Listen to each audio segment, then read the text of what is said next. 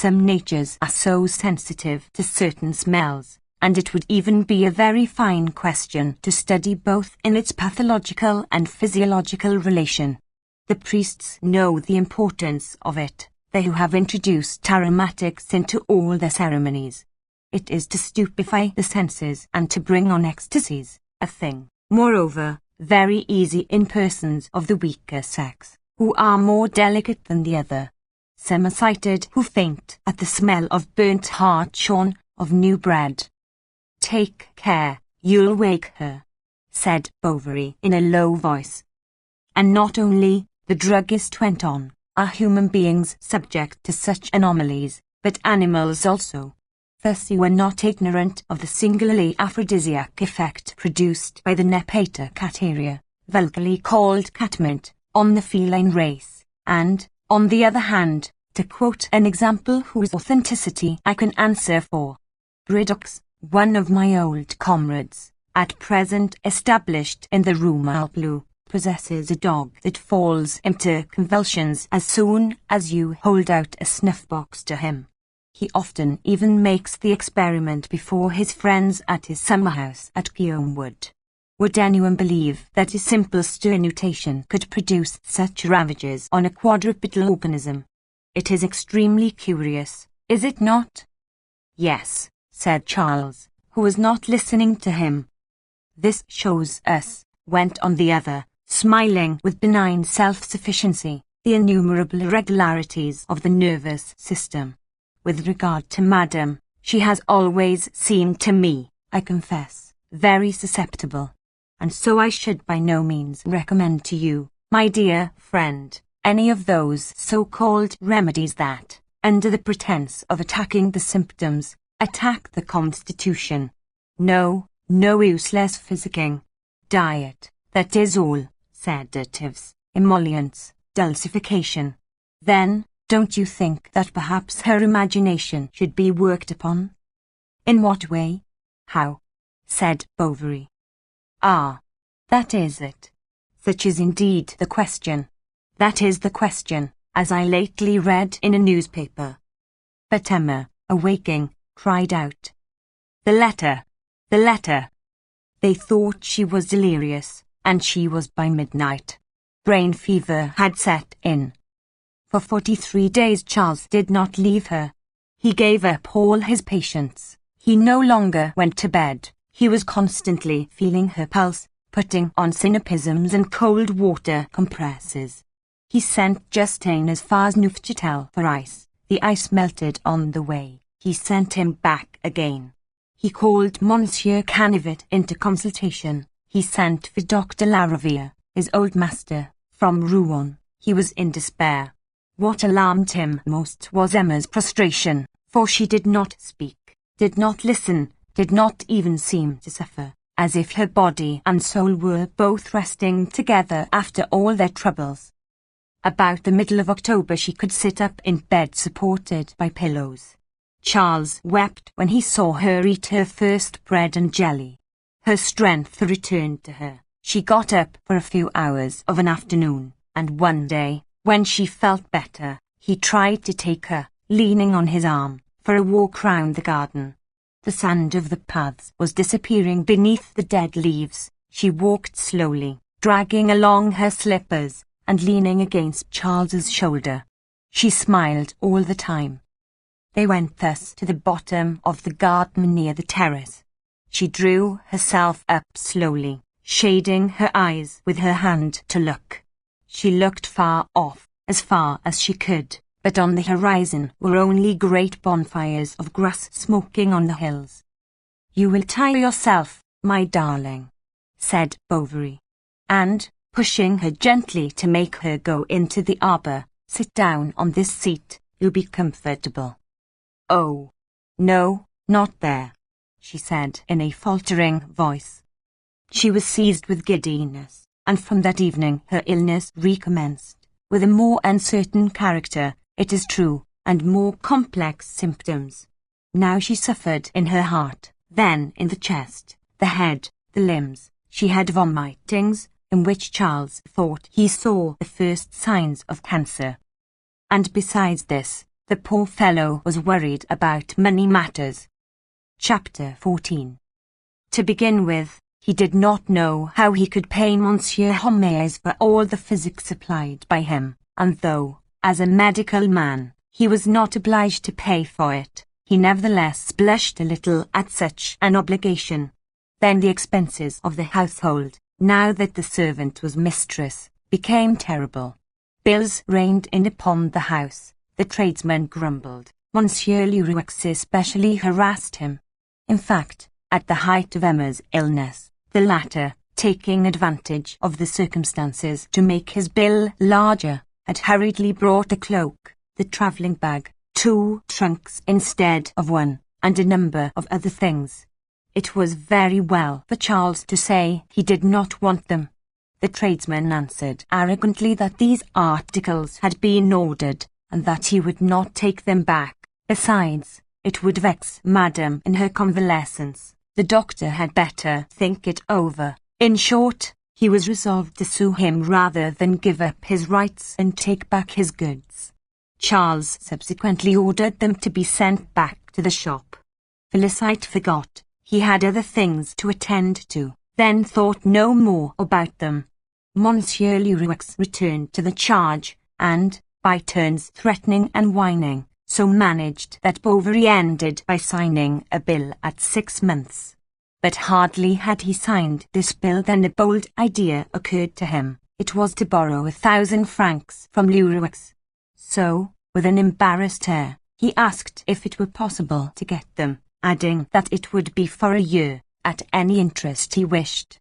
Leroux ran off to his shop, brought back the money, and dictated another bill, by which Bovary undertook to pay to his order on the 1st of September next the sum of 1,070 francs, which, with 180 already agreed to, made just 1,250, thus lending at 6% in addition to 1/4 for commission, and the things bringing him a good third at the least. They sought in 12 months to give him a profit of 130 francs. He hoped that the business would not be stopped there, that the bills would not be paid, that they would be renewed, and that his poor little money, having thriven at the doctor's as at a hospital, would come back to him one day considerably more plump and fat enough to burst his bag. Everything, moreover, succeeded with him. He was adjudicator for a supply of cider to the hospital at Neufchâtel. Monsieur Guillaumin promised him some shares in the turf pits of Comsnil, and he dreamt of establishing a new diligence service between Arcueil and Rouen, which no doubt would not be long in ruining the ramshackle van of the Lion d'Or, and that, travelling faster, at a cheaper rate, and carrying more luggage, would thus put into his hands the whole commerce of Yonville. Charles several times asked himself by what means he should next year be able to pay back so much money. He reflected, imagined expedients, such as applying to his father or selling something. But his father would be deaf, and he had nothing to sell. Then he foresaw such worries that he quickly dismissed so disagreeable a subject of meditation from his mind. He reproached himself with forgetting Emma, as if, all his thoughts belonging to this woman, it was robbing her of something not to be constantly thinking of her. The winter was severe, Madame Bovary's convalescence slow. When it was fine they wheeled her armchair to the window that overlooked the square, for she now had an antipathy to the garden, and the blinds on that side were always down. She wished the horse to be sold. What she formerly liked now displeased her. All her ideas seemed to be limited to the care of herself. She stayed in bed taking little meals, rang for the servant to inquire about her gruel or to chat with her. The snow on the market roof threw a white, still light into the room. Then the rain began to fall, and Emma waited daily with a mind full of eagerness for the inevitable return of some trifling events which nevertheless had no relation to her. The most important was the arrival of the Hirondelle in the evening. Then the landlady shouted out, and other voices answered, while Hippolyte's lantern, as he fetched the boxes from the boot, was like a star in the darkness. At midday Charles came in, then he went out again. Next she took some beef tea, and towards 5 o'clock, as the day drew in, the children coming back from school, dragging their wooden shoes along the pavement, knocked the clapper of the shutters with their rulers one after the other. It was at this hour that Monsieur Bournisien came to see her. He inquired after her health, gave her news, exhorted her to religion, in a coaxing little prattle that was not without its charm. The mere thought of his cassock comforted her. One day, when at the height of her illness, she had thought herself dying, and had asked for the communion, and, while they were making the preparations in her room for the sacrament, while they were turning the night table covered with syrups into an altar, and while Felicite was strewing dahlia flowers on the floor, Emma felt some power passing over her that freed her from her pains, from all perception, from all feeling. Her body, relieved, no longer thought. Another life was beginning. It seemed to her that her being, mounting toward God, would be annihilated in that love like a burning incense that melts into vapor. The bedclothes were sprinkled with holy water. The priest drew from the holy peaks the white wafer, and it was fainting with a celestial joy that she put out her lips to accept the body of the Saviour presented to her. The curtains of the alcove floated gently round her like clouds, and the rays of the 2 tapers burning on the night table seemed to shine like dazzling halos. Then she let her head fall back, fancying she heard in space the music of seraphic harps, and perceived in an azure sky, on a golden throne in the midst of saints holding green palms, God the Father, resplendent with majesty, who with a sign sent to earth angels with wings of fire to carry her away in their arms. This splendid vision dwelt in her memory as the most beautiful thing that it was possible to dream, so that now she strove to recall her sensation. That still lasted, however, but in a less exclusive fashion and with a deeper sweetness. Her soul, tortured by pride, at length found rest in Christian humility, and, tasting the joy of weakness, she saw within herself the destruction of her will, that must have left a wide entrance for the inroads of heavenly grace. There existed, then, in the place of happiness, still greater joys, another love beyond all loves, without pause and without end, one that would grow eternally. She saw amid the illusions of her hope a state of purity floating above the earth mingling with heaven, to which she aspired. She wanted to become a saint. She bought chaplets and wore amulets. She wished to have in her room, by the side of her bed, a reliquary set in emeralds that she might kiss it every evening. The Q marvelled at this humour, although Emma's religion, he thought, might, from its fervour, end by touching on heresy, extravagance. But not being much versed in these matters, as soon as they went beyond a certain limit he wrote to Monsieur Boulard, bookseller to Monseigneur, to send him something good for a lady who was very clever. The bookseller, with as much indifference as if he had been sending off hardware to niggers, packed up, pell-mell, everything that was then the fashion in the pious book trade. There were little manuals in questions and answers, pamphlets of aggressive tone after the manner of Monsieur de Maistre, and certain novels in rose-coloured bindings and with a honeyed style, manufactured by troubadours or seminarists or penitent blue stockings. There were the think of it, the man of the world at Mary's feet, by Monsieur de, decorated with many orders, the errors of Voltaire, for the use of the young, etc. Madame Bovary's mind was not yet sufficiently clear to apply herself seriously to anything. Moreover, she began this reading in too much hurry. She grew provoked at the doctrines of religion. The arrogance of the polemic writings displeased her by their inveteracy in attacking people she did not know, and the secular stories, relieved with religion, seemed to her written in such ignorance of the world, that they insensibly estranged her from the truths for whose proof she was looking.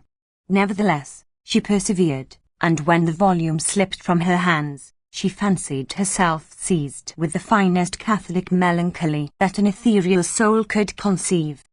As for the memory of Rodolphe, she had thrust it back to the bottom of her heart, and it remained there more solemn and more motionless than a king's mummy in a catacomb. An exhalation escaped from this embalmed love, that, penetrating through everything, perfumed with tenderness the immaculate atmosphere in which she longed to live. When she knelt on her Gothic prie-dieu, she addressed to the Lord the same suave words that she had murmured fondly to her lover in the outpourings of adultery. It was to make faith come, but no delights descended from the heavens, and she arose with tired limbs and with a vague feeling of a gigantic dupery. This searching after faith, she thought, was only one merit the more, and in the pride of her devoutness Emma compared herself to those grand ladies of long ago whose glory she had dreamed of over a portrait of La Valliere, and who, trailing with so much majesty the lace-trimmed trains of their long gowns, retired into solitudes to shed at the feet of Christ all the tears of hearts that life had wounded. Then she gave herself up to excessive charity. She sewed clothes for the poor. She sent wood to women in childbed, and Charles one day, on coming home, found 3 good-for-nothings in the kitchen seated at the table eating soup. She had her little girl, whom during her illness her husband had sent back to the nurse, brought home. She wanted to teach her to read. Even when Bertha cried, she was not vexed. She had made up her mind to resignation, to universal indulgence. Her language about everything was full of ideal expressions. She said to her child, "Is your stomach ache better, my angel?" Madame Bovary Senior found nothing to censure except perhaps this mania of knitting jackets for orphans instead of mending her own house linen, but, harassed with domestic quarrels, the good woman took pleasure in this quiet house, and she even stayed there till after Easter, to escape the sarcasms of old Bovary, who never failed on Good Friday to order chitterlings. Besides the companionship of her mother-in-law, who strengthened her a little by the rectitude of her judgment and her grave ways, Emma almost every day had other visitors.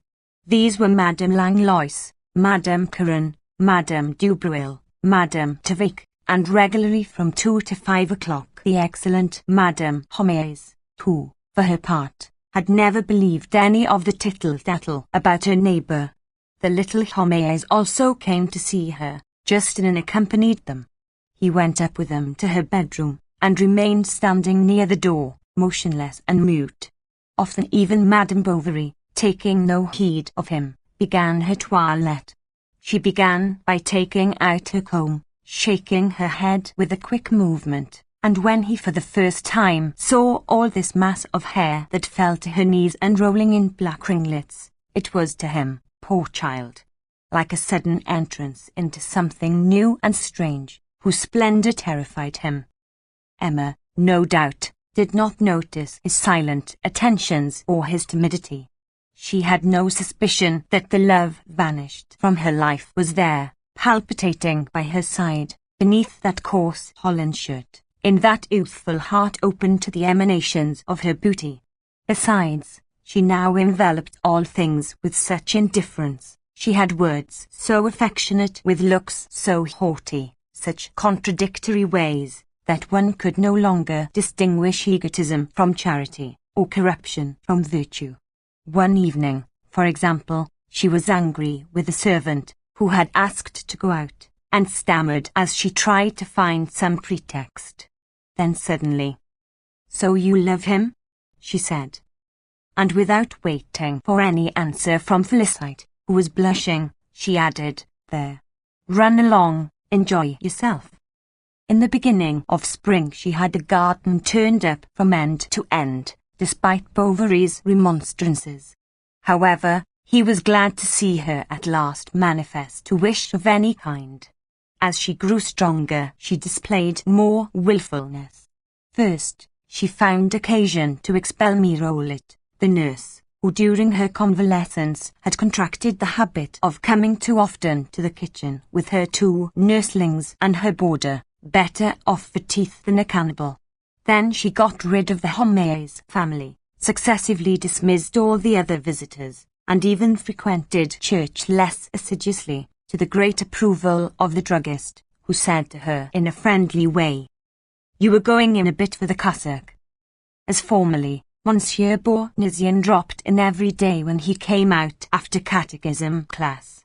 He preferred staying out of doors to taking the air in the grove, as he called the arbour. This was the time when Charles came home. They were hot, some sweet cider was brought out, and they drank together to Madame's complete restoration. Binette was there, that is to say, a little lower down against the terrace wall, fishing for crayfish. Bovary invited him to have a drink, and he thoroughly understood the uncorking of the stone bottles. "You must," he said, throwing a satisfied glance all round him, even to the very extremity of the landscape, "hold the bottle perpendicularly on the table, and after the strings are cut, press up the cork with little thrusts, gently, gently, as indeed they do seltzer water at restaurants." But during his demonstration the cider often spurted right into their faces, and then the ecclesiastic, with a thick laugh, never missed this joke. Its goodness strikes the eye. He was, in fact, a good fellow, and one day he was not even scandalized at the chemist, who advised Charles to give Madame some distraction by taking her to the theatre at Rouen to hear the illustrious tenor, Lagody. Homais, surprised at this silence, wanted to know his opinion, and the priest declared that he considered music less dangerous for morals than literature. But the chemist took up the defence of letters. The theatre, he contended, served for railing at prejudices, and, beneath a mask of pleasure, taught virtue.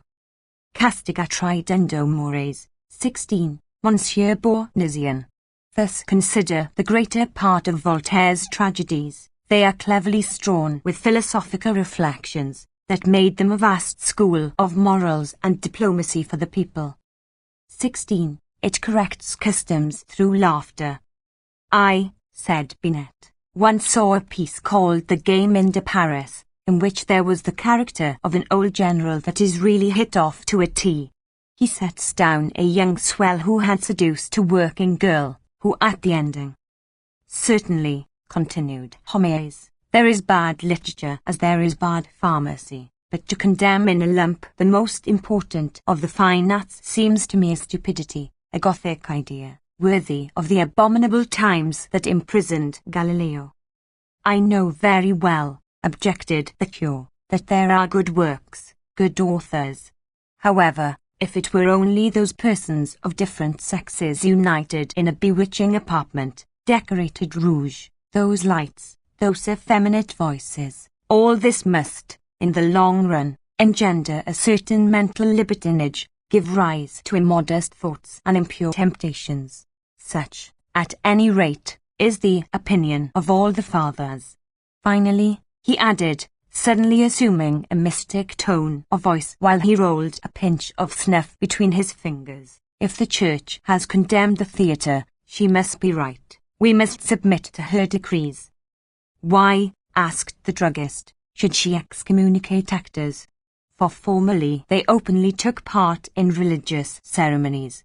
"Yes, in the middle of the chancel they acted. They performed a kind of farce called mysteries, which often offended against the laws of decency." The ecclesiastic contented himself with uttering a groan, and the chemist went on. "It's like it is in the Bible. There are, you know, more than one piquant detail, matters really libidinous."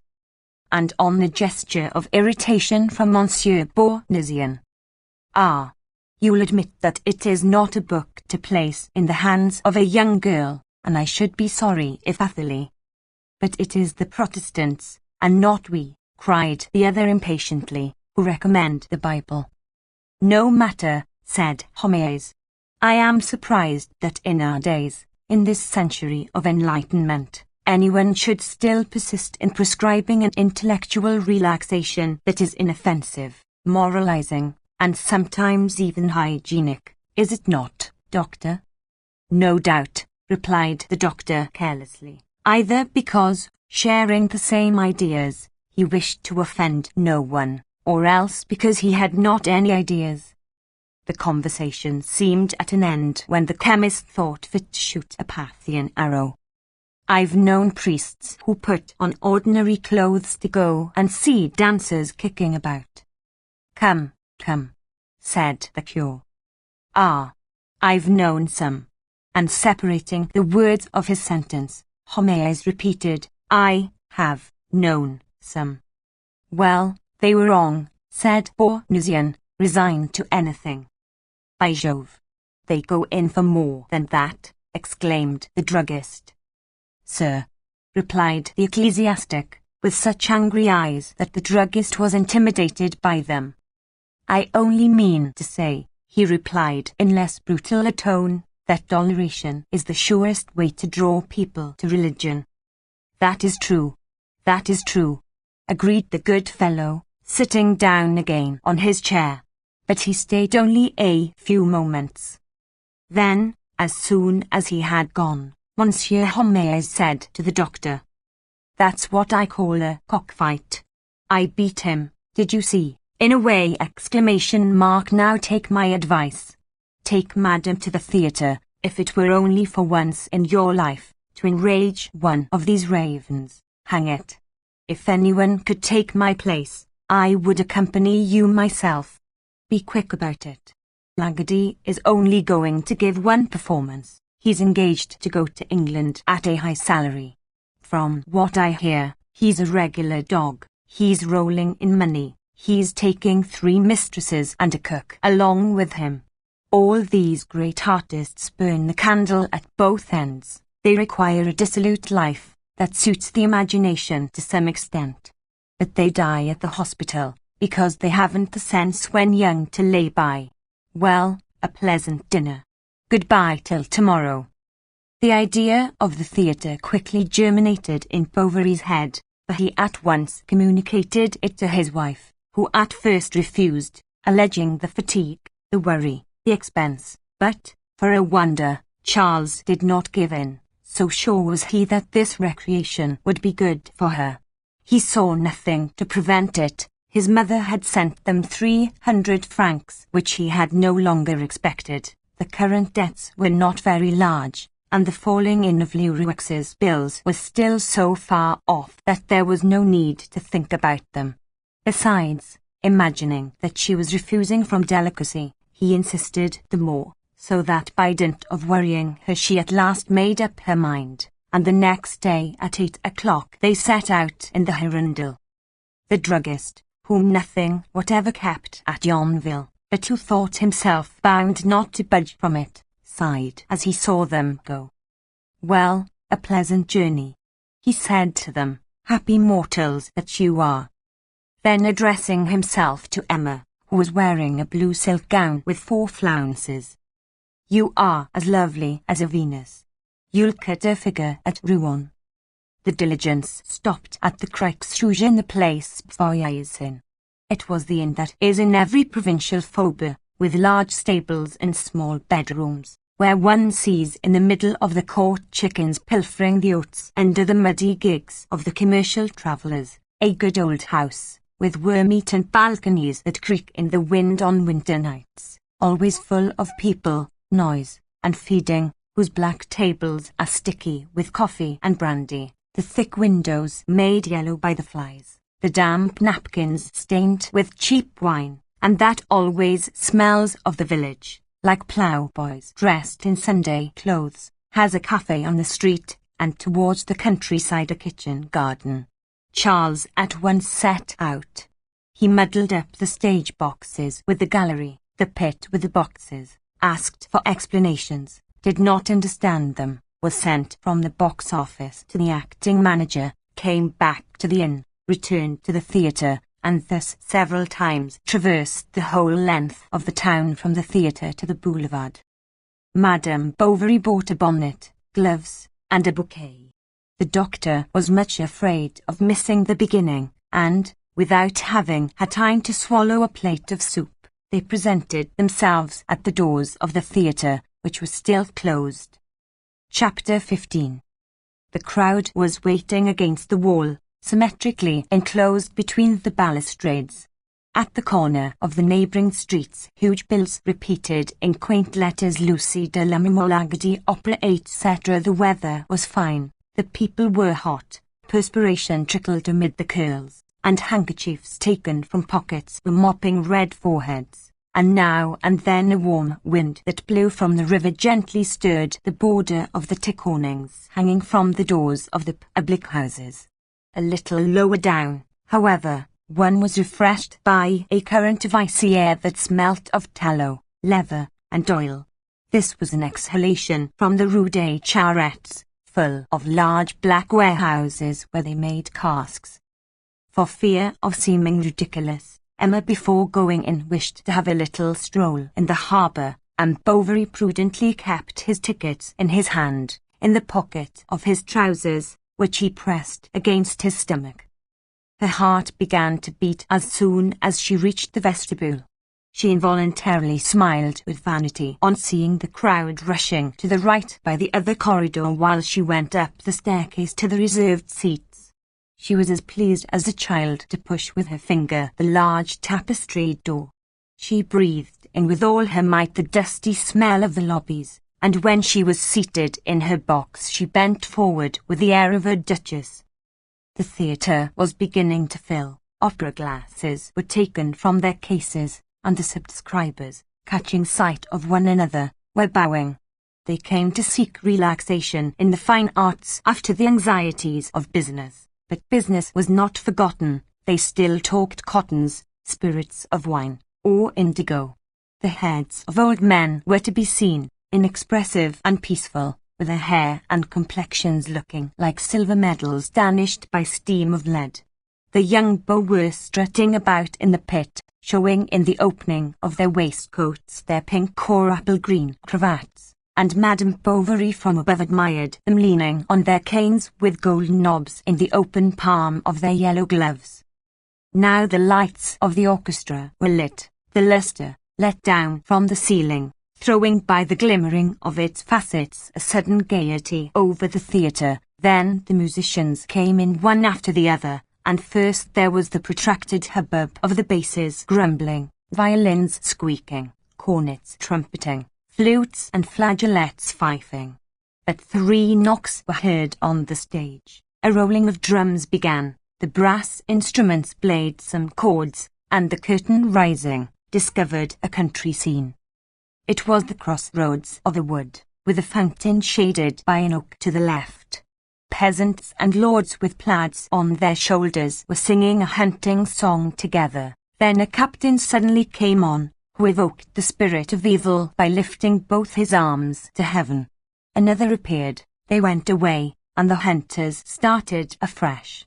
She felt herself transported to the reading of her youth, into the midst of Walter Scott.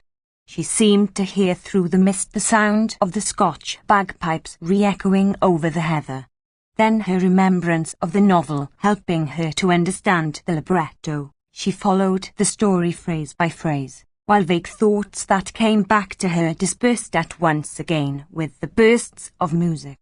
She gave herself up to the lullaby of the melodies, and felt all her being vibrate as if the violin bows were drawn over her nerves.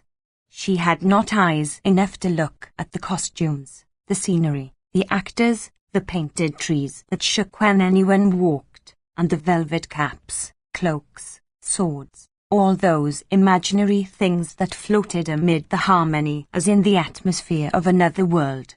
But a young woman stepped forward, throwing a purse to a squire in green. She was left alone, and the flute was heard like the murmur of a fountain or the warbling of birds. Lucy attacked her cavatina in G major bravely. She plained of love, she longed for wings. Emma, too, fleeing from life, would have liked to fly away in an embrace. Suddenly Edgar Lagady appeared. He had that splendid pallor that gives something of the majesty of marble to the ardent traces of the south. His vigorous form was tightly clad in a brown-coloured doublet. A small chiselled poniard hung against his left thigh, and he cast round laughing looks showing his white teeth. They said that a Polish princess, having heard him sing one night on the beach at Biarritz, where he mended boats, had fallen in love with him. She had ruined herself for him. He had deserted her for other women, and this sentimental celebrity did not fail to enhance his artistic reputation. The diplomatic Mama took care always to slip into his advertisements some poetic phrase on the fascination of his person and the susceptibility of his soul. A fine organ, imperturbable coolness, more temperament than intelligence, more power of emphasis than of real singing, made up the charm of this admirable charlatan nature, in which there was something of the hairdresser and the toreador. From the first scene he evoked enthusiasm. He pressed Lucy in his arms. He left her. He came back. He seemed desperate. He had outbursts of rage, then elegiac gurglings of infinite sweetness, and the notes escaped from his bare neck full of sobs and kisses. Emma leaned forward to see him, clutching the velvet of the box with her nails. She was filling her heart with these melodious lamentations that were drawn out to the accompaniment of the double basses, like a cries of the drowning in the tumult of a tempest. She recognized all the intoxication and the anguish that had almost killed her. The voice of a prima donna seemed to her to be but echoes of her conscience, and this illusion that charmed her as some very thing of her own life. But no one on earth had loved her with such love. He had not wept like Edgar that last moonlit night when they said, "Tomorrow, tomorrow." The theatre rang with cheers. They recommenced the entire movement. The lovers spoke of the flowers on their tomb, of vows, exile, fate, hopes, and when they uttered the final adieu, Emma gave a sharp cry that mingled with the vibrations of the last chords. "But why," asked Bovary, "does that gentleman persecute her?" "No, no," she answered, "he is her lover. Yet he vows vengeance on her family, while the other one who came on before said, 'I love Lucy and she loves me.' Besides, he went off with her father arm in arm. For he certainly is her father, isn't he, the ugly little man with a cock's feather in his hat?" Despite Emma's explanations, as soon as the recitative duet began in which Gilbert lays bare his abominable machinations to his master Ashton, Charles, seeing the false troth ring that is to deceive Lucy, thought it was a love gift sent by Edgar. He confessed, moreover, that he did not understand the story because of the music, which interfered very much with the words. "What does it matter?" said Emma. "Do be quiet." "Yes, but you know," he went on, leaning against her shoulder, "I like to understand things." "Be quiet. Be quiet," she cried impatiently. Lucy advanced, half supported by her women, a wreath of orange blossoms in her hair, and paler than the white satin of her gown. Emma dreamed of her marriage day. She saw herself at home again amid the corn in the little path as they walked to the church. Oh, why had not she, like this woman, resisted, implored? She, on the contrary, had been joyous, without seeing the abyss into which she was throwing herself. Ah, if in the freshness of her beauty, before the soiling of marriage and the disillusions of adultery, she could have anchored her life upon some great, strong heart, then virtue, tenderness, voluptuousness, and duty blending, she would never have fallen from so high a happiness. But that happiness, no doubt, was a lie invented for the despair of all desire. She now knew the smallness of the passions that art exaggerated. So, striving to divert her thoughts, Emma determined now to see in this reproduction of her sorrows only a plastic fantasy, well enough to please the eye, and she even smiled internally with disdainful pity when at the back of the stage under the velvet hangings a man appeared in a black cloak. His large Spanish hat fell at a gesture he made, and immediately the instruments and the singers began the sextet.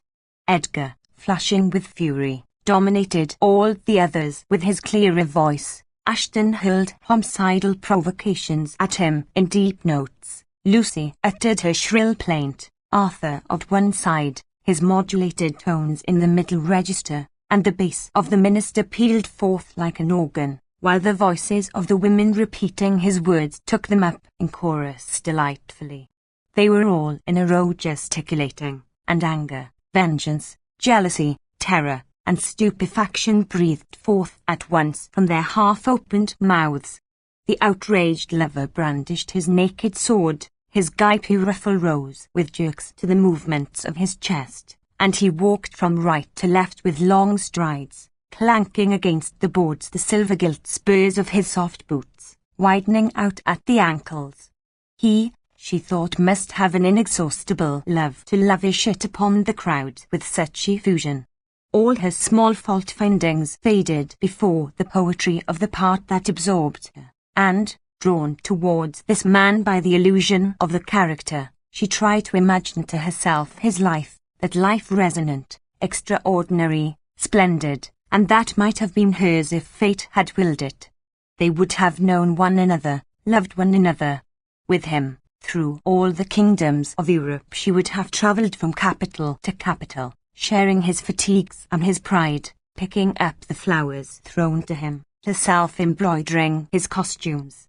Then each evening, at the back of a box, behind the golden trellised work, she would have drunk in eagerly the expansions of this soul that would have sung for her alone. From the stage, even as he acted, he would have looked at her. But the mad idea seized her that he was looking at her, it was certain. She longed to run to his arms, to take refuge in his strength, as in the incarnation of love itself, and to say to him, to cry out, "Take me away. Carry me with you. Let us go. Thine, all my ardour and all my dreams." The curtain fell. The smell of the gas mingled with that of the breaths, the waving of the fans, made the air more suffocating. Emma wanted to go out. The crowd filled the corridors, and she fell back in her armchair with palpitations that choked her. Charles, fearing that she would faint, ran to the refreshment room to get a glass of barley water. He had great difficulty in getting back to his seat, for his elbows were jerked at every step because of the glass he held in his hands, and he even spilt 3/4 on the shoulders of a Rouen lady in short sleeves, who, feeling the cold liquid running down to her loins, uttered cries like a peacock, as if she were being assassinated. Her husband, who was a milliner, railed at the clumsy fellow, and while she was with her handkerchief wiping up the stains from her handsome cherry-coloured taffeta gown, he angrily muttered about indemnity, costs, reimbursement. At last Charles reached his wife, saying to her, quite out of breath, "Ma foi, I thought I should have had to stay there. There is such a crowd, such a crowd." He added, "Just guess whom I met up there. Monsieur Léon." Léon? Himself. He's coming along to pay his respects. And as he finished these words, the ex-clerk of Yonville entered the box. He held out his hand with the ease of a gentleman, and Madame Bovary extended hers, without doubt obeying the attraction of a stronger will. She had not felt it since that spring evening when the rain fell upon the green leaves, and they had said goodbye standing at the window. But soon recalling herself to the necessities of the situation, with an effort she shook off the torpor of her memories, and began stammering a few hurried words. Good day. What? You here?" "Silence!" cried a voice from the pit, for the third act was beginning. "So you are at Rouen?" "Yes." "And since when?" "Turn them out! Turn them out!" People were looking at them. They were silent. But from that moment she listened no more, and the chorus of the guests, the scene between Ashton and his servant, the grand duet in D major, all were for her as far off as if the instruments had grown less sonorous and the characters more remote. She remembered the games at cards at the druggist's, and the walk to the nurse's, the reading in the arbour, the tete-a-tete by the fireside, all that poor love, so calm and so protracted, so discreet, so tender, and that she had nevertheless forgotten. And why had he come back? What combination of circumstances had brought him back into her life? He was standing behind her, leaning with his shoulder against the wall of the box. Now and again she felt herself shuddering beneath the hot breath from his nostrils falling upon her hair. "Does this amuse you?" said he, bending over her so closely that the end of his moustache brushed her cheek. She replied carelessly, "Oh, dear me, no, not much." Then he proposed that they should leave the theatre and go and take an ice somewhere. "Oh, not yet, let us stay," said Bovary. "Her hair's undone, this is going to be tragic." But the mad scene did not at all interest Emma, and the acting of the singer seemed to her exaggerated. "She screams too loud," said she, turning to Charles, who was listening. "Yes, a little," he replied, undecided between the frankness of his pleasure and his respect for his wife's opinion. Then, with a sigh, Leon said, "The heat is unbearable." "Yes." "Do you feel unwell?" asked Bovary. "Yes, I am stifling, let us go."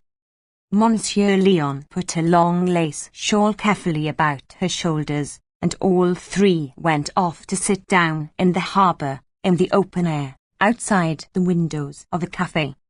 First they spoke of her illness, although Emma interrupted Charles from time to time, for fear, she said, of boring Monsieur Leon, and the latter told them that he had come to spend 2 years at Rouen in a large office, in order to get practice in his profession, which was different in Normandy and Paris.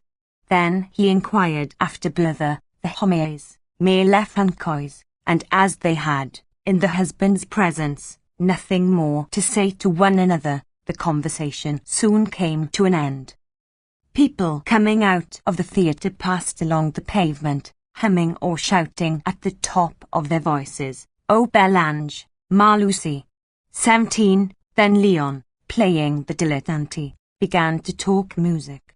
He had seen Tamburini, Rubini, Pisani, Grisi, and, compared with them, Lagadi, despite his grand outbursts, was nowhere. 17, "Oh beautiful angel, my Lucy." "Yet," interrupted Charles, who was slowly sipping his rum sherbet, "they say that he is quite admirable in the last act. I regret leaving before the end, because it was beginning to amuse me." "Why," said the clerk, "he will soon give another performance." But Charles replied that they were going back next day. "Unless," he added, turning to his wife, "you would like to stay alone, kitten." And changing his tactics at this unexpected opportunity that presented itself to his hopes, the young man sang the praises of Lagadi in the last number. It was really superb, sublime. Then Charles insisted, "You would get back on Sunday. Come, make up your mind. You are wrong if you feel that this is doing you the least good." The tables round them, however, were emptying. A waiter came and stood discreetly near them. Charles, who understood, shook out his purse. The clerk held back his arm, and did not forget to leave 2 more pieces of silver that he made chink on the marble. "I am really sorry," said Bovary, "about the money which you are." The other made a careless gesture full of cordiality, and taking his hat said, "It is settled, isn't it? Tomorrow at 6 o'clock? Charles explained once more that he could not absent himself longer, but that nothing prevented Emma. "But," she stammered, with a strange smile, "I am not sure." "Well, you must think it over. We'll see. Night brings counsel." Then to Leon, who was walking along with them, "Now that you are in our part of the world, I hope you'll come and ask us for some dinner now and then." The clerk declared he would not fail to do so, being obliged, moreover, to go to Yonville on some business for his office.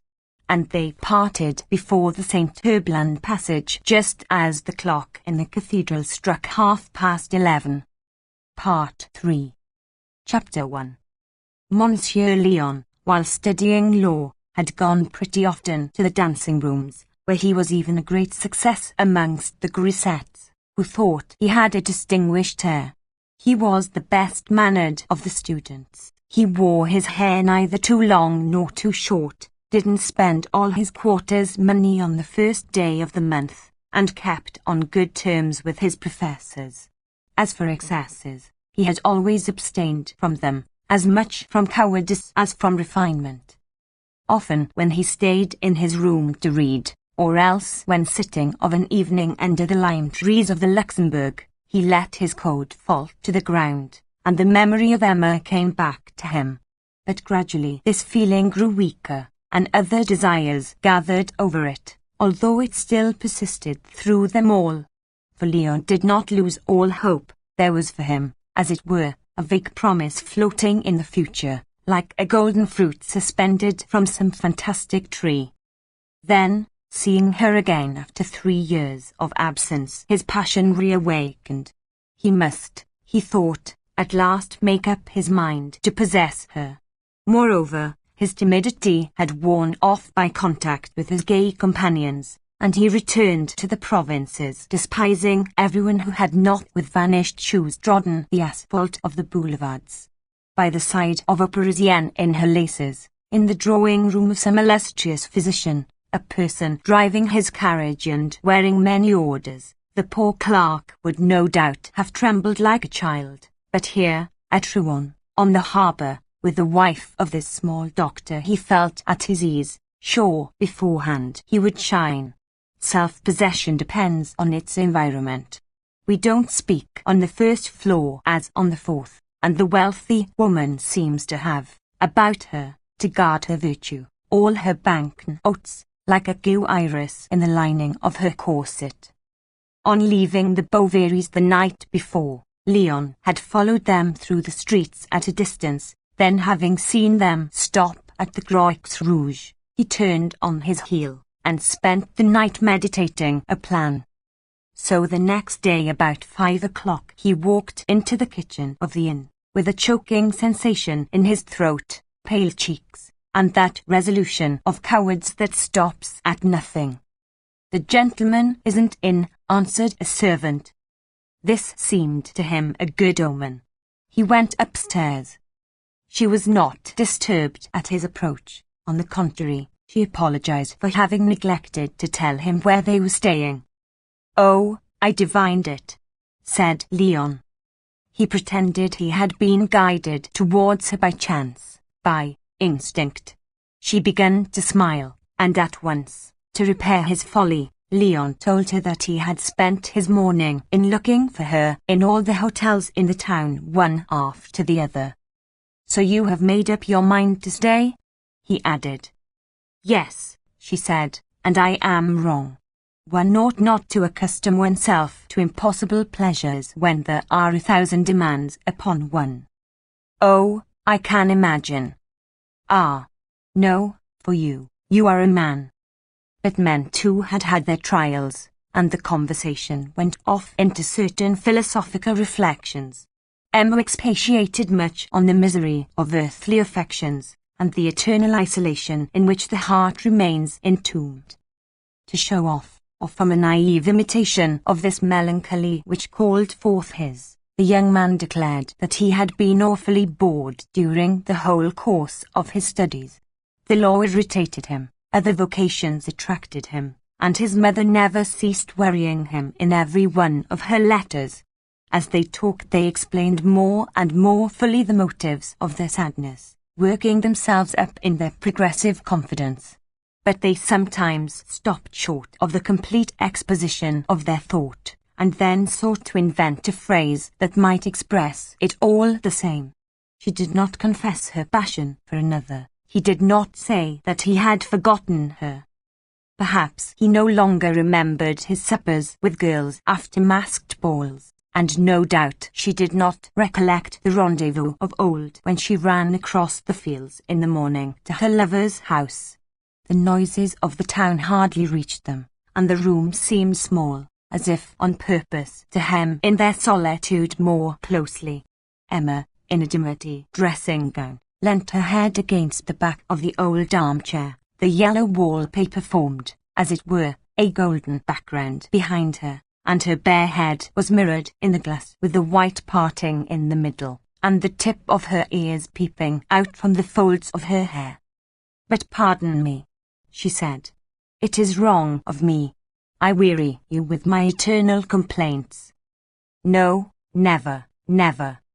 If you knew," she went on, raising to the ceiling her beautiful eyes, in which a tear was trembling, "all that I had dreamed. And oh, I too have suffered. Often I went out, I went away. I dragged myself along the quays, seeking distraction amid the din of the crowd without being able to banish the heaviness that weighed upon me. In an engraver's shop on the boulevard there is an Italian print of one of the muses. She is draped in a tunic, and she is looking at the moon, with forget-me-nots in her flowing hair. Something drove me there continually. I stayed there hours together." Then in a trembling voice, "She resembled you a little." Madame Bovary turned away her head that he might not see the irrepressible smile she felt rising to her lips. "Often," he went on, "I wrote you letters that I tore up." She did not answer. He continued, "I sometimes fancied that some chance would bring you. I thought I recognized you at street corners, and I ran after all the carriages through whose windows I saw a shawl fluttering, a veil like yours." She seemed resolved to let him go on speaking without interruption. Crossing her arms and bending down her face, she looked at the rosettes on her slippers, and at intervals made little movements inside the satin of them with her toes. At last she sighed. "But the most wretched thing, is it not, is to drag out, as I do, a useless existence. If our pains were only of some use to someone, we should find consolation in the thought of the sacrifice." He started off in praise of virtue, duty, and silent immolation, having himself an incredible longing for self-sacrifice that he could not be satisfied. "I should much like," she said, "to be a nurse at a hospital. Alas, men have none of these holy missions, and I see nowhere any calling, unless perhaps that of a doctor." With a slight shrug of her shoulders, Emma interrupted him to speak of her illness, which had almost killed her. What a pity!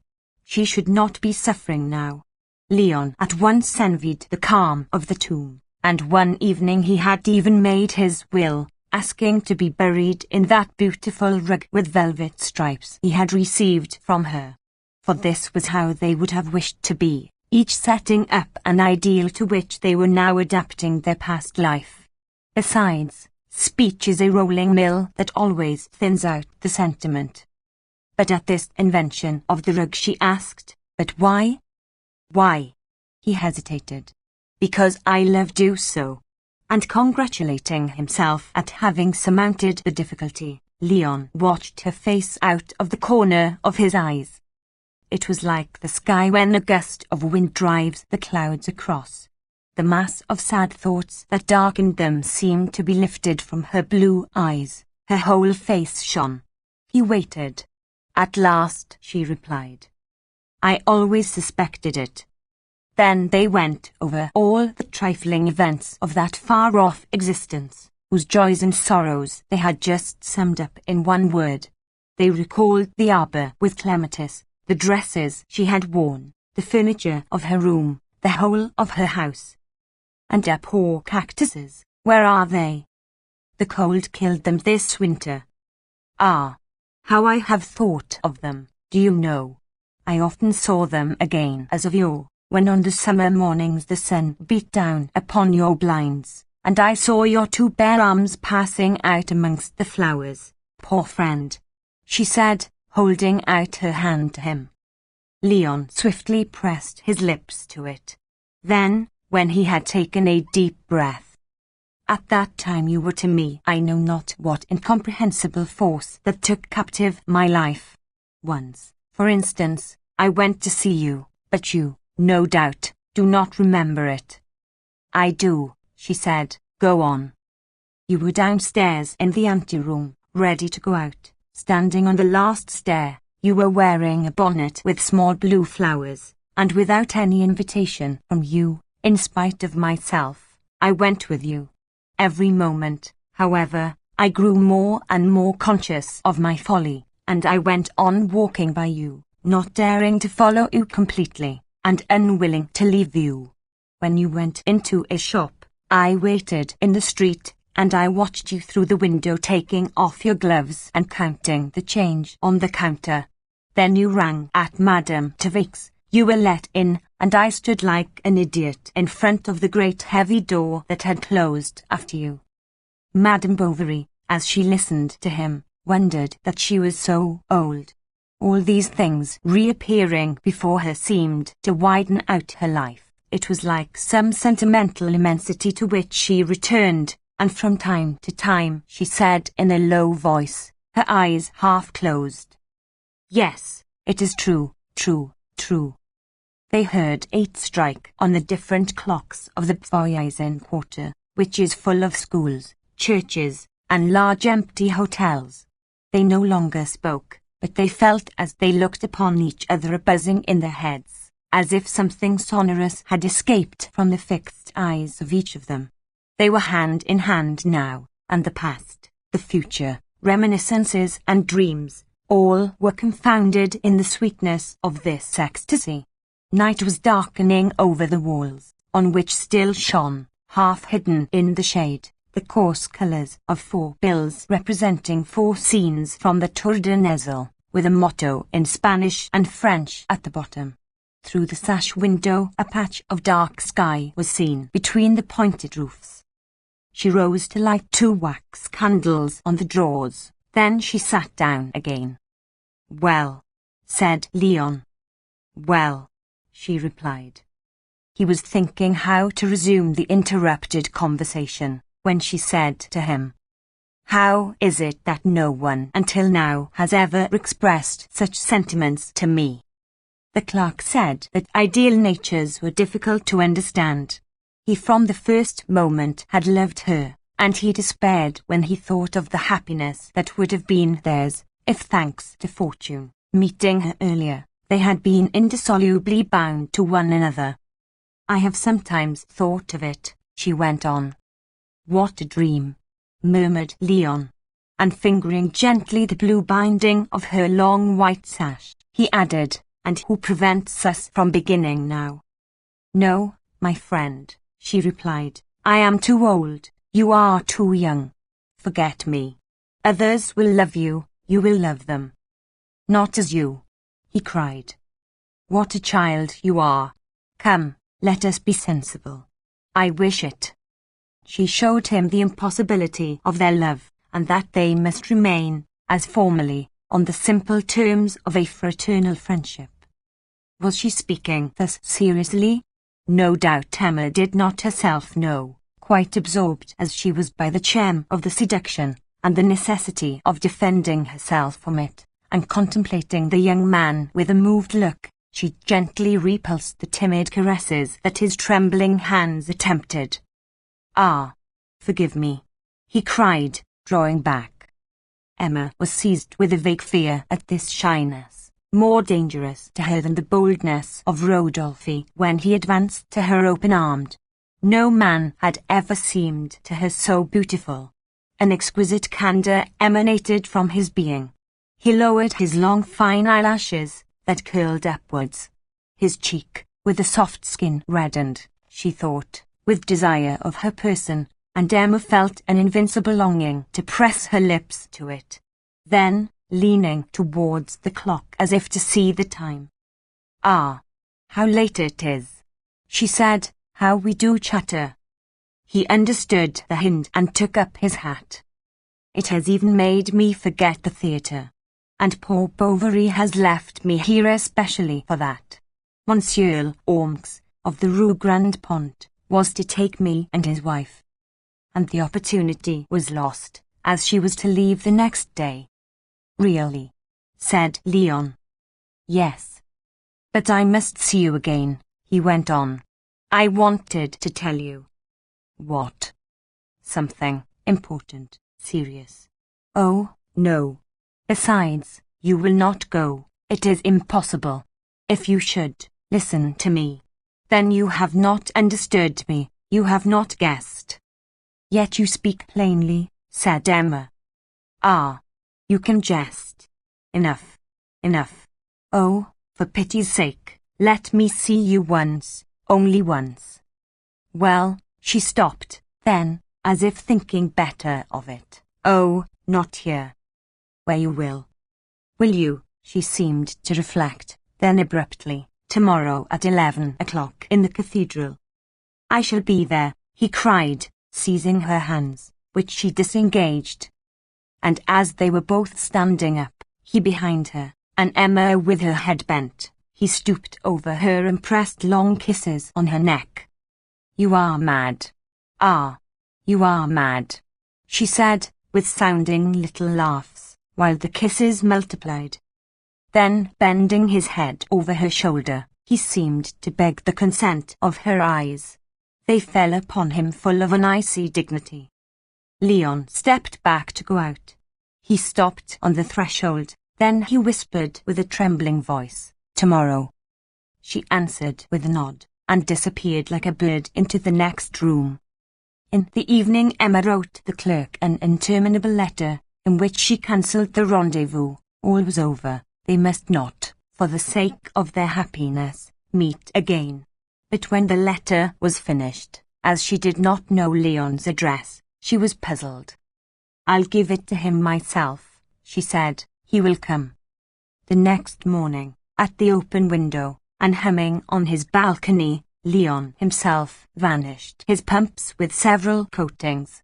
He put on white trousers, fine socks, a green coat, emptied all the scent he had into his handkerchief, then having had his hair curled, he uncurled it again, in order to give it a more natural elegance. It is still too early, he thought, looking at the hairdresser's cuckoo clock that pointed to the hour of 9. He read an old-fashioned journal, went out, smoked a cigar, walked up 3 streets, thought it was time, and went slowly towards the porch of Notre Dame. It was a beautiful summer morning. Silver plates sparkled in the jewellers' windows, and the light falling obliquely on the cathedral made mirrors of the corners of the grey stones. A flock of birds fluttered in the grey sky round the trefoil bell turrets. The square, resounding with cries, was fragrant with the flowers that bordered its pavement, roses, jasmines, pinks, narcissi, and tuberoses, unevenly spaced out between moist grasses, catmint, and chickweed for the birds. The fountains gurgled in the centre, and under large umbrellas, amidst melons, piled up in heaps, flower women, bareheaded, were twisting paper round bunches of violets. The young man took one. It was the first time that he had bought flowers for a woman, and his breast, as he smelt them, swelled with pride, as if this homage that he meant for another had recoiled upon himself. But he was afraid of being seen. He resolutely entered the church. The beadle, who was just then standing on the threshold in the middle of the left doorway, under the dancing Marianne, with feather cap and rapier dangling against his calves, came in, more majestic than a cardinal, and as shining as a saint on a holy pikes. He came towards Leon, and, with that smile of wheedling benignity assumed by ecclesiastics when they question children. The gentleman, no doubt, does not belong to these parts. The gentleman would like to see the curiosities of the church? No, said the other. And he first went round the lower aisles. Then he went out to look at the place. Emma was not coming yet. He went up again to the choir. The nave was reflected in the full fonts with the beginning of the arches and some portions of the glass windows.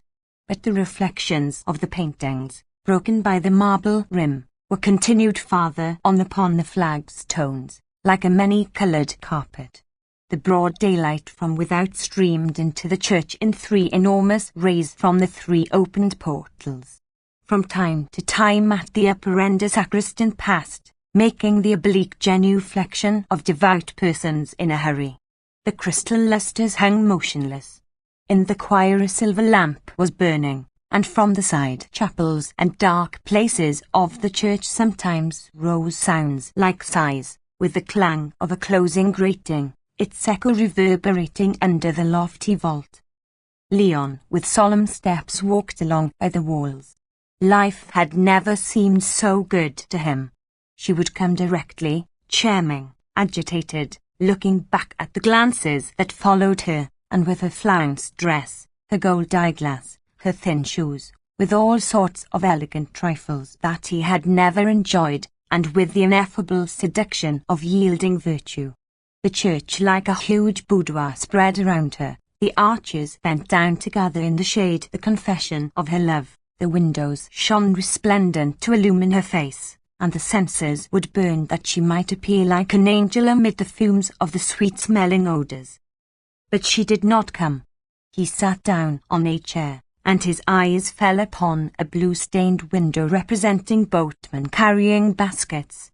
He looked at it long, attentively, and he counted the scales of the fishes and buttonholes of the doublets, while his thoughts wandered off towards Emma.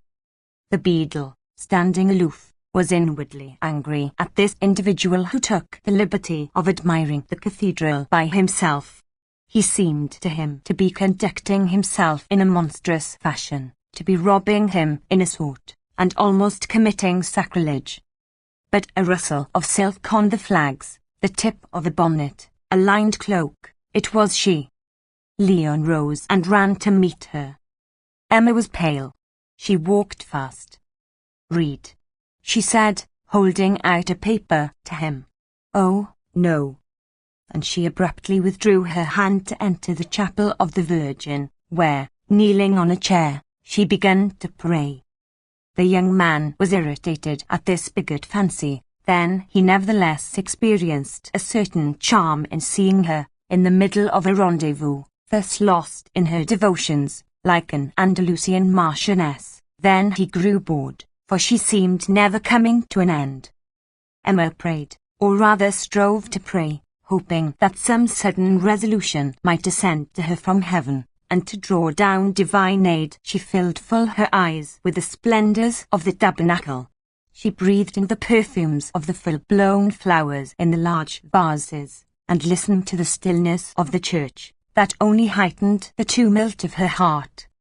She rose, and they were about to leave, when the beadle came forward, hurriedly saying, "Madam, no doubt, does not belong to these parts. Madam would like to see the curiosities of the church?" "Oh, no," cried the clerk. "Why not?" said she, for she clung with her expiring virtue to the Virgin, the sculptures, the tombs, anything. Then, in order to proceed by rule, the beadle conducted them right to the entrance near the square, where, pointing out with his cane a large circle of block stones without inscription or carving. "This," he said majestically, "is the circumference of the beautiful bell of Ambrose. It weighed 40,000 pounds. There was not its equal in all Europe. The workman who cast it died of the joy." "Let us go on," said Leon. The old fellow started off again. Then, having got back to the chapel of the Virgin, he stretched forth his arm with an all-embracing gesture of demonstration, and, prouder than a country squire showing you his espaliers, went on. "This simple stone covers Pierre de Brise, Lord of Bar-en and of Brissac, Grand Marshal of Poitou, and Governor of Normandy, who died at the Battle of Montlhéry on the 16th of July, 1465. Leon bit his lips, fuming. "And on the right, this gentleman all encased in iron, on the prancing horse, is his grandson, Louis de Brise, Lord of Breville and of Montchauvet, Count de Maulevrier, Baron de Morny, Chamberlain to the King, Knight of the Order, and also Governor of Normandy, died on the 23rd of July, 1531, a Sunday, as the inscription specifies, and below, this figure, about to descend into the tomb, portrays the same person. It is not possible, is it, to see a more perfect representation of annihilation? Madame Bovary put up her eyeglasses. Leon, motionless, looked at her, no longer even attempting to speak a single word, to make a gesture, so discouraged was he at this twofold obstinacy of gossip and indifference. The everlasting guide went on. Near him, this kneeling woman who weeps is his spouse, Diane de Poitiers, Countess de Brise, Duchess de Valentinois, born in 1499, died in 1566, and to the left, the one with the child is the Holy Virgin. Now turn to this side. Here are the tombs of the Ambroise. They were both cardinals and archbishops of Rouen. That one was minister under Louis XII. He did a great deal from the cathedral.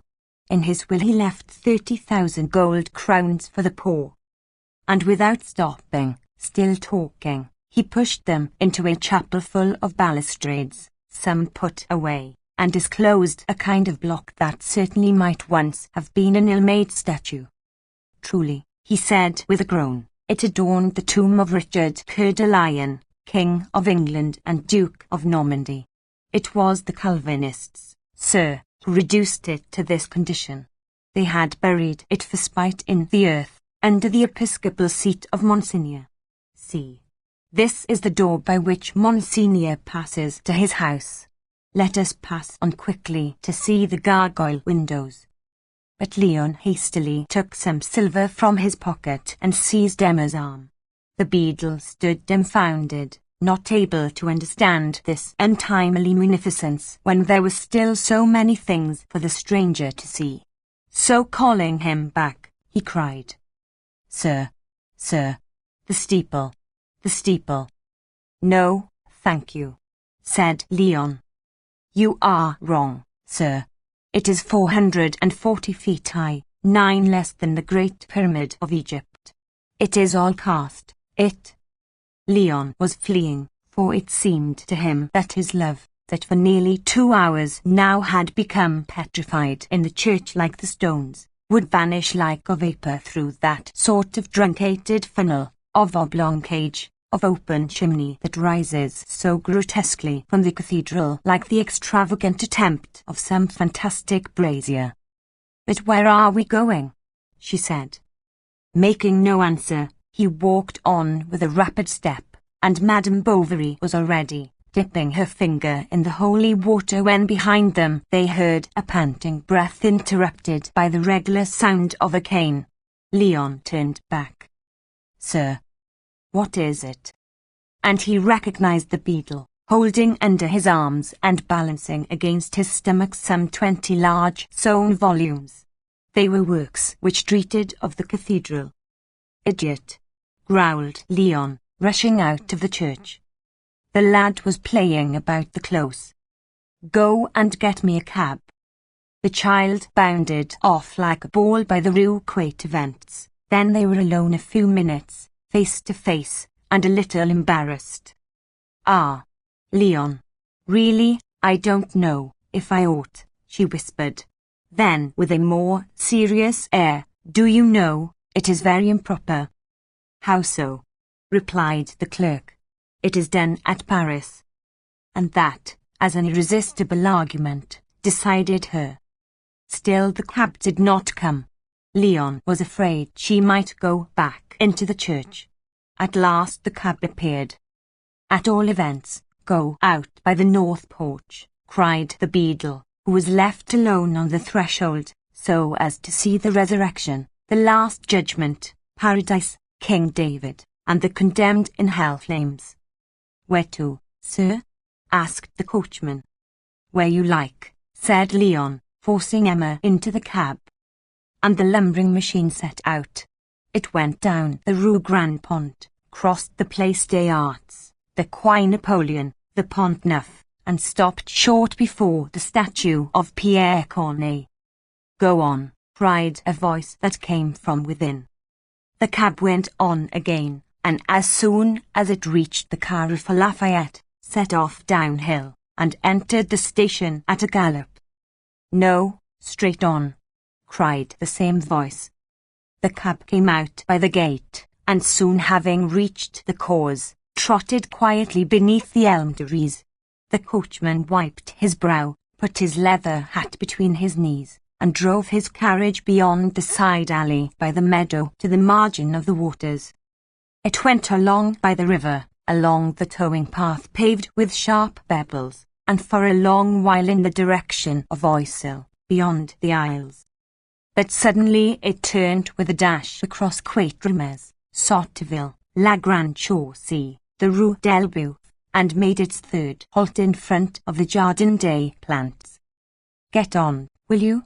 cried the voice more furiously.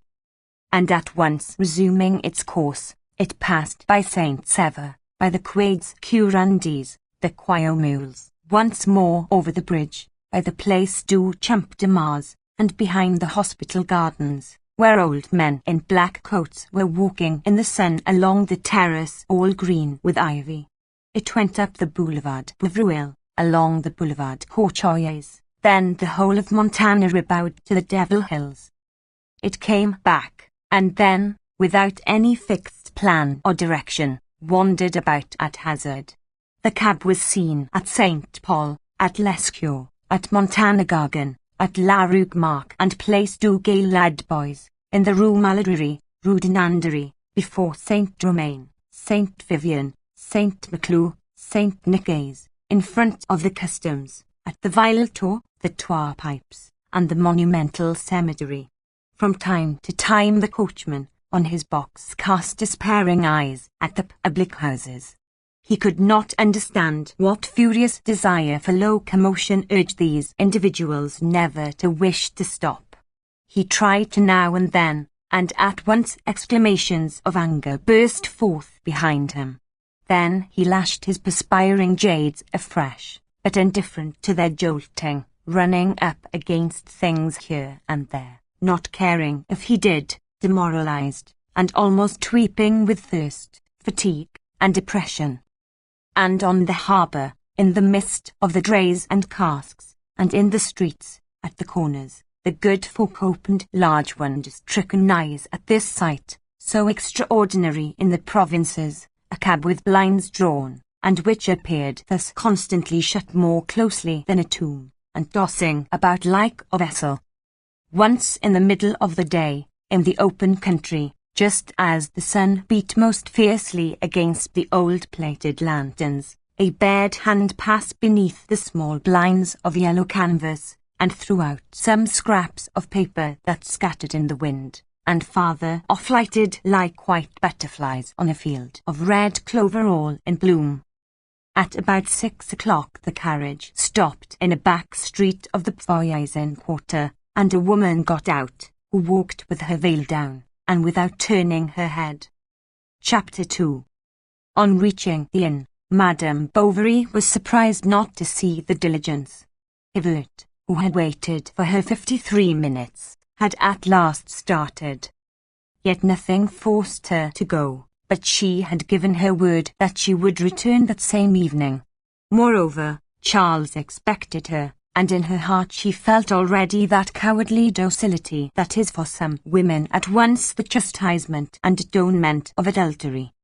She packed her box quickly, paid her bill, shook a cab in the yard, hurrying on the driver, urging him on, every moment inquiring about the time and the miles traversed. He succeeded in catching up the Hirondelle as it neared the first houses of Quincampoix. Hardly was she seated in her corner than she closed her eyes, and opened them at the foot of the hill, when from afar she recognized Felicite, who was on the lookout in front of the farrier's shop. Yvette pulled in his horses and, the servant, climbing up to the window, said mysteriously, "Madam, you must go at once to Monsieur Homais. It's for something important." The village was silent as usual. At the corner of the streets were small pink heaps that smoked in the air, for this was the time for jam making, and everyone at Yonville prepared his supply on the same day. But in front of the chemist's shop one might admire a far larger heap, and that surpassed the others with the superiority that a laboratory must have over ordinary stores, a general need over individual fancy. She went in.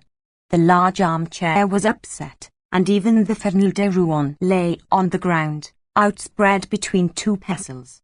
She pushed open the lobby door, and in the middle of the kitchen, amid brown jars full of picked currants, of powdered sugar and lump sugar, of the scales on the table, and of the pans on the fire, she saw all the Homais, small and large, with aprons reaching to their chins, and with forks in their hands.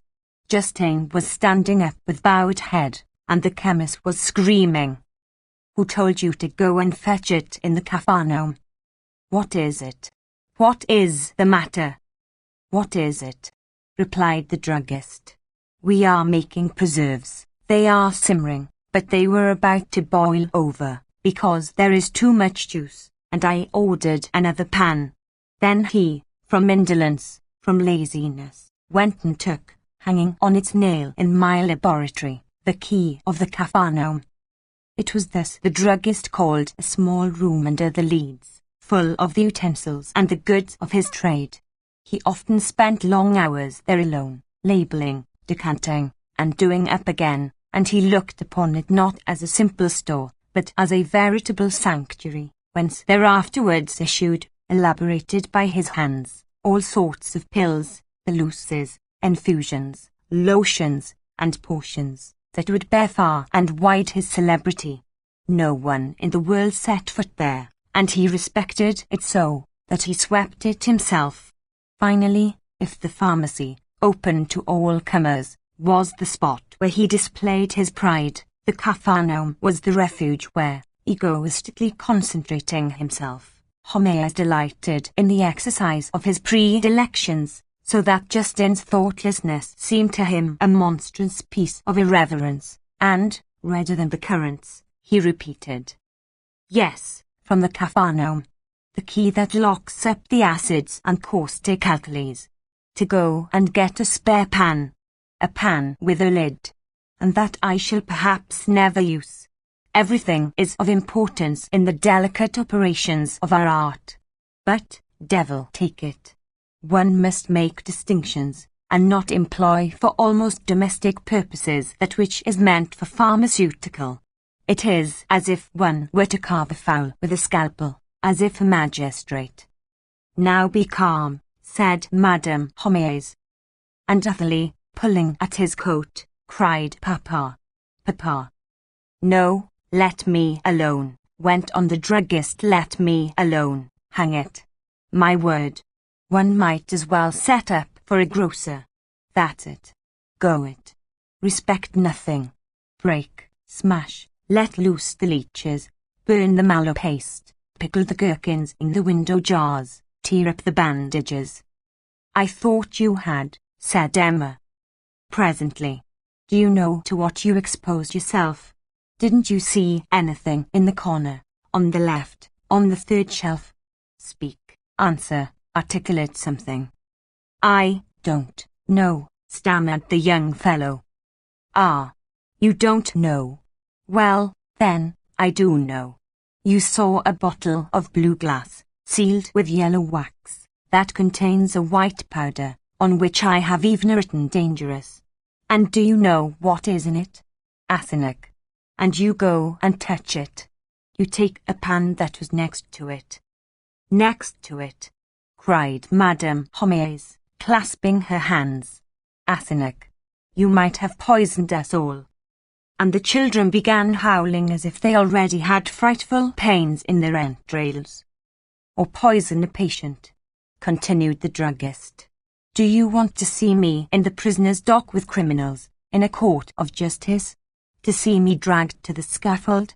Don't you know what care I take in managing things, although I am so thoroughly used to it? Often I am horrified myself when I think of my responsibility, for the government persecutes us, and the absurd legislation that rules us is a veritable Damocles sword over our heads." Emma no longer dreamed of asking what they wanted her for, and the druggist went on in breathless phrases. That is your return for all the kindness we have shown you. That is how you recompense me for the really paternal care that I lavish on you. For without me, where would you be? What would you be doing? Who provides you with food, education, clothes, and all the means of figuring one day with honour in the ranks of society?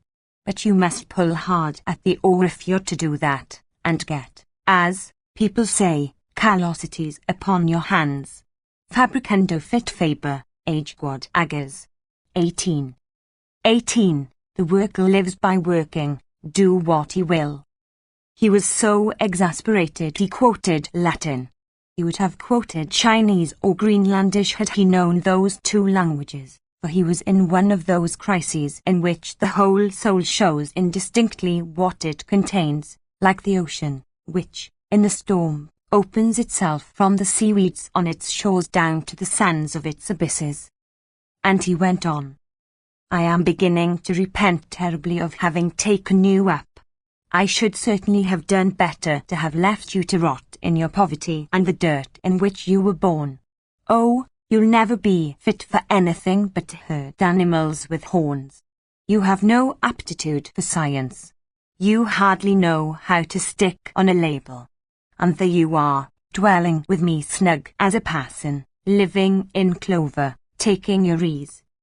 But Emma, turning to Madame Homais, I was told to come here. Oh, dear me, interrupted the good woman, with a sad air, how am I to tell you? It is a misfortune. She could not finish. The druggist was thundering. Empty it. Clean it. Take it back. Be quick. And seizing Justin by the collar of his blouse, he shook a book out of his pocket. The lad stooped, but Homais was the quicker, and, having picked up the volume, contemplated it with staring eyes and open mouth. Conjugal love, he said, slowly separating the two words. Ah, very good, very good, very pretty. And illustrations. Oh, this is too much. Madame Homais came forward. No, do not touch it. The children wanted to look at the pictures. Leave the room, he said imperiously, and they went out. First he walked up and down with the open volume in his hand, rolling his eyes, choking, doomed, apoplectic. Then he came straight to his pupil, and, planting himself in front of him with crossed arms. Have you every vice, then, little wretch? Take care. You are on the downward path. Did not you reflect that this infamous book might fall in the hands of my children, kindle a spark in their minds, tarnish the purity of Athalie, corrupt Napoleon? He is already formed like a man. Are you quite sure, anyhow, that they have not read it? Can you certify to me? But really, sir, said Emma, you wished to tell me. Yes, madam. Your father-in-law is dead. In fact, Monsieur Bovary Senior had expired the evening before suddenly from an attack of apoplexy as he got up from table, and by way of greater precaution, on account of Emma's sensibility, Charles had begged Homais to break the horrible news to her gradually.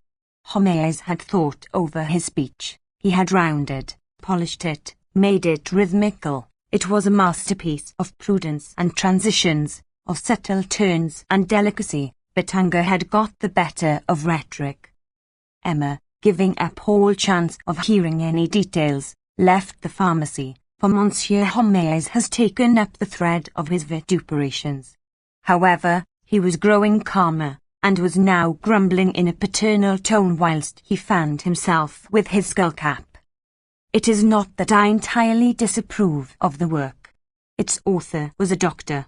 There are certain scientific points in it that it is not till a man should know, and I would even venture to say that a man must know. But later, at any rate, not till you are man yourself and your temperament is formed. When Emma knocked at the door, Charles, who was waiting for her, came forward with open arms and said to her with tears in his voice, my dear." And he bent over her gently to kiss her. But at the contact of his lips the memory of the other seized her, and she passed her hand over her face shuddering. But she made answer, "Yes, I know, I know." He showed her the letter in which his mother told the event without any sentimental hypocrisy. She only regretted her husband had not received the consolations of religion, as he had died at Daredevil, in the street, at the door of a cafe after a patriotic dinner with some ex-officers.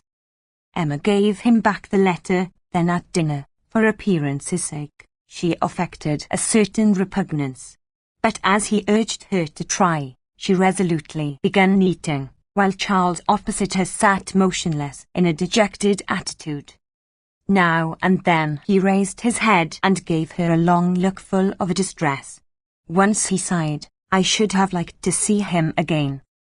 She was silent.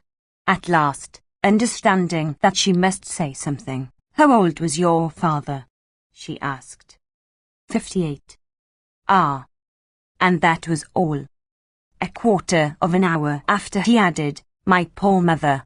What will become of her now?" She made a gesture that signified she did not know. Seeing her so taciturn, Charles imagined her much affected, and forced himself to say nothing, not to reawaken this sorrow which moved him. And, shaking off his own, "Did you enjoy yourself yesterday?" he asked. "Yes."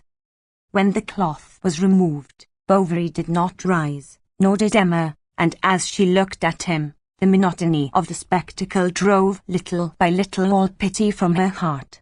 He seemed to her paltry, weak, a cipher, in a word, a poor thing in every way. How to get rid of him? What an interminable evening! Something stupefying like the fumes of opium seized her. They heard in the passage the sharp noise of a wooden leg on the boards. It was Hippolyte bringing back Emma's luggage. In order to put it down he described painfully a quarter of a circle with his stump. He doesn't even remember any more about it, she thought, looking at the poor devil, whose coarse red hair was wet with perspiration. Bovary was searching at the bottom of his purse for a centime, and without appearing to understand all there was of humiliation for him in the mere presence of this man, who stood there like a personified reproach to his incurable incapacity. "Hello. You've a pretty bouquet," he said, noticing Leon's violets on the chimney. "Yes," she replied indifferently, "it's a bouquet I bought just now from a beggar." Charles picked up the flowers, and freshening his eyes, red with tears, against them, smelt them delicately. She took them quickly from his hand and put them in a glass of water. The next day Madame Bovary Senior arrived. She and her son wept much. Emma, on the pretext of giving orders, disappeared. The following day they had a talk over the morning. They went and sat down with their work boxes by the waterside under the arbour. Charles was thinking of his father, and was surprised to feel so much affection for this man, whom till then he had thought he cared little about. Madame Bovary Senior was thinking of her husband. The worst days of the past seemed enviable to her. All was forgotten beneath the instinctive regret of such a long habit, and from time to time, whilst she sewed, a big tear rolled along her nose and hung suspended there a moment. Emma was thinking that it was scarcely 48 hours since they had been together, far from the world, all in a frenzy of joy, and not having eyes enough to gaze upon each other. She tried to recall the slightest details of that past day, but the presence of her husband and mother-in-law worried her. She would have liked to hear nothing, to see nothing, so as not to disturb the meditation on her love, that, do what she would, became lost in external sensations. She was unpicking the lining of a dress, and the strips were scattered round her. Madame Bovary Senior was plying her scissor without looking up, and Charles, in his list slippers and his old brown surtout that he used as a dressing-gown, sat with both hands in his pockets, and did not speak either. Near them Bertha, in a little white pinafore, was raking sand in the walks with her spade. Suddenly she saw Monsieur Leroux, the line-end draper, coming through the gate. He came to offer his services under the sad circumstances. Emma answered that she thought she could do without. The shopkeeper was not to be beaten. "I beg your pardon," he said, "but I should like to have a private talk with you." Then in a low voice, "It's about that affair, you know." Charles crimsoned to his ears. "Oh, yes. Certainly." And in his confusion, turning to his wife, "Couldn't you, my darling?"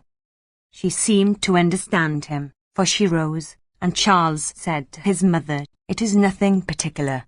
No doubt, some household trifle." He did not want her to know the story of the bill, fearing her reproaches.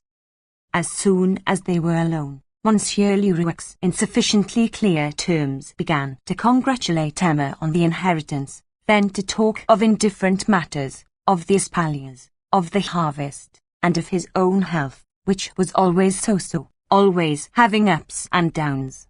In fact, he had to work devilish hard, although he didn't make enough, in spite of all people said, to find butter for his bread. Emma let him talk on. She had bored herself so prodigiously the last 2 days. "And so you're quite well again?" he went on. "Ma foi, I saw your husband in a sad state. He's a good fellow, though we did have a little misunderstanding."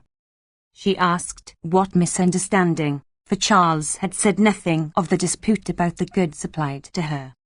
"Why, you know well enough," cried Leroux.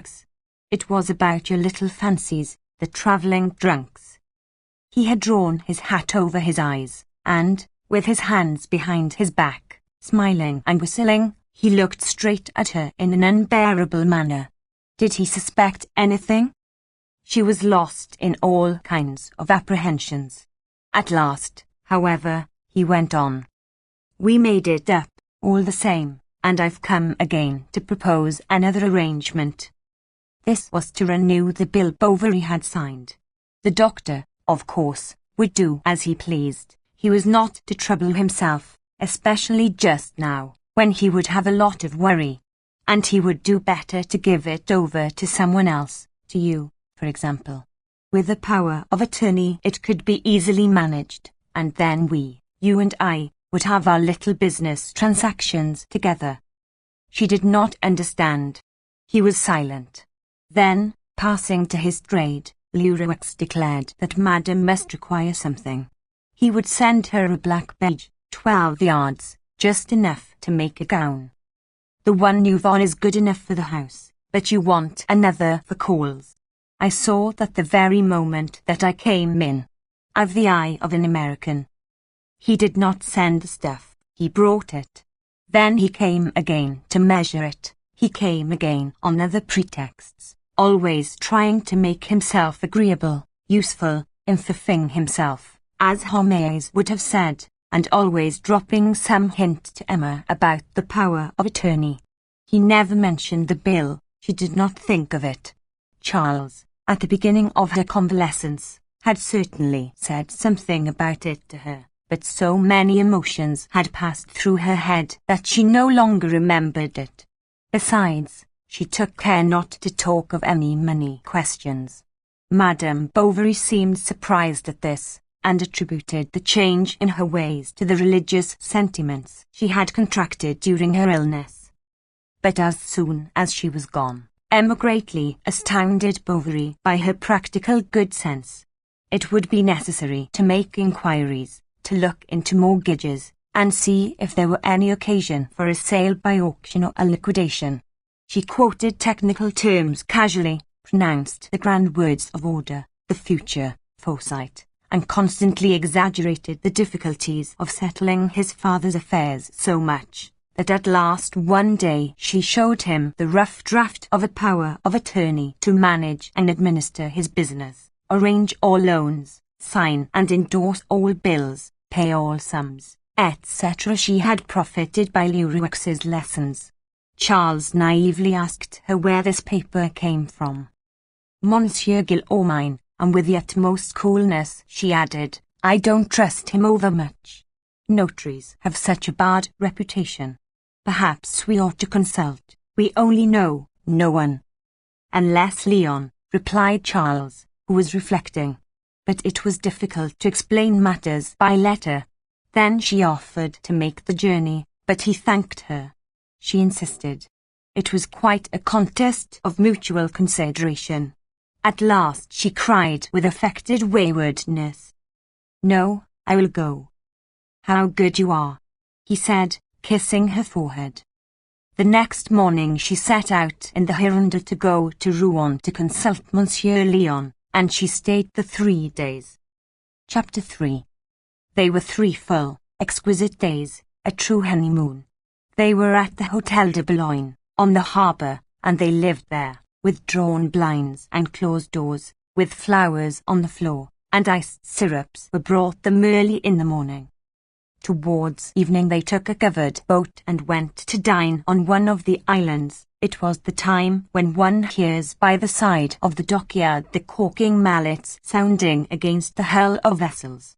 The smoke of the tar rose up between the trees. There were large fatty drops on the water, undulating in the purple colour of the sun, like floating plaques of Florentine bronze. They rowed down in the mist of moored boats, whose long oblique cables grazed lightly against the bottom of the boat. The din of the town gradually grew distant, the rolling of carriages, the tumult of voices, the yelping of dogs on the decks of vessels.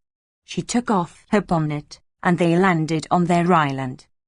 They sat down in the low-ceilinged room of a tavern, at whose door hung black nets.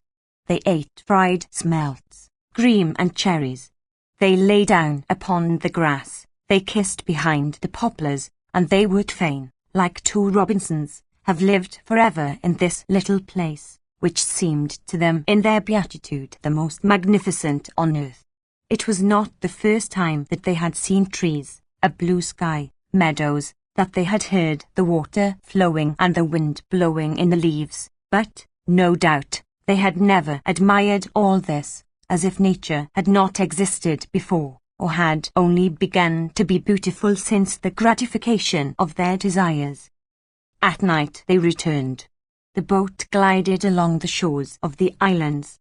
They sat at the bottom, both hidden by the shade, in silence. The square oars rang in the iron thwarts, and, in the stillness, seemed to mark time, like the beating of a metronome, while at the stern the rudder that trailed behind never ceased its gentle splash against the water. Once the moon rose, they did not fail to make fine phrases, finding the orb melancholy and full of poetry. She even began to sing. One night, do you remember, we were sailing, etc. Her musical but weak voice died away along the waves, and the winds carried off the trills that Leon heard pass like the flapping of wings about him. She was opposite him, leaning against the partition of the shallop, through one of whose raised blinds the moon streamed in. Her black dress, whose drapery spread out like a fan, made her seem more slender, taller. Her head was raised, her hands clasped, her eyes turned towards heaven. At times the shadow of the willows hid her completely. Then she reappeared suddenly, like a vision in the moonlight. Leon, on the floor by her side, found under his hand a ribbon of scarlet silk. The boatman looked at it, and at last said, "Perhaps it belongs to the party I took out the other day. A lot of jolly folk, gentlemen and ladies, with cakes, champagne, cornets, everything in style. There was one especially, a tall handsome man with small moustaches, who was that funny. And they all kept saying, 'Now tell us something, Adolphe, Dolp, I think.'" She shivered. "You are in pain?" asked Leon, coming closer to her. "Oh, it's nothing. No doubt, it is only the night air. And who doesn't want for women, either," softly added the sailor, thinking he was paying the stranger a compliment. Then, spitting on his hands, he took the oars again. Yet they had to part. The Dux was sad. He was to send his letters to Mirolette, and she gave him such precise instructions about a double envelope that he admired greatly her amorous astuteness. "So you can assure me it is all right?" she said with her last kiss. "Yes, certainly." But why, he thought afterwards as he came back through the streets alone, is she so very anxious to get this power of attorney? Chapter 4. Leon soon put on an air of superiority before his comrades, avoided their company, and completely neglected his work. He waited for her letters, he reread them, he wrote to her. He called her to mind with all the strength of his desires and of his memories. Instead of lessening with absence, this longing to see her again grew, so that at last on Saturday morning he escaped from his office. When, from the summit of the hill, he saw in the valley below the church spire with its tin flag swinging in the wind, he felt that delight mingled with triumphant vanity and egoistic tenderness that millionaires must experience when they come back to their native village. He went trambling round her house. A light was burning in the kitchen. He watched for her shadow behind the curtains, but nothing appeared. Mère Francoise, when she saw him, uttered many exclamations. She thought he had grown and was thinner, while Adamais, on the contrary, thought him stouter and darker. He dined in the little room as of yore, but alone, without the tax-gatherer, for Binette, tired of waiting for the Hirondelle, had definitely put forward his meal 1 hour, and now he dined punctually at 5, and yet he declared usually the rickety old concern was late. Leon, however, made up his mind, and knocked at the doctor's door. Madame was in her room, and did not come down for a quarter of an hour. The doctor seemed delighted to see him, but he never stirred out that evening, nor all the next day. He saw her alone in the evening, very late, behind the garden in the lane, as she had the other one. It was a stormy night, and they talked under an umbrella by lightning flashes. Their separation was becoming intolerable. "I would rather die," said Emma. She was writhing in his arms, weeping. "Adieu, adieu. When shall I see you again?" They came back again to embrace once more, and it was then that she promised him to find soon, by no matter what means, a regular opportunity for seeing one another in freedom at least once a week. Emma never doubted she should be able to do this. Besides, she was full of hope. Some money was coming to her. On the strength of it she bought a pair of yellow curtains with large stripes for her room, whose cheapness Monsieur Leroux had commended. She dreamed of getting a carpet, and Leroux, declaring that it wasn't drinking the sea, politely undertook to supply her with one. She could no longer do without his services. 20 times a day she sent for him, and he at once put by his business without a murmur. People could not understand either why Mirolette breakfasted with her every day, and even paid her private visits. It was about this time, that is to say, the beginning of winter, that she seemed seized with great musical fervour. One evening when Charles was listening to her, she began the same piece 4 times over, each time with much vexation, while he, not noticing any difference, cried, "Bravo! Very good, you are wrong to stop. Go on." "Oh, no, it is execrable. My fingers are quite rusty." The next day he begged her to play him something again. "Very well, to please you." And Charles confessed she had gone off a little. She played wrong notes and blundered, then, stopping short. "Ah, it is no use. I ought to take some lessons, but," she bit her lips and added, 20 francs a lesson, that's too dear." "Yes, so it is, rather," said Charles, giggling stupidly. "But it seems to me that one might be able to do it for less, for there are artists of no reputation, and who are often better than the celebrities." "Find them," said Emma. The next day when he came home, he looked at her shyly, and at last could no longer keep back the words. "How obstinate you are sometimes. I went to Barfuccia's today.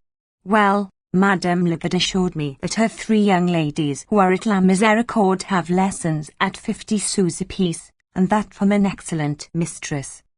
She shrugged her shoulders and did not open her piano again. But when she passed by it, "If Bovary were there," she sighed. "Ah, my poor piano." And when anyone came to see her, she did not fail to inform them she had given up music, and could not begin again now for important reasons. Then people commiserated her. What a pity. She had so much talent. They even spoke to Bovary about it. They put him to shame, and especially the chemist. "You are wrong. One should never let any of the faculties of nature lie fallow. Besides, just think, my good friend, that by inducing Madame to study, you are economizing on the subsequent musical education of your child. For my own part, I think that mothers ought themselves to instruct their children. That is an idea of Rousseau's, still rather new perhaps, but that will end by triumphing, I am certain of it, like mothers nursing their own children and vaccination." So Charles returned once more to this question of the piano. Emma replied bitterly that it would be better to sell it. This poor piano, that had given her vanity so much satisfaction, to see it go was to Bovary like the indefinable suicide of a part of herself. "If you liked," he said, "a lesson from time to time, that wouldn't after all be very ruinous." "But lessons," she replied, "are only of use when followed up." And thus it was she set about obtaining her husband's permission to go to town once a week to see her lover. At the end of a month she was even considered to have made considerable progress. Chapter 5. She went on Thursdays. She got up and dressed silently, in order not to awaken Charles, who would have made remarks about her getting ready too early. Next she walked up and down, went to the windows, and looked out at the place. The early dawn was broadening between the pillars of the market, and the chemist's shop, with the shutters still up, showed in the pale light of the dawn the large letters of his signboard. When the clock pointed to 7:15, she went off to the lion door, whose door Artemise opened yawning. The girl then made up the coals covered by the cinders, and Emma remained alone in the kitchen. Now and again she went out. Hivert was leisurely harnessing his horses, listening, moreover, to Mère Francois, who, passing her head and nightcap through a grating, was charging him with commissions and giving him explanations that would have confused anyone else. Emma kept beating the soles of her boots against the pavement of the yard. At last, when he had eaten his soup, put on his cloak, lighted his pipe, and grasped his whip, he calmly installed himself on his seat. The Hirondelle started at a slow trot, and for about a mile stopped here and there to pick up passengers who waited for it, standing at the border of the road, in front of their yard gates. Those who had secured seats the evening before kept it waiting. Some even were still in bed in their houses. Hivert called, shouted, swore. Then he got down from his seat and went and knocked loudly at the doors. The wind blew through the cracked windows. The 4 seats, however, filled up. The carriage rolled off, rows of apple trees followed one upon another, and the road between its 2 long ditches, full of yellow water, rose, constantly narrowing towards the horizon. Emma knew it from end to end. She knew that after a meadow there was a signpost, next an elm, a barn, or the hut of a lime kiln tender. Sometimes even, in the hope of getting some surprise, she shut her eyes, but she never lost the clear perception of the distance to be traversed. At last the brick houses began to follow one another more closely. The earth resounded beneath the wheels. The Hirondelle glided between the gardens, where through an opening one saw statues, a periwinkle plant, clipteus, and a swing. Then on a sudden the town appeared, sloping down like an amphitheatre, and drowned in the fog. It widened out beyond the bridges confusedly. Then the open country spread away with a monotonous movement till it touched in the distance the vague line of the pale sky. Seen thus from above, the whole landscape looked immovable as a picture. The anchored ships were massed in one corner. The river curved round the foot of the green hills, and the isles, oblique in shape, lay on the water, like large, motionless, black fishes. The factory chimneys belched forth immense brown fumes that were blown away at the top. One heard the rumbling of the foundries, together with the clear chimes of the churches that stood out in the mist. The leafless trees on the boulevards made violet thickets in the mist of the houses, and the roofs, all shining with the rain, threw back unequal reflections, according to the height of the quarters in which they were. Sometimes a gust of wind drove the clouds towards the St. Catherine Hills, like aerial waves that broke silently against a cliff. A giddiness seemed to her to detach itself from this mass of existence, and her heart swelled as if the 120,000 souls that palpitated there had all at once sent into it the vapour of the passions she fancied theirs. Her love grew in the presence of this vastness, and expanded with tumult to the vague murmurings that rose towards her. She poured it out upon the square, on the walks, on the streets, and the old Norman city outspread before her eyes as an enormous capital, as a Babylon into which she was entering. She leant with both hands against the window, drinking in the breeze. The 3 horses galloped, the stones grated in the mud, the diligence rocked, and Hivert, from afar, hailed the carts on the road, while the bourgeois who had spent the night at the Guillaume Woods came quietly down the hill in their little family carriages. They stopped at the barrier. Emma undid her overshoes, put on leather gloves, rearranged her shawl, and some 20 paces farther she got down from the hirundelle. The town was then awakening. Shop boys in caps were cleaning up the shop fronts, and women with baskets against their hips, at intervals uttered sonorous cries at the corners of streets.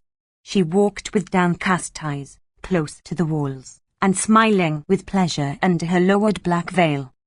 For fear of being seen, she did not usually take the most direct road. She plunged into dark alleys, and, all perspiring, reached the bottom of the Rue Nationale, near the fountain that stands there. It is the quarter for theatres, public houses, and whores. Often a cart would pass near her, bearing some shaking scenery. Waiters in aprons were sprinkling sands on the flagstones between green shrubs. It all smelt of absinthe, cigars, and oysters. She turned down a street. She recognized him by his curling hair that escaped from beneath his hat. Leon walked along the pavement. She followed him to the hotel. He went up, opened the door, entered. What an embrace! Then, after the kisses, the words gushed forth. They told each other the sorrows of the week, the presentiments, the anxiety for the letters, but now everything was forgotten. They gazed into each other's faces with voluptuous laughs and tender names.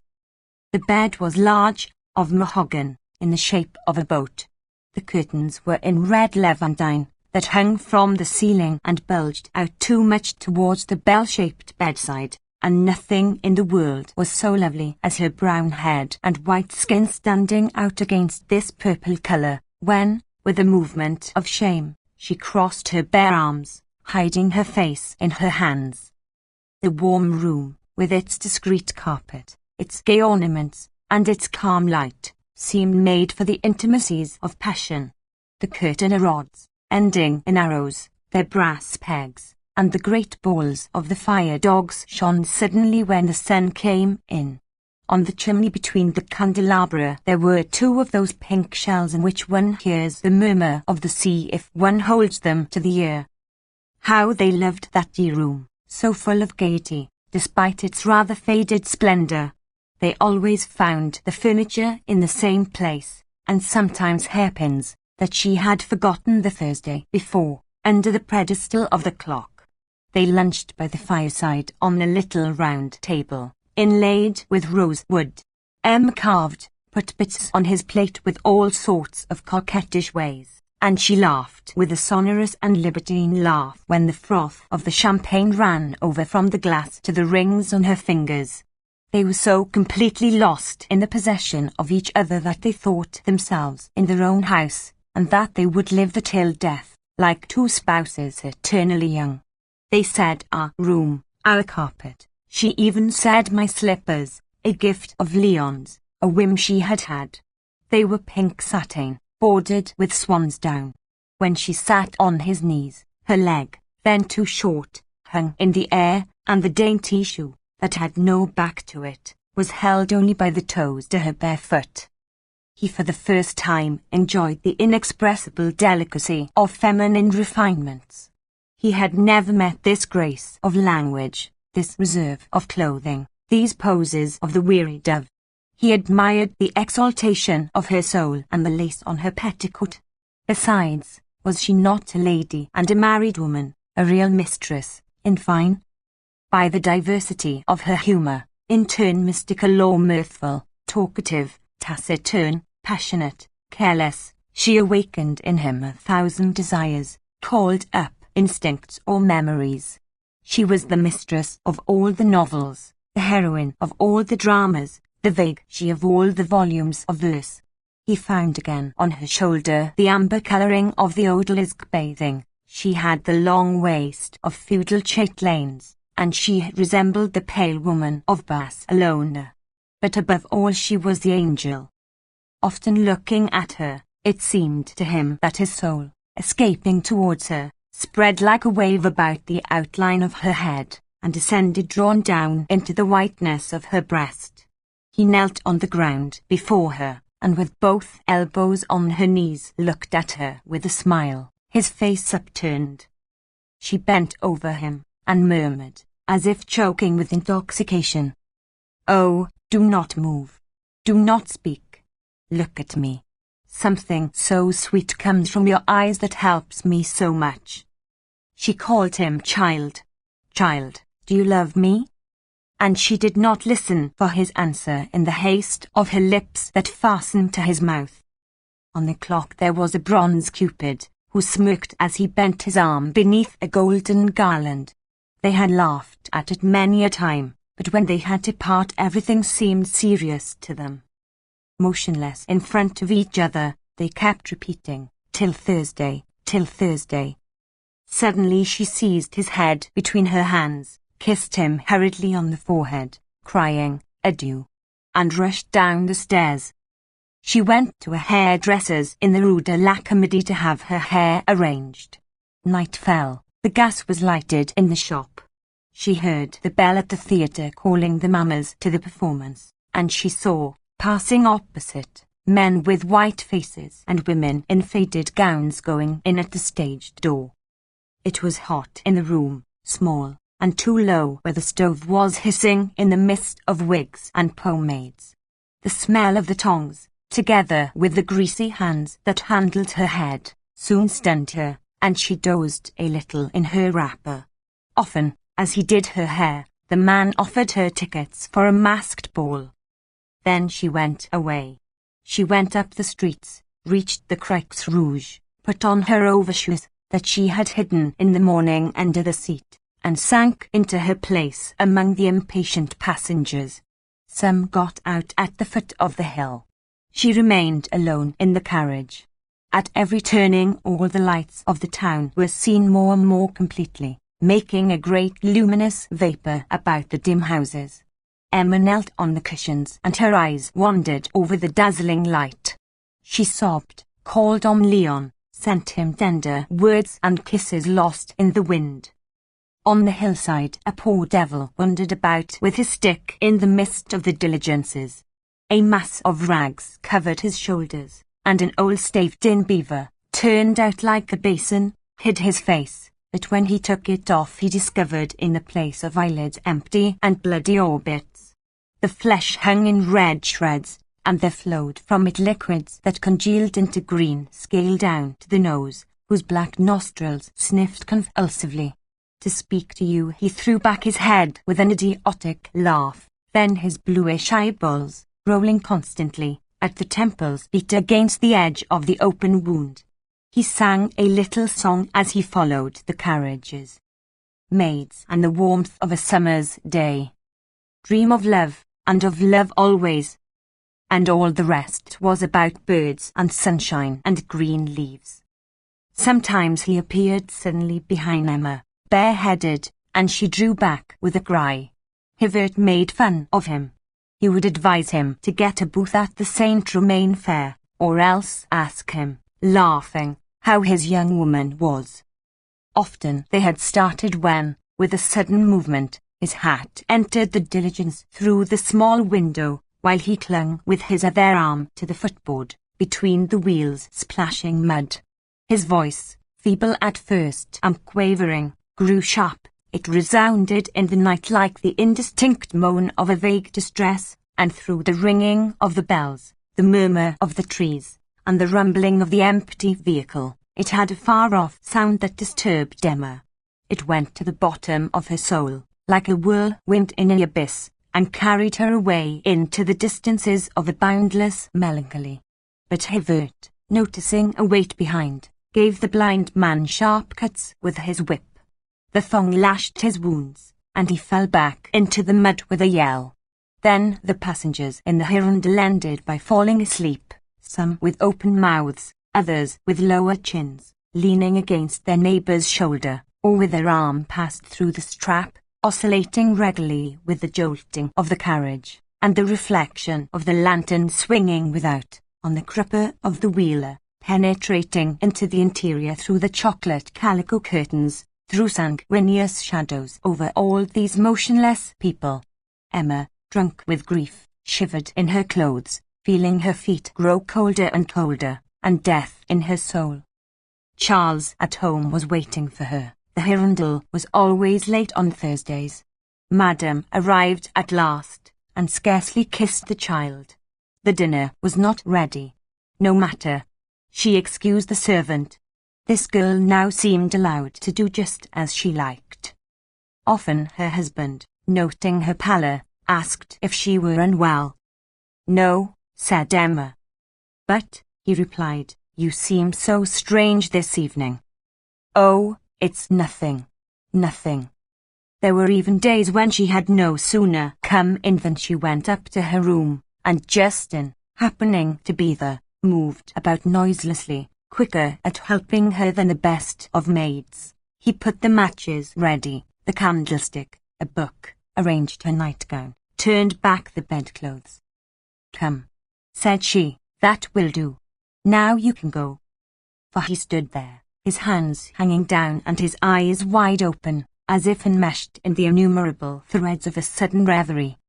The following day was frightful, and those that came after still more unbearable, because of her impatience to once again seize her happiness, an ardent lust, inflamed by the images of past experience, and that burst forth freely on the 7th day beneath Leon's caresses.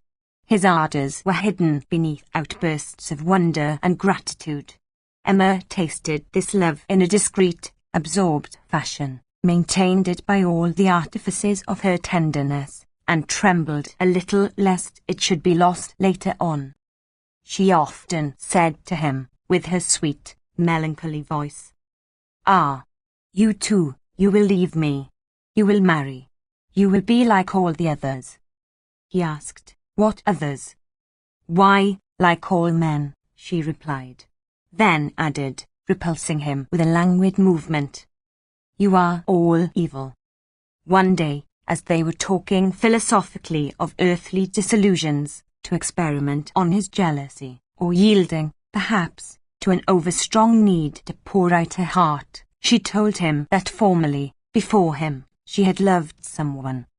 "Not like you," she went on quickly, protesting by the head of her child that nothing had passed between them. The young man believed her, but none the less questioned her to find out what he was. "He was a ship's captain, my dear."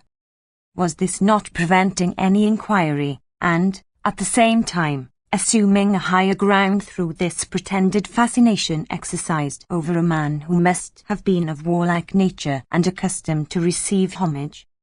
The clerk then felt the lowliness of his position. He longed for epaulets, crosses, titles.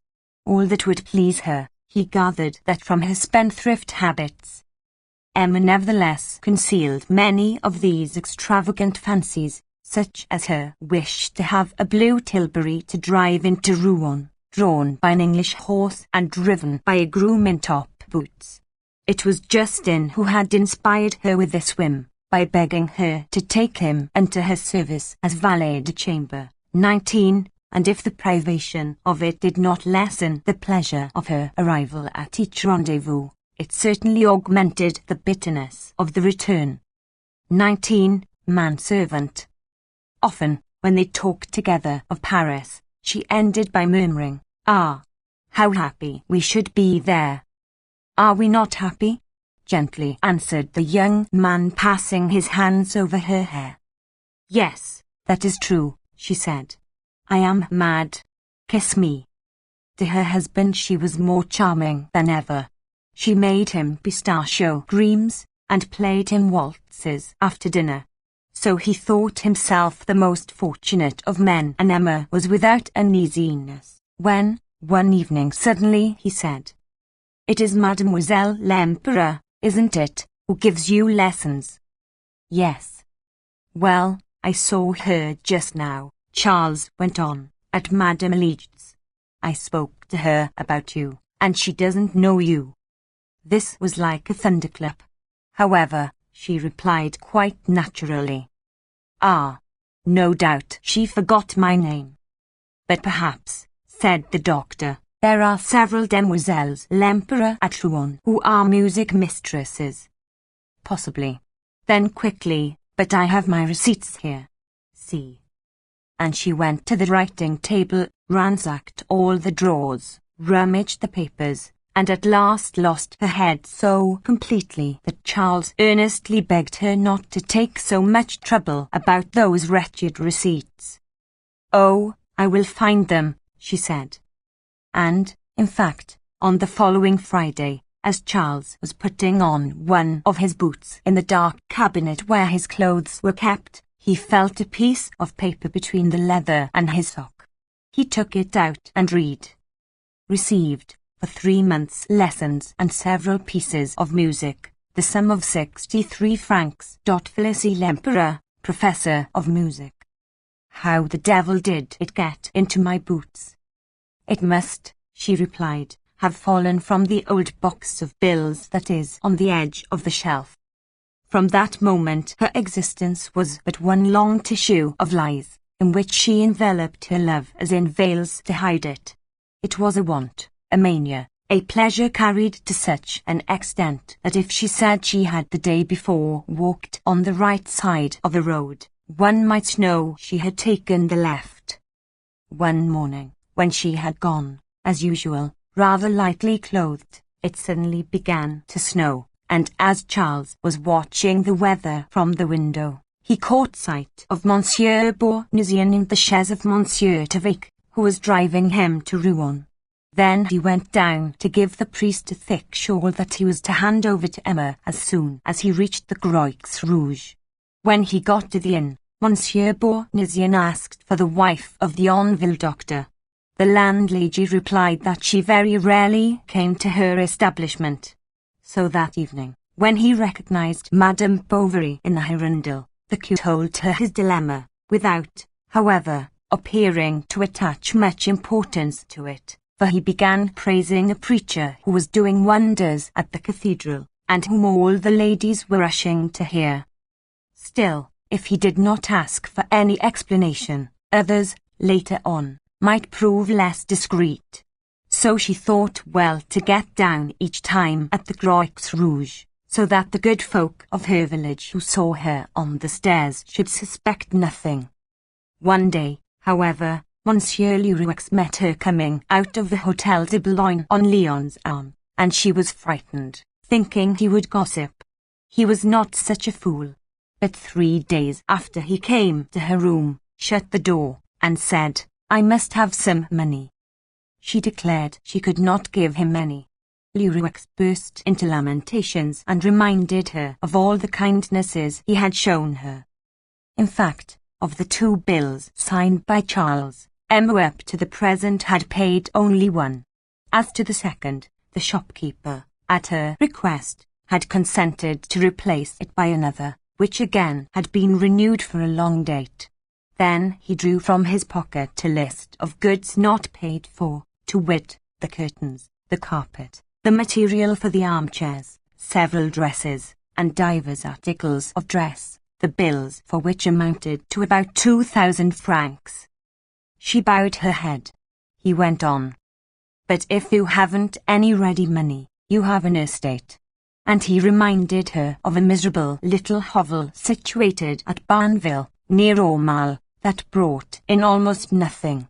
It had formerly been part of a small farm sold by Monsieur Bovary Senior, for Leroux knew everything, even to the number of acres and the names of the neighbours.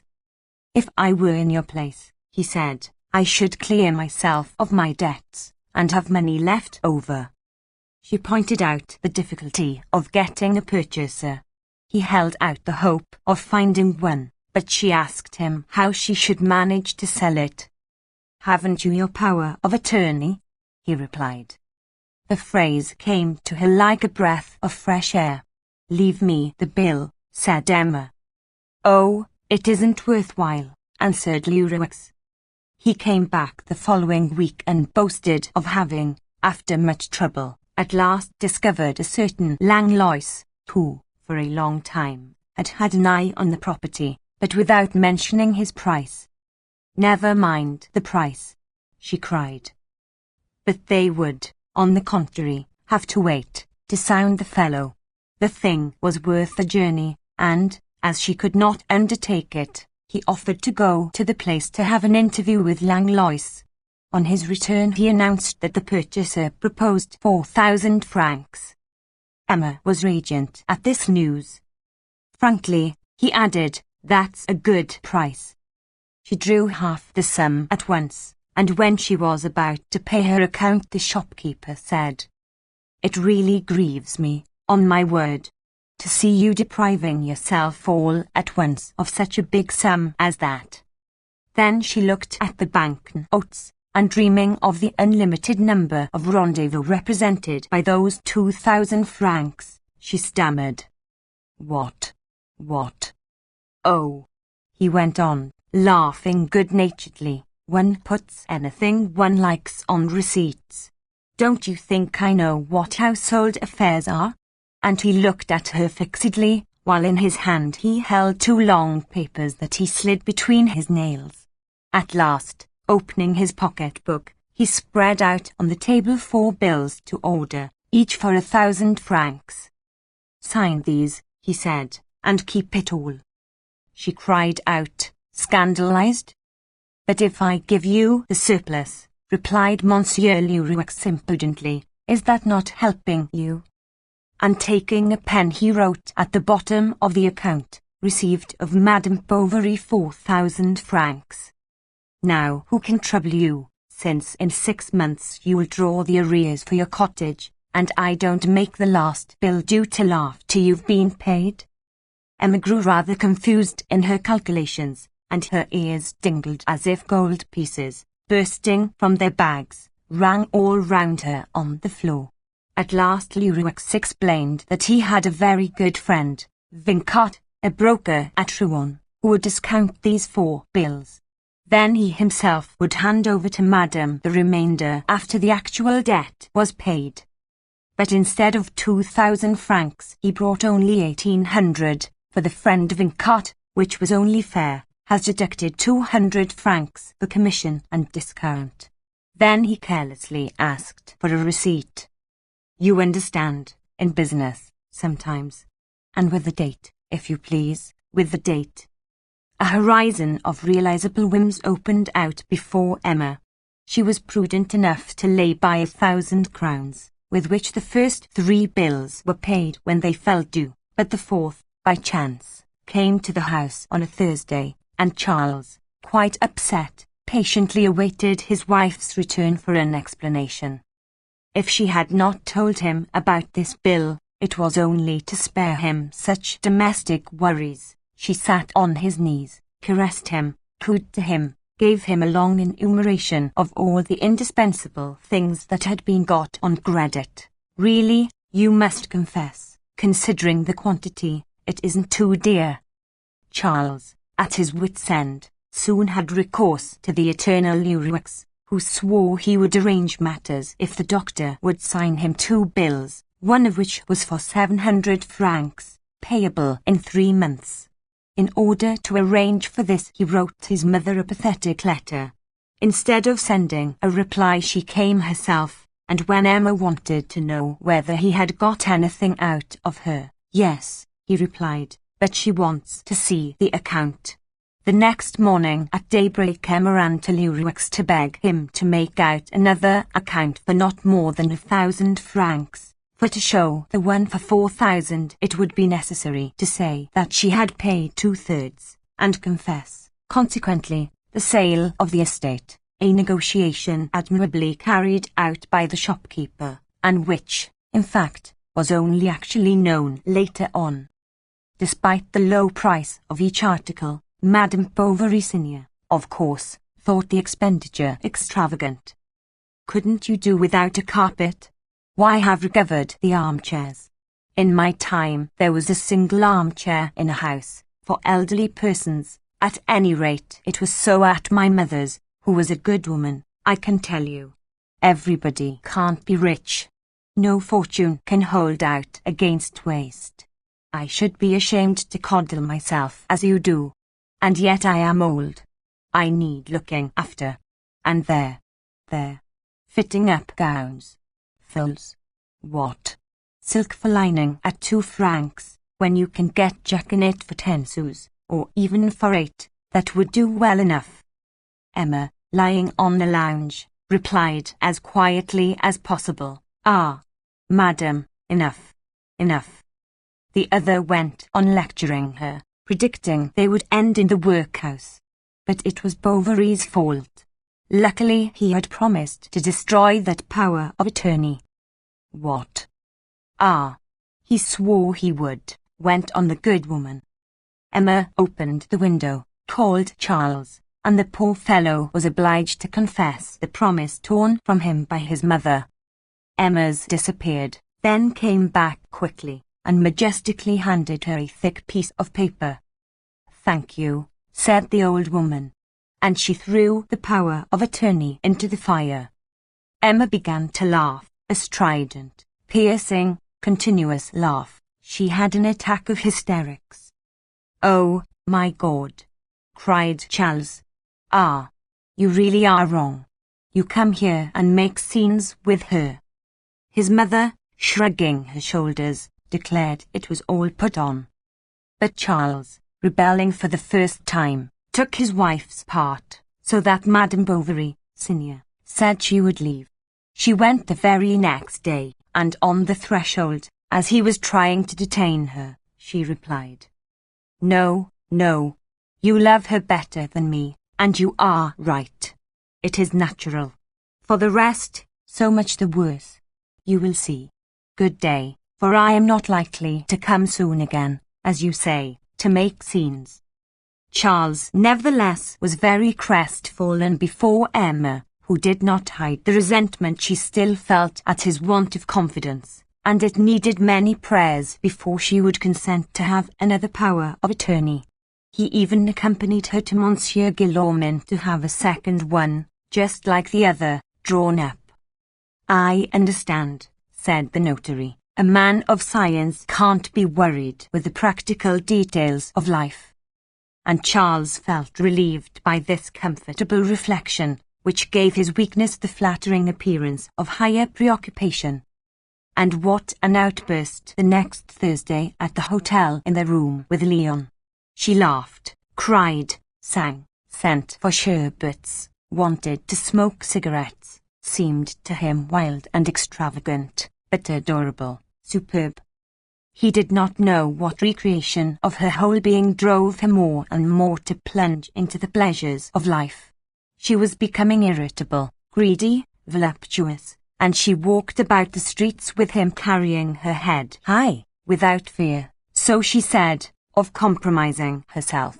At times, however, Emma shuddered at the sudden thought of meeting Rodolphe, for it seemed to her that, although they were separated forever, she was not completely free from her subjugation to him. One night she did not return to Yonville at all. Charles lost his head with anxiety, and little Bertha would not go to bed without her mamma, and sobbed enough to break her heart. Justin had gone out searching the road at random. Monsieur Homais even had left his pharmacy. At last, at 11 o'clock, able to bear it no longer, Charles harnessed his chaise, jumped in, whipped up his horse, and reached the Croix Rouge about 2 o'clock in the morning. No one there. He thought that the clerk had perhaps seen her, but where did he live? Happily, Charles remembered his employer's address, and rushed off there. Day was breaking, and he could distinguish the escutcheons over the door, and knocked. Someone, without opening the door, shouted out the required information, adding a few insults to those who disturb people in the middle of the night. The house inhabited by the clerk had neither bell, knocker, nor porter. Charles knocked loudly at the shutters with his hands. A policeman happened to pass by. Then he was frightened, and went away. "I am mad," he said. "No doubt they kept her to dinner at Monsieur Lomque's. But the Lomques no longer lived at Rouen. She probably stayed to look after Madame Dubreuil. Why, Madame Dubreuil has been dead these 10 months. Where can she be?" An idea occurred to him. At a café he asked for a directory, and hurriedly looked for the name of Mademoiselle L'Empereur, who lived at number 74 Rue de la Renelle des Maroquiniers. As he was turning into the street, Emma herself appeared at the other end of it. He threw himself upon her rather than embraced her, crying, "What kept you yesterday?" "I was not well." "What was it? Where? How?" She passed her hand over her forehead and answered, "At Mademoiselle L'Empereur's." "I was sure of it. I was going there." "Oh, it isn't worthwhile," said Emma. "She went out just now, but for the future don't worry. I do not feel free, you see, if I know that the least delay upsets you like this." This was a sort of permission that she gave herself, so as to get perfect freedom in her escapades. And she profited by it freely, fully. When she was seized with a desire to see Leon, she set out upon any pretext, and as he was not expecting her on that day, she went to fetch him at his office. It was a great delight at first, but soon he no longer concealed the truth, which was that his master complained very much about these interruptions. "Sure, come along," she said. And he slipped out. She wanted him to dress all in black, and grow a pointed beard, to look like the portraits of Louis XIII. She wanted to see his lodgings, thought them poor. He blushed at them, but she did not notice this, then advised him to buy some curtains like hers, and as he objected to the expense, Ah, you care for your money," she said, laughing. Each time Leon had to tell her everything that he had done since their last meeting. She asked him for some verses for herself, a love poem in honor of her. But he never succeeded in getting a rhyme for the second verse, and at last ended by copying a sonnet in a keepsake. This was less from vanity than from the one desire of pleasing her. He did not question her ideas, he accepted all her tastes, he was rather becoming her mistress than she his. She had tender words and kisses that thrilled his soul. Where could she have learnt this corruption almost incorporeal in the strength of its profanity and dissimulation? Chapter 6. During the journeys he made to see her, Leon had often dined at the chemist's, and he felt obliged from politeness to invite him in turn. With pleasure, Monsieur Homais replied. Besides, I must invigorate my mind, for I am getting rusty here. We'll go to the theatre, to the restaurant, we'll make a night of it. Oh, my dear, tenderly murmured Madame Homais, alarmed at the vague perils he was preparing to brave. Well, what? Do you think I'm not sufficiently ruining my health living here amid the continual emanations of the pharmacy?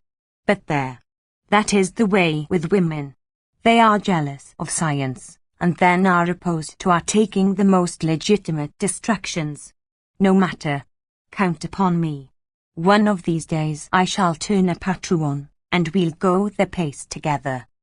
The druggist would formerly have taken good care not to use such an expression, but he was cultivating a gay Parisian style, which he thought in the best taste, and, like his neighbour, Madame Bovary, he questioned the clerk curiously about the customs of the capital. He even talked slang to dazzle the bourgeois, saying bender, crummy, dandy, macaroni, the cheese, cut my stick and I'll hook it, for I am going. So one Thursday Emma was surprised to meet Monsieur Homais in the kitchen of the Lion d'Or, wearing a traveller's costume, that is to say, wrapped in an old cloak which no one knew he had, while he carried a valise in one hand and the foot-warmer of his establishment in the other. He had confided his intentions to no one, for fear of causing the public anxiety by his absence. The idea of seeing again the place where his youth had been spent no doubt excited him, for during the whole journey he never ceased talking, and as soon as he had arrived, he jumped quickly out of the diligence to go in search of Leon. In vain the clerk tried to get rid of him. Monsieur Homais dragged him off to the large Café de la Normandie, which he entered majestically, not raising his hat, thinking it very provincial to uncover in any public place. Emma waited for Leon 3/4 of an hour. At last she ran to his office, and, lost in all sorts of conjectures, accusing him of indifference, and reproaching herself for her weakness, she spent the afternoon, her face pressed against the window panes.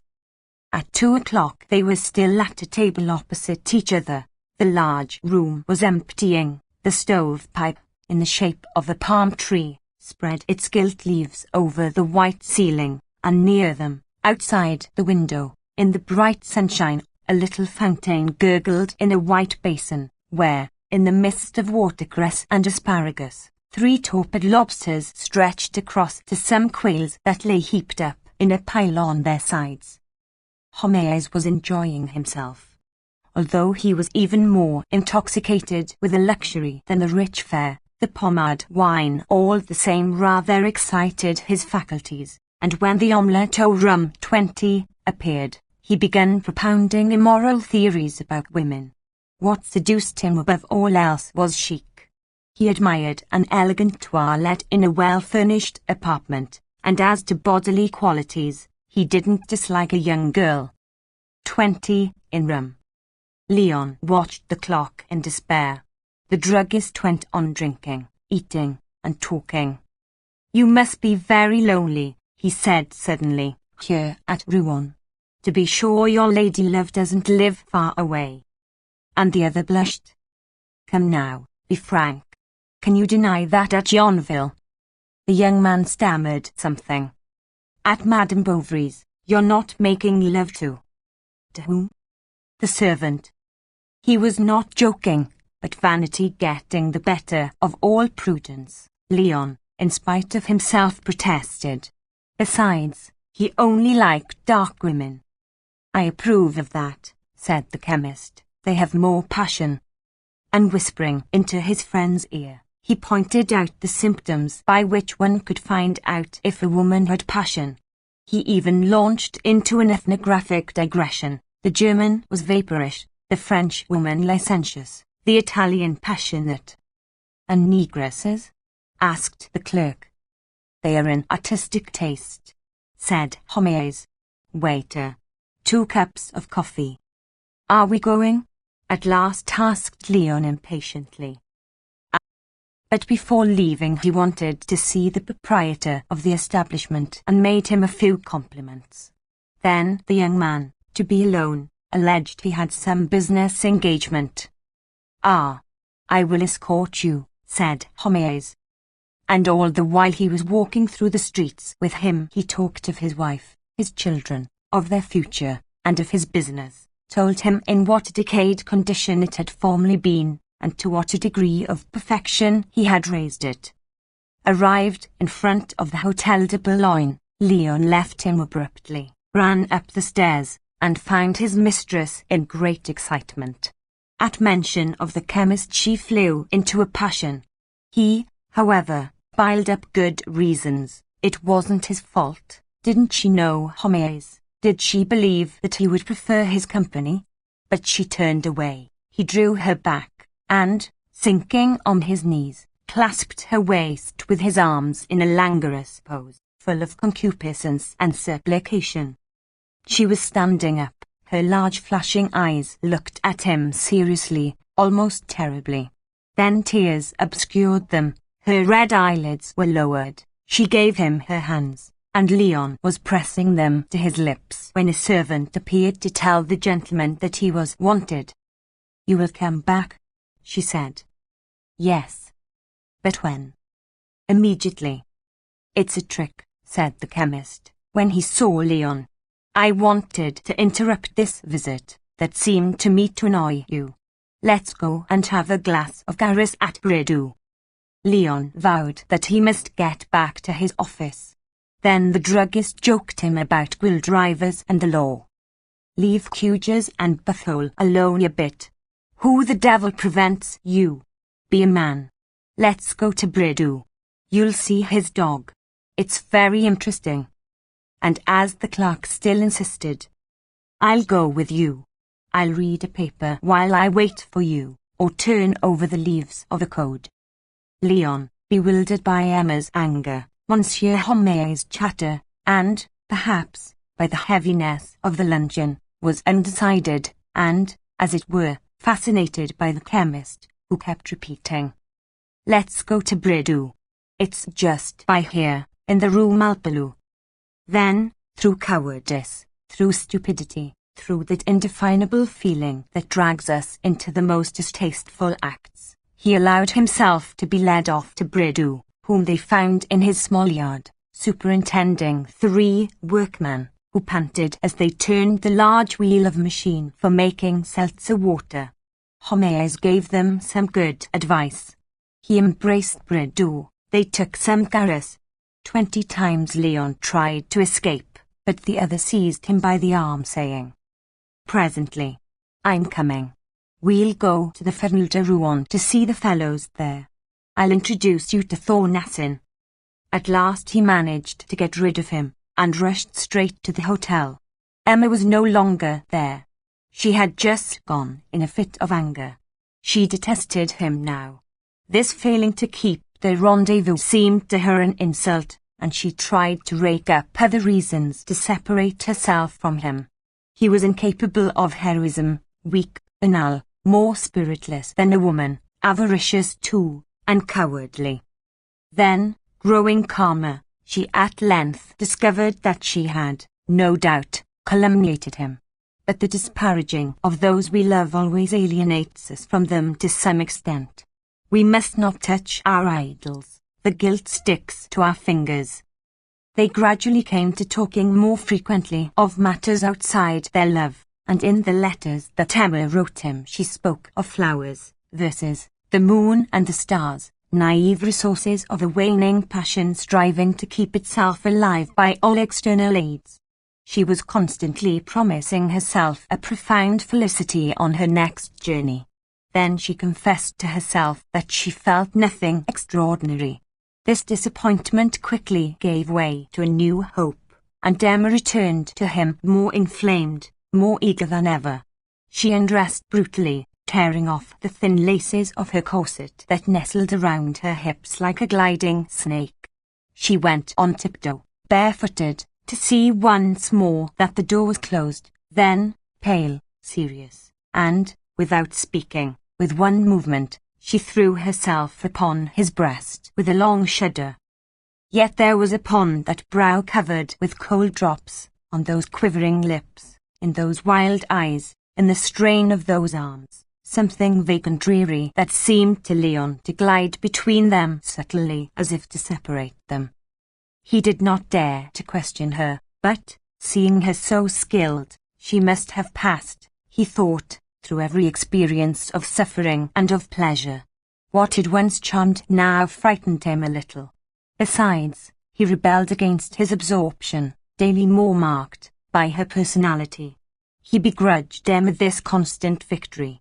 He even strove not to love her. Then, when he heard the creaking of her boots, he turned coward, like drunkards at the sight of strong drinks. She did not fail, in truth, to lavish all sorts of attentions upon him, from the delicacies of food to the coquetries of dress and languishing looks. She brought roses to her breast from Yonville, which she threw into his face, was anxious about his health, gave him advice as to his conduct, and, in order the more surely to keep her hold on him, hoping perhaps that heaven would take her part, she tied a medal of the Virgin round his neck. She inquired like a virtuous mother about his companions. She said to him, "Don't see them, don't go out. Think only of ourselves, love me." She would have liked to be able to watch over his life, and the idea occurred to her of having him followed in the streets. Near the hotel there was always a kind of loafer who accosted travellers, and who would not refuse. But her pride revolted at this. Bah! So much the worse. Let him deceive me. What does it matter to me? As if I cared for him. One day, when they had parted early and she was returning alone along the boulevard, she saw the walls of her convent. Then she sat down on a form in the shade of the elm-trees. How calm that time had been! How she longed for the ineffable sentiments of love that she had tried to figure to herself out of books. The first month of her marriage, her rides in the wood, the Viscount that waltzed, and Lagardy singing, all repassed before her eyes. And Leon suddenly appeared to her as far off as the others. Yet I love him, she said to herself. No matter. She was not happy, she never had been. Whence came this insufficiency in life, this instantaneous turning to decay of everything on which she leant?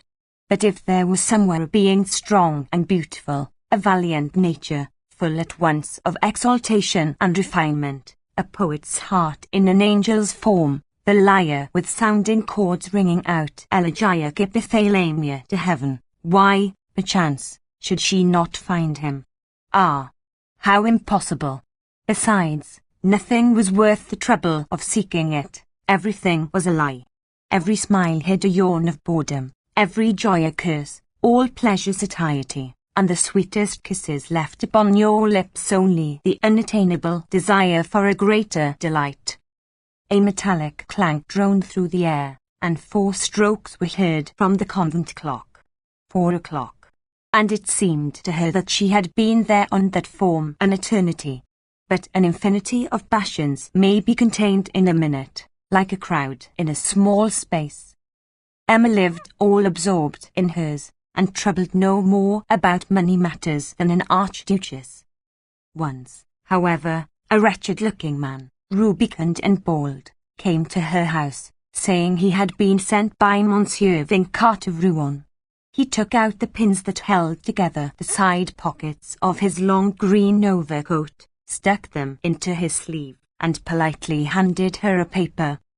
It was a bill for 700 francs, signed by her, and which Leroux, in spite of all his professions, had paid away to Vincat. She sent her servant for him. He could not come. Then the stranger, who had remained standing, casting right and left curious glances, that his thick, fair eyebrows hid, asked with a naive air, "What answer am I to take, Monsieur Vincat?" "Oh," said Emma, "tell him that I haven't it. I will send next week. He must wait, yes, till next week." And the fellow went without another word. But the next day at 12 o'clock she received a summons, and the sight of the stamped paper, on which appeared several times in large letters, Major Harding, bailiff at Bucky, so frightened her that she rushed in hot haste to the linen draper's. She found him in his shop, doing up a parcel. "You're obedient," he said. "I am at your service." But Leroux, all the same, went on with his work, helped by a young girl of about 13, somewhat hunchbacked, who was at once his clerk and his servant. Then, his clogs clattering on the shop boards, he went up in front of Madame Bovary to the first door, and introduced her into a narrow closet, where, in a large bureau in sapinwood, lay some ledgers, protected by a horizontal padlocked iron bar. Against the wall, under some remnants of calico, one glimpsed a safe, but of such dimensions that it must contain something besides bills and money. Monsieur Leroux, in fact, went in for pawnbroking, and it was there that he had put Madame Bovary's gold chain, together with the earrings of poor old Talia, who, at last forced to sell out, had bought a meagre store of grocery at Quincampoix, where he was dying of Godard amongst his candles, that were less yellow than his face. Leroux sat down in a large cane armchair, saying, "What news?" "See." And she showed him the paper. "Well, how can I help it?" Then she grew angry, reminding him of the promise he had given not to pay away her bills. He acknowledged it. "But I was pressed myself. The knife was at my own throat." "And what will happen now?" she went on. "Oh, it's very simple. A judgment and then a distraint, that's about it." M kept down a desire to strike him, and asked gently if there was no way of quieting Monsieur Vincart. "I dare say." "Quiet Vincart? You don't know him. He's more ferocious than an Arab." Still Monsieur Leroux must interfere. "Well, listen. It seems to me so far I've been very good to you." And opening one of his ledgers, "See," he said. Then running up the page with his finger, Let's see. August 3d, 200 francs, June 17th, 150, March 23d, 46. In April. He stopped, as if afraid of making some mistake. Not to speak of the bills signed by Monsieur Bovary, one for 700 francs, and another for 300. As to your little installments, with the interest, why, there's no end to M. One gets quite muddled over M. I'll have nothing more to do with it." She wept. She even called him her good Monsieur Leroux. But he always fell back upon that rascal Vincart. Besides, he hadn't a brass farthing. No one was paying him nowadays. They were eating his coat off his back. A poor shopkeeper like him couldn't advance money. Emma was silent, and Monsieur Leroux, who was biting the feathers of a quill, no doubt became uneasy at her silence, for he went on. "Unless one of these days I have something coming in, I might. Besides," said she, as soon as the balance of Barneville. "What?" And on hearing that Langlois had not yet paid he seemed much surprised. Then in a honeyed voice, "And we agree, you say?" "Oh, to anything you like." On this he closed his eyes to reflect, wrote down a few figures, and declaring it would be very difficult for him, that the affair was shady, and that he was being bled, he wrote out 4 bills for 250 francs each, to fall due month by month. "Provided that Vincart will listen to me. However, it's settled. I don't play the fool, I'm straight enough."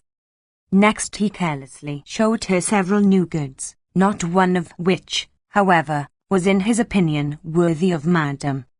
"When I think that there's a dress at 3 halfpenny a yard, and warranted fast colours, and yet they actually swallow it. Of course you understand one doesn't tell them what it really is. He hoped by this confession of dishonesty to others to quite convince her of his probity to her.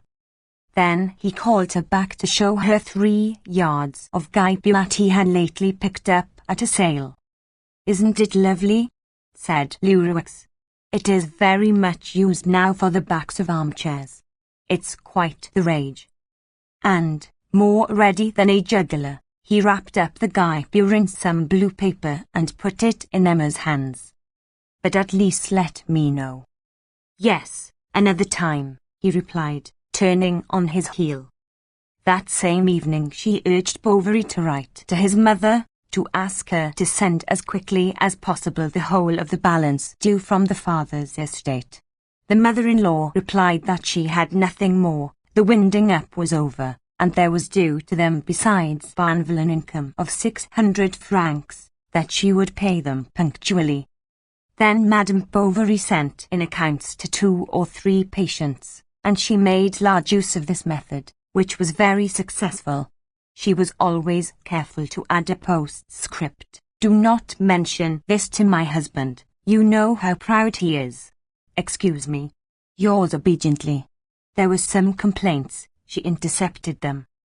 To get money she began selling her old gloves, her old hats, the old odds and ends, and she bargained rapaciously, her peasant blood standing her in good stead. Then on her journey to town she picked up knickknacks second-hand, that, in default of anyone else, Monsieur Lurix would certainly take off her hands. She bought ostrich feathers, Chinese porcelain, and trunks. She borrowed from Félicite, from Madame Elefancois, from the landlady at the Croix Rouge, from everybody, no matter where. With the money she at last received from Barneville she paid 2 bills. The other 1,500 francs fell due. She renewed the bills, and thus it was continually. Sometimes, it is true, she tried to make a calculation, but she discovered things so exorbitant that she could not believe them possible. Then she recommenced, soon got confused, gave it all up, and thought no more about it. The house was very dreary now. Tradesmen were seen leaving it with angry faces. Handkerchiefs were lying about on the stoves, and little Bertha, to the great scandal of Madame Homais, wore stockings with holes in them. If Charles timidly ventured a remark, she answered roughly that it wasn't her fault. What was the meaning of all these fits of temper? He explained everything through her old nervous illness, and reproaching himself with having taken her infirmities for faults, accused himself of egotism, and longed to go and take her in his arms. "Ah, no," he said to himself, "I should worry her." And he did not stir. After dinner he walked about alone in the garden. He took little Bertha on his knees, and unfolding his medical journal, tried to teach her to read. But the child, who never had any lessons, soon looked up with large, sad eyes and began to cry. Then he comforted her, went to fetch water in her can to make rivers on the sand path, or broke off branches from the privet hedges to plant trees in the beds. This did not spoil the garden much, all choked now with long weeds. They owed less to Bowders for so many days. Then the child grew cold and asked for her mother. "Call the servant," said Charles. "You know, dearie, that Mamma does not like to be disturbed." Autumn was setting in, and the leaves were already falling, as they did 2 years ago when she was ill. Where would it all end? And he walked up and down, his hands behind his back. Madame was in her room, which no one entered. She stayed there all day long, torpid, half-dressed, and from time to time burning Turkish pasties which she had bought at Rouen in an Algerian's shop. In order not to have at night this sleeping man stretched at her side, by dint of manoeuvring, she at last succeeded in banishing him to the 2nd floor, while she read till morning extravagant books, full of pictures of orgies and thrilling situations. Often, seized with fear, she cried out, and Charles hurried to her. "Oh, go away," she would say. Or at other times, consumed more ardently than ever by that inner flame to which adultery added fuel. Panting, tremulous, all desire, she threw open her window, breathed in the cold air, shook loose in the winter masses of hair, too heavy, and, gazing upon the stars, longed for some princely love. She thought of him, of Leon. She would then have given anything for a single one of those meetings that surfeited her. These were her gala days. She wanted them to be sumptuous, and when he alone could not pay the expenses, she made up the deficit liberally, which happened pretty well every time. He tried to make her understand that they would be quite as comfortable somewhere else, in a smaller hotel, but she always found some objection. One day she drew 6 small silver gilt spoons from her bag. They were old Wilt's wedding present, begging him to pawn them at once for her, and Leon obeyed. Through the proceeding annoyed him. He was afraid of compromising himself. Then, on reflection, he began to think his mistress's ways were growing odd, and that they were perhaps not wrong in wishing to separate him from her. In fact, someone had sent his mother a long anonymous letter to warn her that he was ruining himself with a married woman, and the good lady at once conjuring up the eternal bugbear of families, the vague pernicious creature, the siren, the monster, who dwells fantastically in depths of love, wrote to Lawyer Du Bocage, his employer, who behaved perfectly in the affair. He kept him for 3/4 of an hour trying to open his eyes, to warn him of the abyss into which he was falling. Such an intrigue would damage him later on, when he set up for himself. He implored him to break with her, and, if he would not make this sacrifice in his own interest, to do it at least for his, Du Bocage's sake.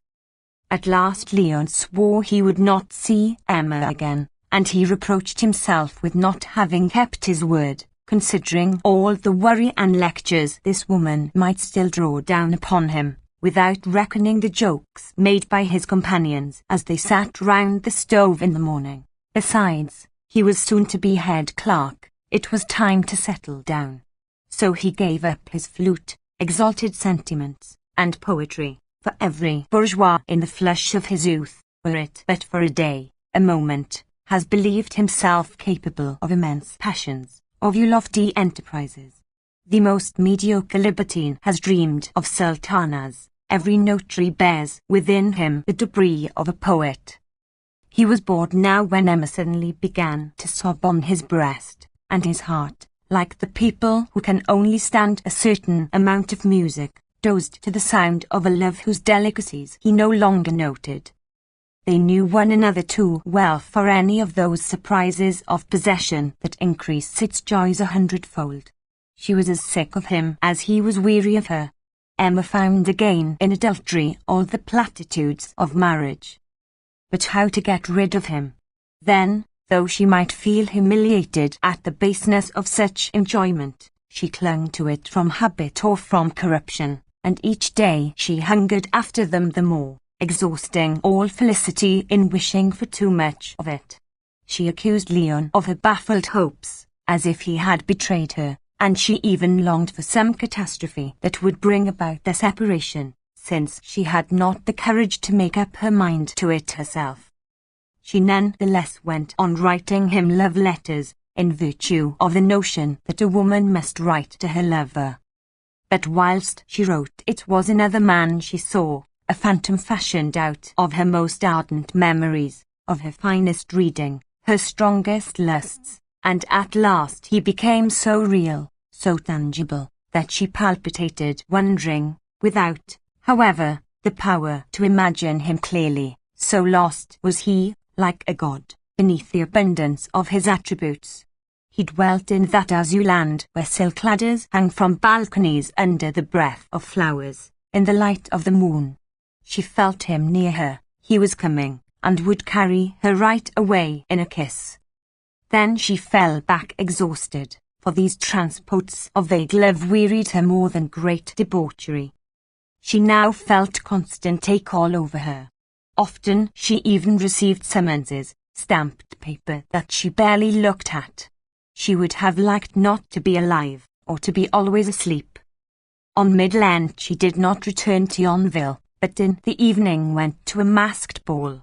She wore velvet breeches, red stockings, a club wig, and three-cornered hat cocked on one side. She danced all night to the wild tones of the trombones. People gathered round her, and in the morning she found herself on the steps of the theatre together with 5 or 6 masks, de Bardes's 21, and sailors, Leon's comrades, who were talking about having supper. 21 people dressed as longshoremen. The neighbouring cafes were full. They caught sight of one on the harbour, a very indifferent restaurant, whose proprietor showed them to a little room on the 4th floor. The men were whispering in a corner, no doubt consorting about expenses. There were a clerk, 2 medical students, and a shopman. What company for her! As to the women, Emma soon perceived from the tone of their voices that they must almost belong to the lowest class. Then she was frightened, pushed back her chair, and cast down her eyes. The others began to eat. She ate nothing. Her head was on fire, her eyes smarted, and her skin was ice-cold. In her head she seemed to feel the floor of the ballroom rebounding again beneath the rhythmical pulsation of the thousands of dancing feet. And now the smell of the punch, the smoke of the cigars, made her giddy. She fainted, and they carried her to the window. Day was breaking, and a great stain of purple colour broadened out in the pale horizon over the street Catherine Hills. The livid river was shivering in the wind. There was no one on the bridges. The street lamps were going out. She revived, and began thinking of Bertha asleep yonder in the servants' room.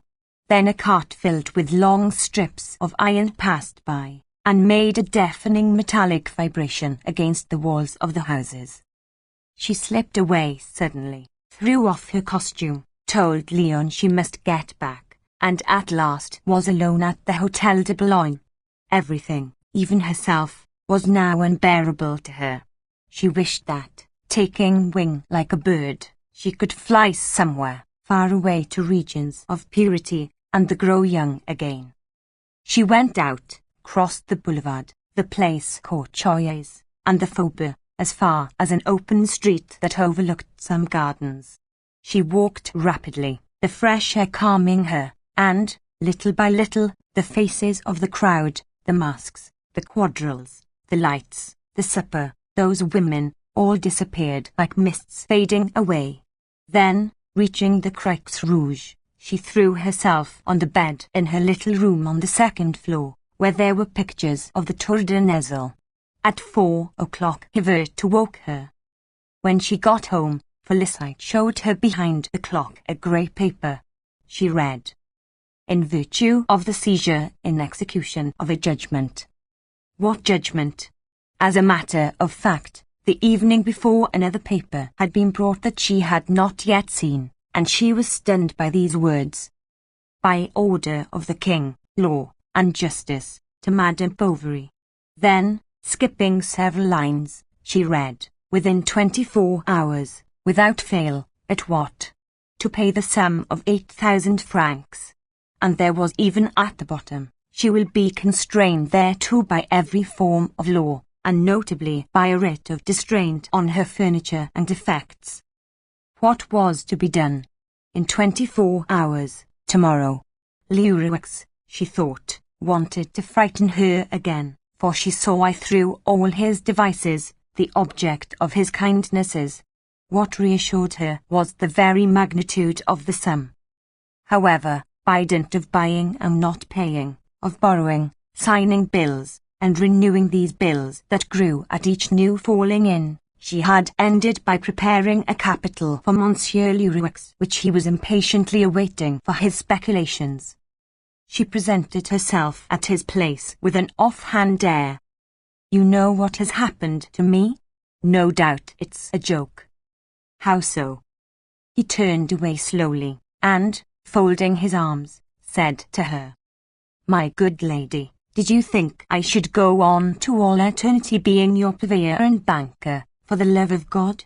Now be just. I must get back what I've laid out. Now be just.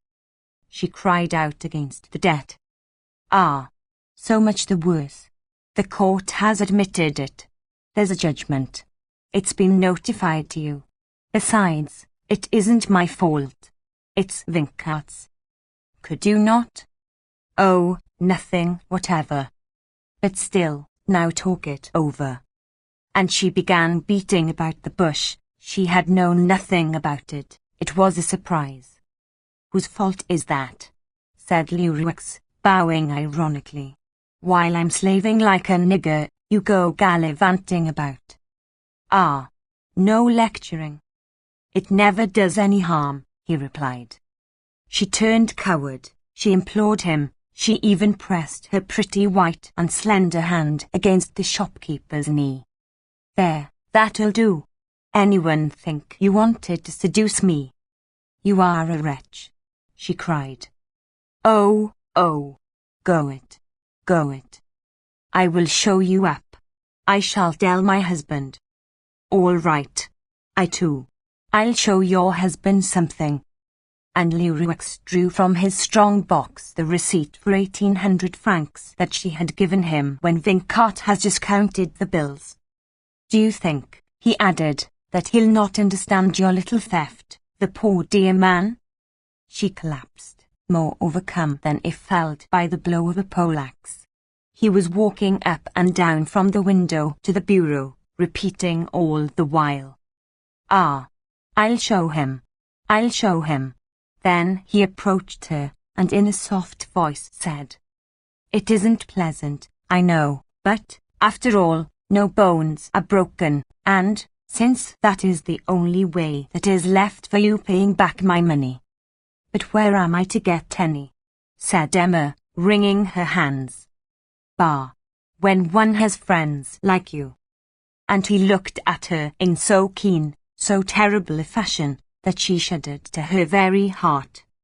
I promise you, she said, to sign. I've enough of your signatures. I will sell something. Get along, he said, shrugging his shoulders. You've not got anything. And he called through the peephole that looked down into the shop. Annette, don't forget the 3 coupons of number 14. The servant appeared. Emma understood, and asked how much money would be wanted to put a stop to the proceedings. It is too late. But if I brought you several thousand francs, a quarter of the sum, a third, perhaps the whole? No, it's no use. And he pushed her gently towards the staircase. I implore you, Monsieur Leroux, just a few days more. She was sobbing. There. Tears now. You are driving me to despair. What do I care? Said he, shutting the door. Chapter 7. She was stoical the next day when Major Harding, the bailiff, with 2 assistants, presented himself at her house to draw up the inventory for the district. They began with Bovary's consulting room, and did not write down the phrenological head, which was considered an instrument of his profession, but in the kitchen they counted the plates, the saucepans, the chairs, the candlesticks, and in the bedroom all the knickknacks on the whatnot. They examined her dresses, the linen, the dressing-room, and her whole existence to its most intimate details, was, like a corpse on whom a post-mortem is made, outspread before the eyes of these 3 men. Major Harding, buttoned up in his thin black coat, wearing a white choker and very tight foot straps, repeated from time to time, Allow me, madam. You allow me? Often he uttered exclamations. Charming. Very pretty. Then he began writing again, dipping his pen into the horn inkstand in his left hand. When they had done with the rooms they went up to the attic. She kept a desk there in which Rodolphe's letters were locked. It had to be opened. Ah, a correspondence, said Major Harding, with a discreet smile. But allow me, for I must make sure the box contains nothing else. And he tipped up the papers lightly, as if to shake out Napoleons. Then she grew angered to see this coarse hand, with fingers red and pulpy like slugs, touching these pages against which her heart had beaten. They went at last. Felicite came back. Emma had sent her out to watch for Bovary in order to keep him off, and they hurriedly installed the man in possession under the roof, where he swore he would remain. During the evening Charles seemed to her careworn. Emma watched him with a look of anguish, fancying she saw an accusation in every line of his face. Then, when her eyes wandered over the chimney-piece ornamented with Chinese screens, over the large curtains, the armchairs, all those things, in a word, that had softened the bitterness of her life, remorse seized her, or rather an immense regret, that, far from crushing, irritated her passion. Charles placidly poked the fire, both his feet on the fire dogs. Once the man, no doubt bored in his hiding place, made a slight noise. "Is anyone walking upstairs?" said Charles. "No," she replied. "It is a window that has been left open, and is rattling in the wind." The next day, Sunday, she went to Rouen to call on all the brokers whose names she knew. They were at their country places or on journeys. She was not discouraged, and those whom she did manage to see she asked for money, declaring she must have some, and that she would pay it back. Some laughed in her face, all refused. At 2 o'clock she hurried to Lyon, and knocked at the door. No one answered. At length he appeared. "What brings you here? Do I disturb you?" "No, but," and he admitted that his landlord didn't like his having women there. "I must speak to you," she went on. Then he took down the key, but she stopped him. "No, no. Down there, in our home." And they went to their room at the Hotel de Boulogne. On arriving, she drank off a large glass of water. She was very pale. She said to him, "Leon, you will do me a service." And, shaking him by both hands that she grasped tightly, she added, "Listen, I want 8,000 francs. But you are mad." "Not yet." And thereupon, telling him the story of the distraint, she explained her distress to him, for Charles knew nothing of it. Her mother-in-law detested her. Old Walt could do nothing, but he, Leon, he would set about finding this indispensable sum. "How on earth can I?" "What a coward you are," she cried. Then he said stupidly, "You are exaggerating the difficulty. Perhaps, with 1,000 crowns or so, the fellow could be stopped." All the greater reason to try and do something. It was impossible that they could not find 3,000 francs. Besides, Leon could be security instead of her. "Go, try. I will love you so." He went out, and came back at the end of an hour, saying, with solemn face, "I have been to 3 people with no success." Then they remained sitting face to face at the 2 chimney corners, motionless, in silence. Emma shrugged her shoulders as she stamped her feet. He heard her murmuring, "If I were in your place, I should soon get some." "But where?" "At your office." And she looked at him. An infernal boldness looked out from her burning eyes, and their lids drew close together with a lascivious and encouraging look, so that the young man felt himself growing weak beneath the mute will of this woman who was urging him to a crime. Then he was afraid, and to avoid any explanation he smote his forehead, crying, "Morel is to come back tonight. He will not refuse me, I hope." This was one of his friends, the son of a very rich merchant, "and I will bring it you tomorrow," he added. Emma did not seem to welcome this hope with all the joy he had expected. "Did she suspect the lie?" he went on, blushing. "However, if you don't see me by 3 o'clock, do not wait for me, my darling. I must be off now. Forgive me. Goodbye." He pressed her hand, but it felt quite lifeless. Emma had no strength left for any sentiment. 4 o'clock struck, and she rose to return to Yonville, mechanically obeying the force of old habits. The weather was fine. It was one of those March days, clear and sharp, when the sun shines in a perfectly white sky. The Rouen folk, in Sunday clothes, were walking about with happy looks. She reached the Place du Parvis.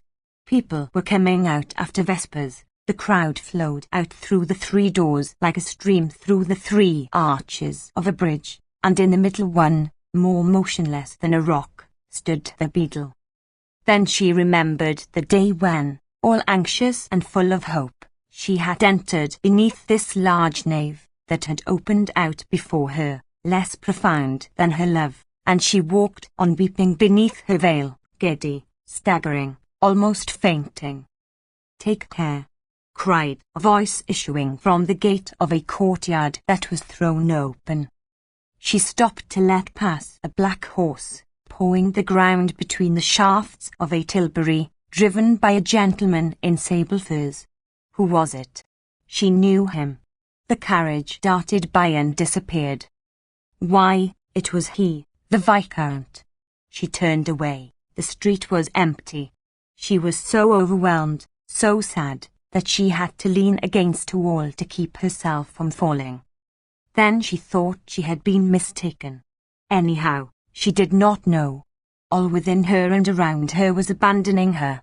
She felt lost, sinking at random into indefinable abysses, and it was almost with joy that, on reaching the Croix Rouge, she saw the good Homais, who was watching a large box full of pharmaceutical stores being hoisted onto the Hirondelle. In his hand he held tied in a silk handkerchief 6 caminots for his wife.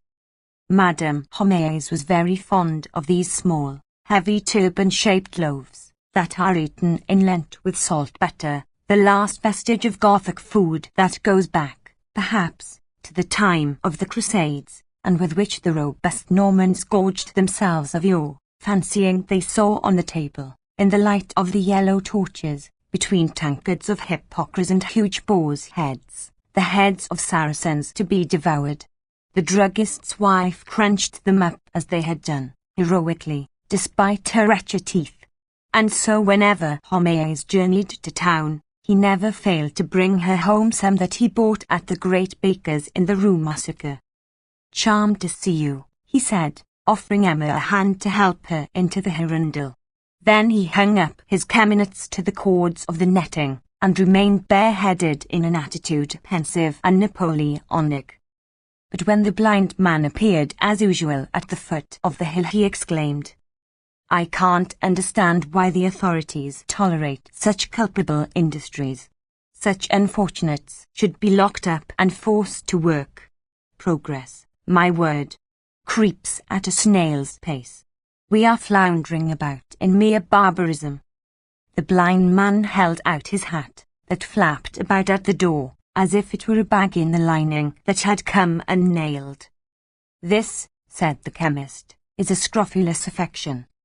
And though he knew the poor devil, he pretended to see him for the first time, murmured something about cornea, opaque cornea, sclerotic faces, then asked him in a paternal tone, "My friend, have you long had this terrible infirmity?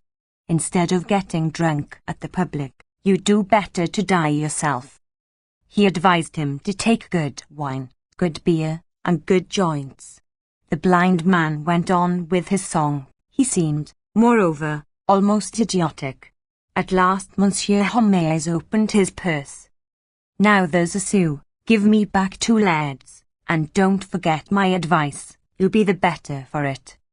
Hibbert openly cast some doubt on the efficacy of it.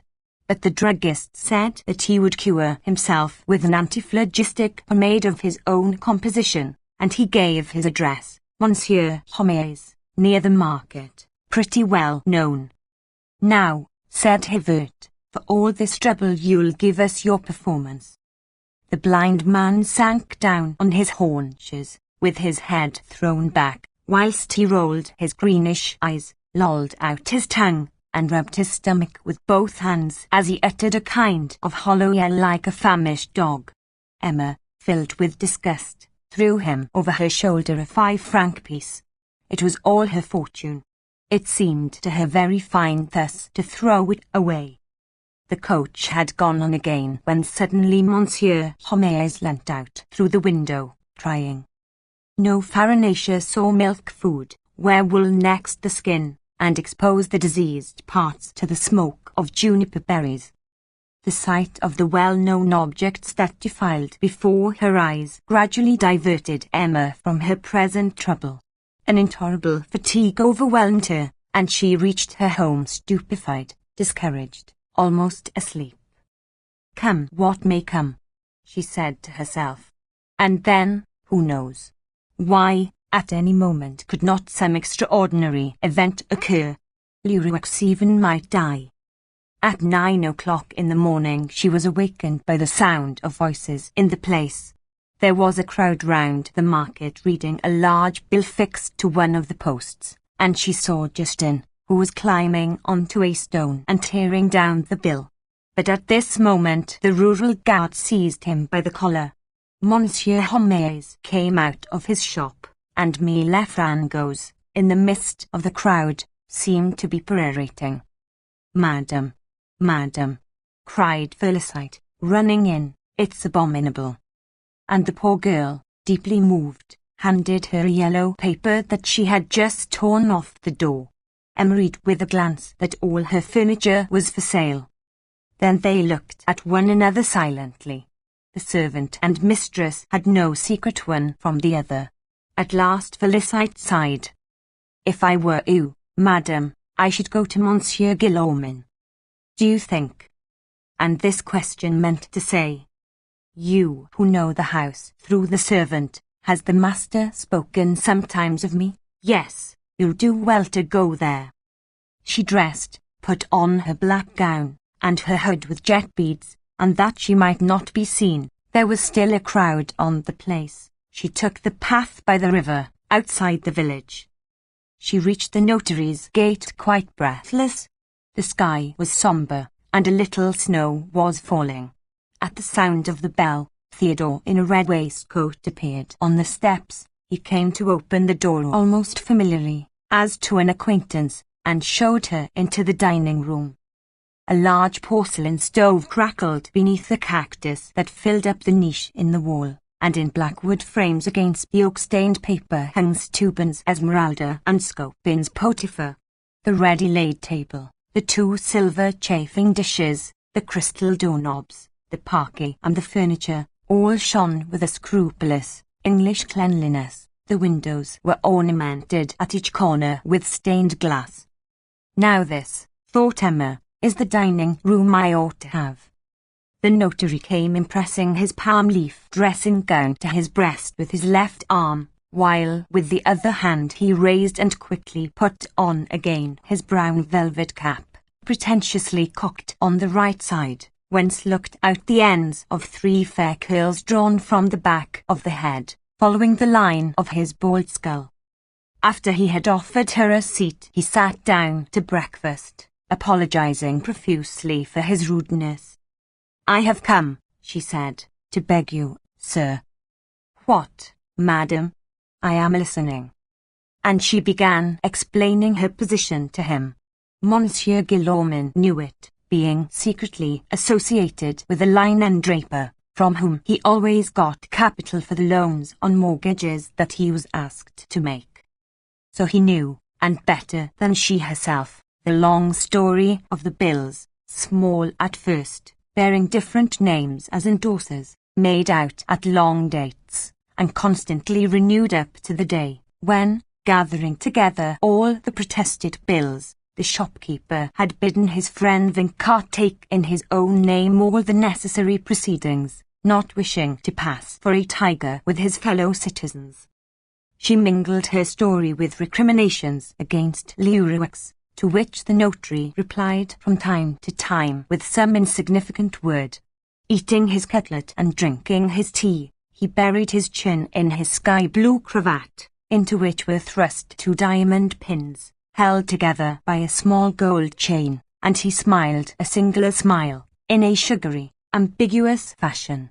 but noticing that her feet were damp, he said, "Do get closer to the stove, put your feet up against the porcelain." And she was afraid of dirtying it. The notary replied in a gallant tone, "Beautiful things spoil nothing." Then she tried to move him, and, growing moved herself, she began telling him about the poorness of her home, her worries, her wants.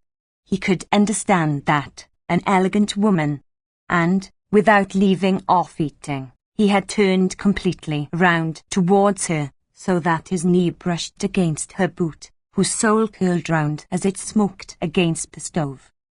But when she asked for 1,000 sous, he closed his lips, and declared he was very sorry he had not had the management of her fortune before, for there were hundreds of ways very convenient, even for a lady, of turning her money to account.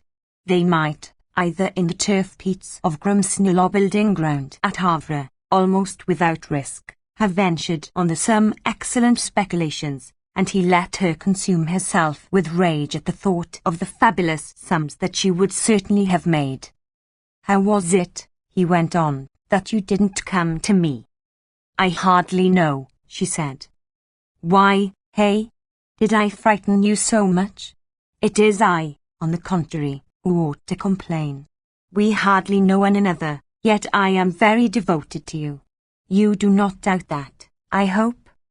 He held out his hand, shook hers, covered it with a greedy kiss, then held it on his knee, and he played delicately with her fingers whilst he murmured 1,000 blandishments. His insipid voice murmured like a running brook, a light shone in his eyes through the glimmering of his spectacles, and his hand was advancing up Emma's sleeve to press her arm. She felt against her cheek his panting breath. This man oppressed her horribly. She sprang up and said to him, "Sir, I am waiting." "For what?" said the notary, who suddenly became very pale. "This money." But, then, yielding to the outburst of too powerful a desire, "Well, yes." He dragged himself towards her on his knees, regardless of his dressing gown. "For pity's sake, stay. I love you." He seized her by her waist. Madame Bovary's face flushed purple. She recoiled with a terrible look, crying, "You are taking a shameless advantage of my distress, sir. I am to be pitied, not to be sold." And she went out. The notary remained quite stupefied, his eyes fixed on his fine embroidered slippers. They were a love gift, and the sight of them at last consoled him. Besides, he reflected that such an adventure might have carried him too far. "What a wretch! What a scoundrel! What an infamy!" she said to herself, as she fled with nervous steps beneath the aspens of the path. The disappointment of her failure increased the indignation of her outraged modesty. It seemed to her that Providence pursued her implacably, and, strengthening herself in her pride, she had never felt so much esteem for herself nor so much contempt for others. A spirit of warfare transformed her. She would have liked to strike all men, to spit in their faces, to crush them, and she walked rapidly straight on, pale, quivering, maddened, searching the empty horizon with tear-dimmed eyes, and as it were rejoicing in the hate that was choking her. When she saw her house, a numbness came over her. She could not go on, and yet she must. Besides, whither could she flee? Félicité was waiting for her at the door. "Well?" "No," said Emma. And for a quarter of an hour the two of them went over the various persons in Yonville who might perhaps be inclined to help her. But each time that Félicité named someone, Emma replied, "Impossible. They will not. And the master'll soon be in. I know that well enough. Leave me alone." She had tried everything. There was nothing more to be done now, and when Charles came in she would have to say to him, "Go away. This carpet on which you are walking is no longer ours. In your own house you do not possess a chair, a pin, a straw, and it is I, poor man, who have ruined you." Then there would be a great sob, next he would weep abundantly, and at last, the surprise past, he would forgive her. "Yes," she murmured, grinding her teeth, "he will forgive me, he who would give 1,000,000 if I would forgive him for having known me. Never, never." This thought of Bovary's superiority to her exasperated her. Then, whether she confessed or did not confess, presently, immediately, tomorrow, he would know the catastrophe all the same, so she must wait for this horrible scene, and bear the weight of his magnanimity. The desire to return to Leroux's seized her. What would be the use? To write to her father, it was too late, and perhaps she began to repent now that she had not yielded to that other, when she heard the trot of a horse in the alley. It was he. He was opening the gate. He was whiter than the plaster wall. Rushing to the stairs, she ran out quickly to the square, and the wife of the mayor, who was talking to Lestiboudas in front of the church, saw her going to the tax collector's. She hurried off to tell Madame Caron, and the two ladies went up to the attic, and, hidden by some linen spread across props, stationed themselves comfortably for overlooking the whole of Binet's room. He was alone in his garret, busy imitating in wood one of those indescribable bits of ivory, composed of crescents, of spheres hollowed out one within the other, the whole as straight as an obelisk, and of no use whatever, and he was beginning on the last piece. He was nearing his goal. In the twilight of the workshop, the white dust was flying from his tools like a shower of sparks under the hoofs of the galloping horse. The two wheels were turning, droning. Binet smiled, his chin lowered, his nostrils distended, and, in a word, seemed lost in one of those complete happinesses that, no doubt, belong only to commonplace occupations, which amuse the mind with facile difficulties, and satisfy by a realization of that beyond which such minds have not a dream. "Ah, the shears!" exclaimed Madame Tavik. But it was impossible because of the lady to hear what she was saying.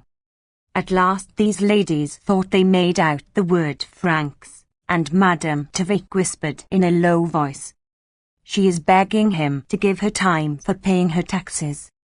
"Apparently," replied the other. They saw her walking up and down, examining the napkin rings, the candlesticks, the banister rails against the walls, while Binet stroked his beard with satisfaction. "Do you think she wants to order something of him?" said Madame Tavik. "Why, he doesn't sell anything," objected her neighbour. The tax collector seemed to be listening with wide open eyes, as if he did not understand. She went on in a tender, suppliant manner. She came nearer to him, her breast heaving. They no longer spoke. "Is she making him advances?" said Madame Tavik. Binet was scarlet to his very ears.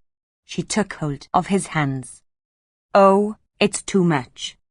And no doubt she was suggesting something abominable to him, for the tax collector, yet he was brave, had fought at Bautzen and at Lutzen, had been through the French campaign, and had even been recommended for the cross. Suddenly, as at the sight of the serpent, recoiled as far as he could from her, crying, "Madam, what do you mean?" "Women like that ought to be whipped," said Madame Tavik. "But where is she?" continued Madame Caron, for she had disappeared whilst they spoke. Then catching sight of her going up the Grand Rue, and turning to the right as if making for the cemetery, they were lost in conjectures. "Nurse Rowlett," she said, and reaching the nurses, "I am choking, unlace me." She fell on the bed sobbing. Nurse Rowlett covered her with a petticoat and remained standing by her side. Then, as she did not answer, the good woman withdrew, shook her wheel, and began spinning flax. "Oh, leave off," she murmured, fancying she heard Binet's lathe. "What's bothering her?" said the nurse to herself. "Why has she come here?" She had rushed thither, impelled by a kind of horror that drove her from her home. Lying on her back, motionless, and with staring eyes, she saw things but vaguely, although she tried to with idiotic persistence. She looked at the scales on the walls, 2 brands smoking end to end, and a long spider crawling over her head in a rent in the beam. At last she began to collect her thoughts. She remembered, one day, Leon. Oh, how long ago that was! The sun was shining on the river, and the clematis were perfuming the air.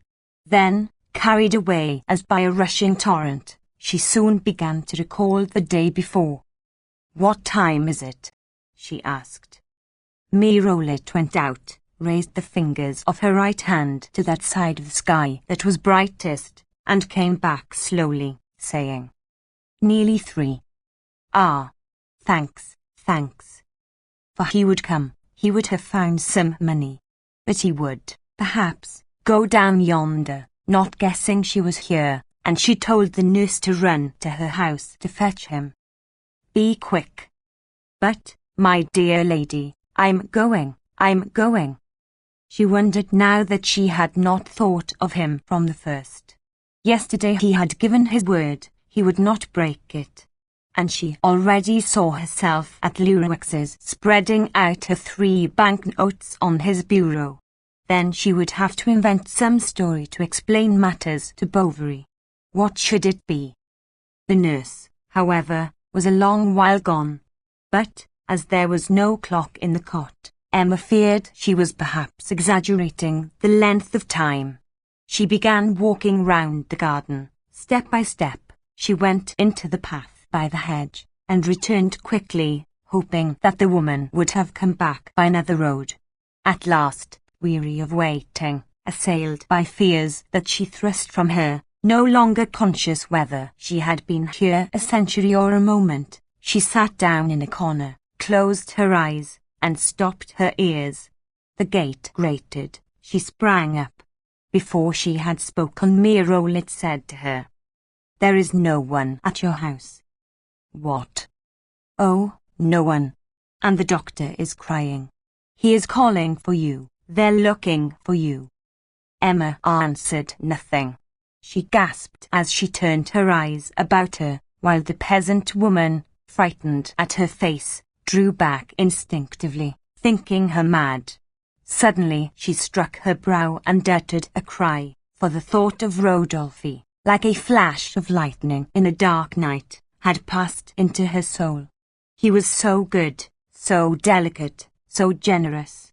And besides, should he hesitate to do her this service, she would know well enough how to constrain him to it by rewaking, in a single moment, their lost love.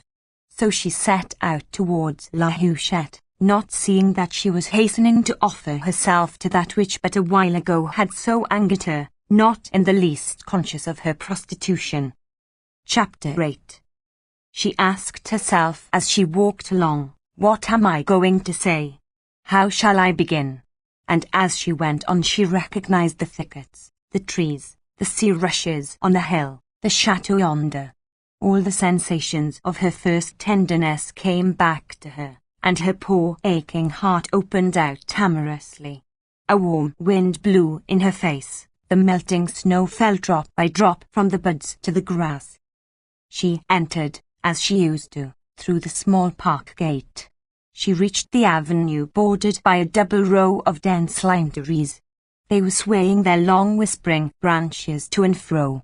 The dogs in their kennels all barked, and the noise of their voices resounded, but brought out no one. She went up the large straight staircase with wooden balusters that led to the corridor paved with dusty flags, into which several doors in a row opened, as in a monastery or an inn. His was at the top, right at the end, on the left. When she placed her fingers on the lock, her strength suddenly deserted her, and she was afraid, almost wished he would not be there, though this was her only hope, her last chance of salvation. She collected her thoughts for one moment, and, strengthening herself by the feeling of present necessity, went in. He was in front of the fire, both his feet on the mantelpiece, smoking a pipe. "What? It is you?" he said, getting up hurriedly. Yes, it is I, Rodolphe. I should like to ask your advice. And, despite all her efforts, it was impossible for her to open her lips. You have not changed. You are charming as ever. Oh, she replied bitterly, they are poor charms since you disdained them. Then he began a long explanation of his conduct, excusing himself in vague terms, in default of being able to invent better. She yielded to his words, still more to his voice and the sight of him, so that she pretended to believe, or perhaps believed, in the pretext he gave for their rupture. This was a secret on which depended the honour, the very life of a third person. No matter, she said, looking at him sadly. I have suffered much. He replied philosophically. Such is life. Has life, Emma went on, been good to you at least, since our separation? Oh, neither good nor bad. Perhaps it would have been better never to have parted. Yes, perhaps. You think so? She said, drawing nearer, and she sighed. Oh, Rodolphe, if you but knew. I loved you so. It was then that she took his hand, and they remained some time, their fingers intertwined, like that first day at the show. With a gesture of pride he struggled against this emotion, but sinking upon his breast she said to him, How did you think I could live without you? One cannot lose the habit of happiness.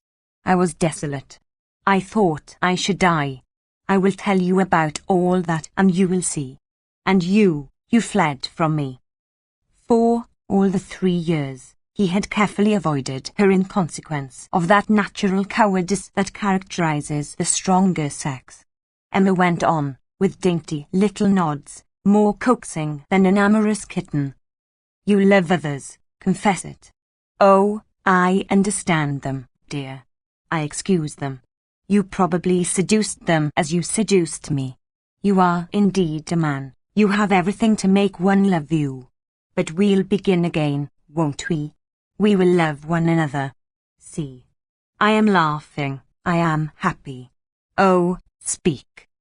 And she was charming to see, with her eyes, in which trembled a tear, like the rain of a storm in a blue corolla.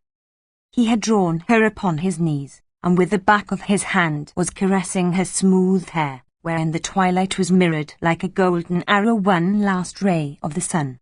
She bent down her brow. At last he kissed her on the eyelids quite gently with the tips of his lips. Why, you have been crying. What for? She burst into tears. Rodolphe thought this was an outburst of her love. As she did not speak, he took this silence for a last remnant of resistance, and then he cried out, Oh, forgive me. You are the only one who pleases me. I was imbecile and cruel. I love you. I will love you always. What is it? Tell me. He was kneeling by her. Well, I am ruined, Rodolphe. You must lend me 3,000 francs. But, said he, getting up slowly, while his face assumed a grave expression. You know, she went on quickly, that my husband had placed his whole fortune at a notary's. He ran away. So we borrowed. The patients don't pay us. Moreover, the settling of the estate is not yet done. We shall have the money later on. But today, for want of 3,000 francs, we are to be sold up. It is to be at once, this very moment, and, counting upon your friendship, I have come to you. Ah, thought Rodolphe, turning very pale, that was what she came for. At last he said with a calm air, Dear madam, I have not got them. He did not lie. If he had had them, he would, no doubt, have given them, although it is generally disagreeable to do such fine things, a demand for money being, of all the winds that blow upon love, the coldest and most destructive. First she looked at him for some moments. You have not got them, she repeated several times. You have not got them. I ought to have spared myself this last shame. You never loved me. You are no better than the others. She was betraying, ruining herself. Rodolphe interrupted her, declaring he was hard up himself. Ah, I pity you, said Emma. Yes, very much. And fixing her eyes upon an embossed carabine that shone against its panoply. But when one is so poor one doesn't have silver on the butt of one's gun. One doesn't buy a clock inlaid with tortoise shell, she went on, pointing to a buhl timepiece, nor silver gilt twistles for one's whips, and she touched them, nor charms for one's watch. Oh, he wants for nothing, even to let you stand in his room. For you love yourself, you live well. You have a chateau, farms, woods, you go hunting, you travel to Paris. Why, if it were but that, she cried, taking up 2 studs from the mantelpiece, with the least of these trifles, one can get money for them. Oh, I do not want them, keep them. And she threw the 2 links away from her, their gold chain breaking as it struck against the wall. But I would have given you everything. I would have sold all, worked for you with my hands. I would have begged on the high roads for a smile, for a look, to hear you say thanks. And you sit there quietly in your armchair, as if you had not made me suffer enough already. But for you, and you know it, I might have lived happily. What made you do it? Was it a bet? Yet you loved me, you said so. And but a moment since, it would have been better to have driven me away. My hands are hot with your kisses, and there is the spot on the carpet where at my knees you swore an eternity of love. You made me believe you. For 2 years you held me in the most magnificent, the sweetest dream. Our plans for the journey, do you remember? Oh, your letter. Your letter. It tore my heart. And then when I come back to him, rich, happy, free, to implore the help the first stranger would give, a suppliant, and bringing back to him all my tenderness, he repulses me because it would cost him 3,000 francs. I haven't got them, replied Rodolphe, with that perfect calm with which resigned rage covers itself as with a shield. She went out.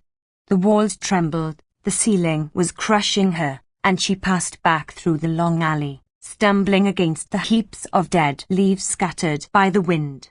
At last she reached the ha-ha hedge in front of the gate. She broke her nails against the lock in her haste to open it. Then 100 steps farther on, breathless, almost falling, she stopped. And now turning round, she once more saw the impassive chateau, with the park, the gardens, the 3 courts, and all the windows of the facade. She remained lost in stupor, and having no more consciousness of herself than through the beating of her arteries, that she seemed to hear bursting forth like a deafening music filling all the fields. The earth beneath her feet was more yielding than the sea, and the furrows seemed to her immense brown waves breaking into foam. Everything in her head, of memories, ideas, went off at once like 1,000 pieces of fireworks. She saw her father, Lurux's closet, their room at home, another landscape. Madness was coming upon her. She grew afraid, and managed to recover herself, in a confused way, it is true, for she did not in the least remember the cause of the terrible condition she was in, that is to say, the question of money. She suffered only in her love, and felt her soul passing from her in this memory, as wounded men, dying, feel their life ebb from their bleeding wounds. Night was falling, crows were flying about. Suddenly it seemed to her that fiery spheres were exploding in the air like fulminating balls when they strike, and were whirling, to melt at last upon the snow between the branches of the trees. In the midst of each of them appeared the face of Rodolphe. They multiplied and drew near her, penetrating her. It all disappeared. She recognized the lights of the houses that shone through the fog. Now her situation, like an abyss, rose up before her. She was panting as if her heart would burst.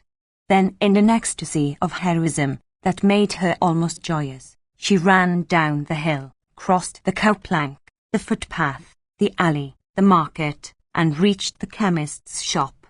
She was about to enter, but at the sound of the bell someone might come, and slipping in by the gate, holding her breath, feeling her way along the walls, she went as far as the door of the kitchen, where a candle stuck on the stove was burning. Justin, in his shirt sleeves, was carrying out a dish. "Ah, they are dining. I will wait." He returned. She tapped at the window. He went out. "The key. The one for upstairs where he keeps there." "What?" And he looked at her, astonished at the pallor of her face, that stood out white against the black background of the night. She seemed to him extraordinarily beautiful and majestic as a phantom. Without understanding what she wanted, he had the presentiment of something terrible. But she went on quickly in a low voice, in a sweet, melting voice. "I want it, give it to me." As the partition wall was thin, they could hear the clatter of the forks on the plates in the dining room. She pretended that she wanted to kill the rats that kept her from sleeping. "I must tell master." "No, stay." Then, with an indifferent air, "Oh, it's not worthwhile. I'll tell him presently. Come, light me upstairs." She entered the corridor into which the laboratory door opened. Against the wall was a key labelled Capharnaum. "Justin," called the druggist impatiently. "Let us go up." And he followed her. The key turned in the lock, and she went straight to the third shelf. So well did her memory guide her, seized the blue jar, tore out the cork, plunged in her hand, and withdrawing it full of a white powder, she began eating it. "Stop!" he cried, rushing at her. "Hush!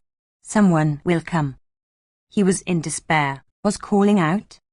"Say nothing, or all the blame will fall on your master." Then she went home, suddenly calmed, and with something of the serenity of one that had performed a duty. When Charles, distracted by the news of the distraint, returned home, Emma had just gone out. He cried aloud, wept, fainted, but she did not return. Where could she be? He sent Felicite to Homais, to Monsieur Tavic, to Lurex, to the Lion d'Or, everywhere, and in the intervals of his agony he saw his reputation destroyed, their fortune lost, Bertha's future ruined. By what question mark not a word. He waited till 6 in the evening. At last, unable to bear it any longer, and fancying she had gone to Rouen, he set out along the high road, walked a mile, met no one, again waited, and returned home. She had come back. What was the matter? Why? Explain to me. She sat down at her writing table and wrote a letter, which she sealed slowly, adding the date and the hour. Then she said in a solemn tone, "You are to read it tomorrow. Till then, I pray you, do not ask me a single question. No, not one. But, oh, leave me." She lay down full length on her bed. A bitter taste that she felt in her mouth awakened her. She saw Charles, and again closed her eyes. She was studying herself curiously to see if she were not suffering. But no, nothing as yet. She heard the ticking of the clock, the crackling of the fire, and Charles breathing as he stood upright by her bed. "Ah, it is but a little thing, death," she thought. "I shall fall asleep and all will be over." She drank a mouthful of water and turned to the wall. The frightful taste of ink continued. "I am thirsty, oh, so thirsty," she sighed. "What is it?" said Charles, who was handing her a glass. "It is nothing. Open the window, I am choking." She was seized with a sickness so sudden that she had hardly time to draw out her handkerchief from under the pillow. "Take it away," she said quickly. "Throw it away." He spoke to her. She did not answer. She lay motionless, afraid that the slightest movement might make her vomit. But she felt an icy cold creeping from her feet to her heart. "Ah, it is beginning," she murmured. "What did you say?" She turned her head from side to side with a gentle movement full of agony, while constantly opening her mouth as if something very heavy were weighing upon her tongue. At 8 o'clock the vomiting began again. Charles noticed that at the bottom of the basin there was a sort of white sediment sticking to the sides of the porcelain. "This is extraordinary, very singular," he repeated. But she said in a firm voice, "No, you are mistaken." Then gently, and almost as caressing her, he passed his hand over her stomach. She uttered a sharp cry. He fell back terror-stricken. Then she began to groan, faintly at first. Her shoulders were shaken by a strong shuddering, and she was growing paler than the sheets in which her clenched fingers buried themselves. Her unequal pulse was now almost imperceptible. Drops of sweat oozed from her bluish face, that seemed as if rigid in the exhalations of a metallic vapor. Her teeth chattered, her dilated eyes looked vaguely about her, and to all questions she replied only with a shake of the head. She even smiled once or twice. Gradually, her moaning grew louder, a hollow shriek burst from her. She pretended she was better and that she would get up presently. But she was seized with convulsions and cried out, "Ah, my God, it is horrible." He threw himself on his knees by her bed. "Tell me, what have you eaten? Answer, for heaven's sake." And he looked at her with a tenderness in his eyes such as she had never seen. "Well, there, she said in a faint voice.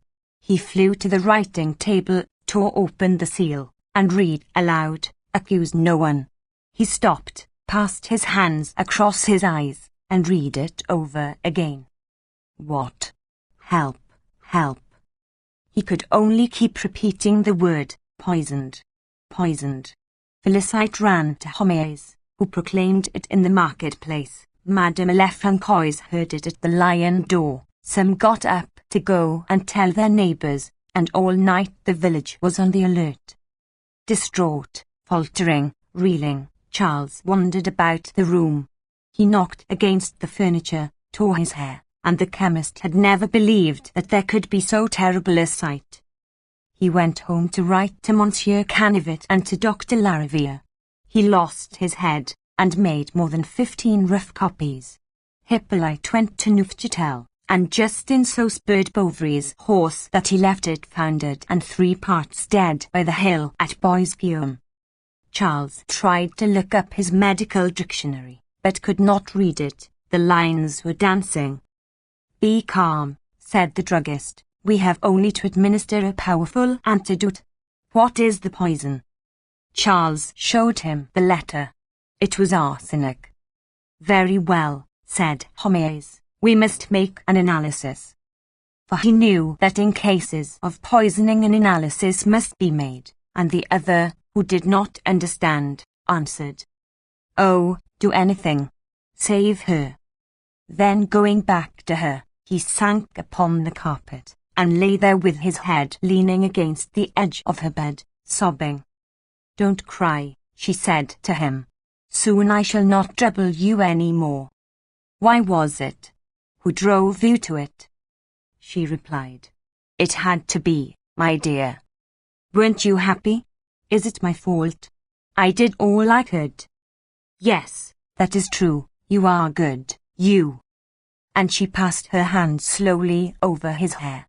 The sweetness of this sensation deepened his sadness. He felt his whole being dissolving in despair at the thought that he must lose her, just when she was confessing more love for him than ever.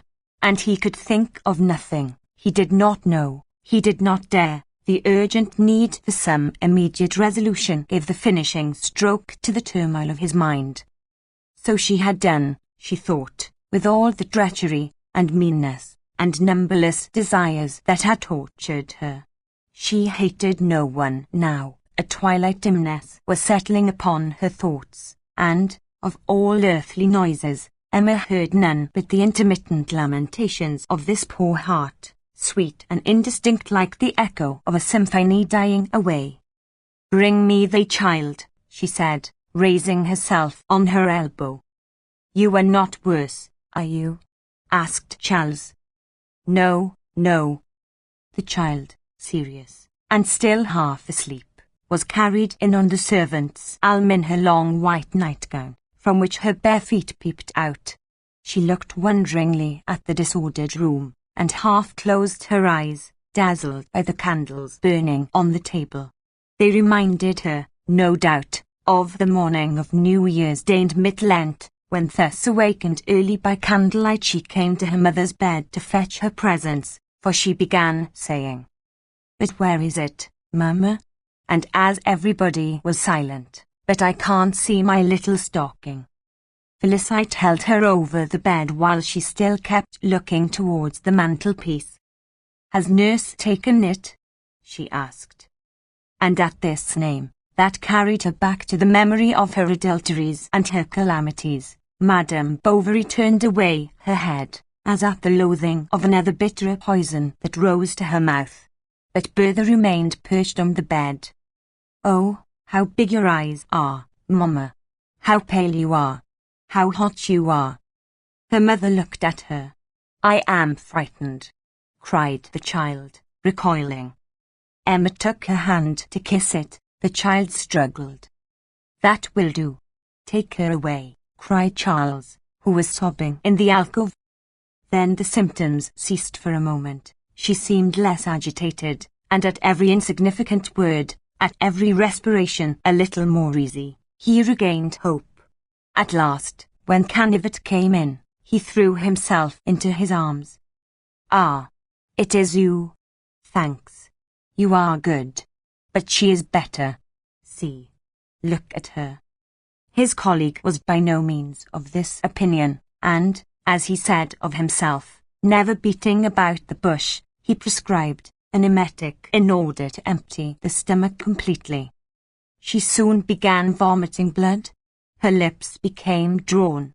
Her limbs were convulsed, her whole body covered with brown spots, and her pulse slipped beneath the fingers like a stretched thread, like a harp string nearly breaking. After this she began to scream horribly. She cursed the poison, railed at it, and implored it to be quick, and thrust away with her stiffened arms everything that Charles, in more agony than herself, tried to make her drink. He stood up, his handkerchief to his lips, with a rattling sound in his throat, weeping, and choked by sobs that shook his whole body.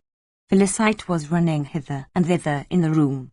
Homais, motionless, uttered great sighs, and Monsieur Canivet, always retaining his self-command, nevertheless began to feel uneasy. The devil! Yet she has been purged, and from the moment that the cause ceases, the effect must cease, said Homais. That is evident. "Oh, save her!" cried Bovary.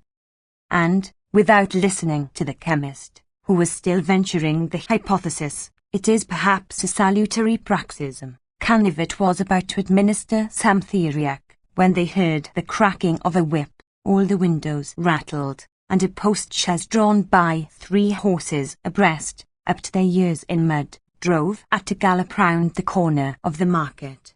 It was Dr. Lariviere. The apparition of a god would not have caused more commotion. Bovary raised his hands, Canivet stopped short, and Homais pulled off his skull-cap long before the doctor had come in.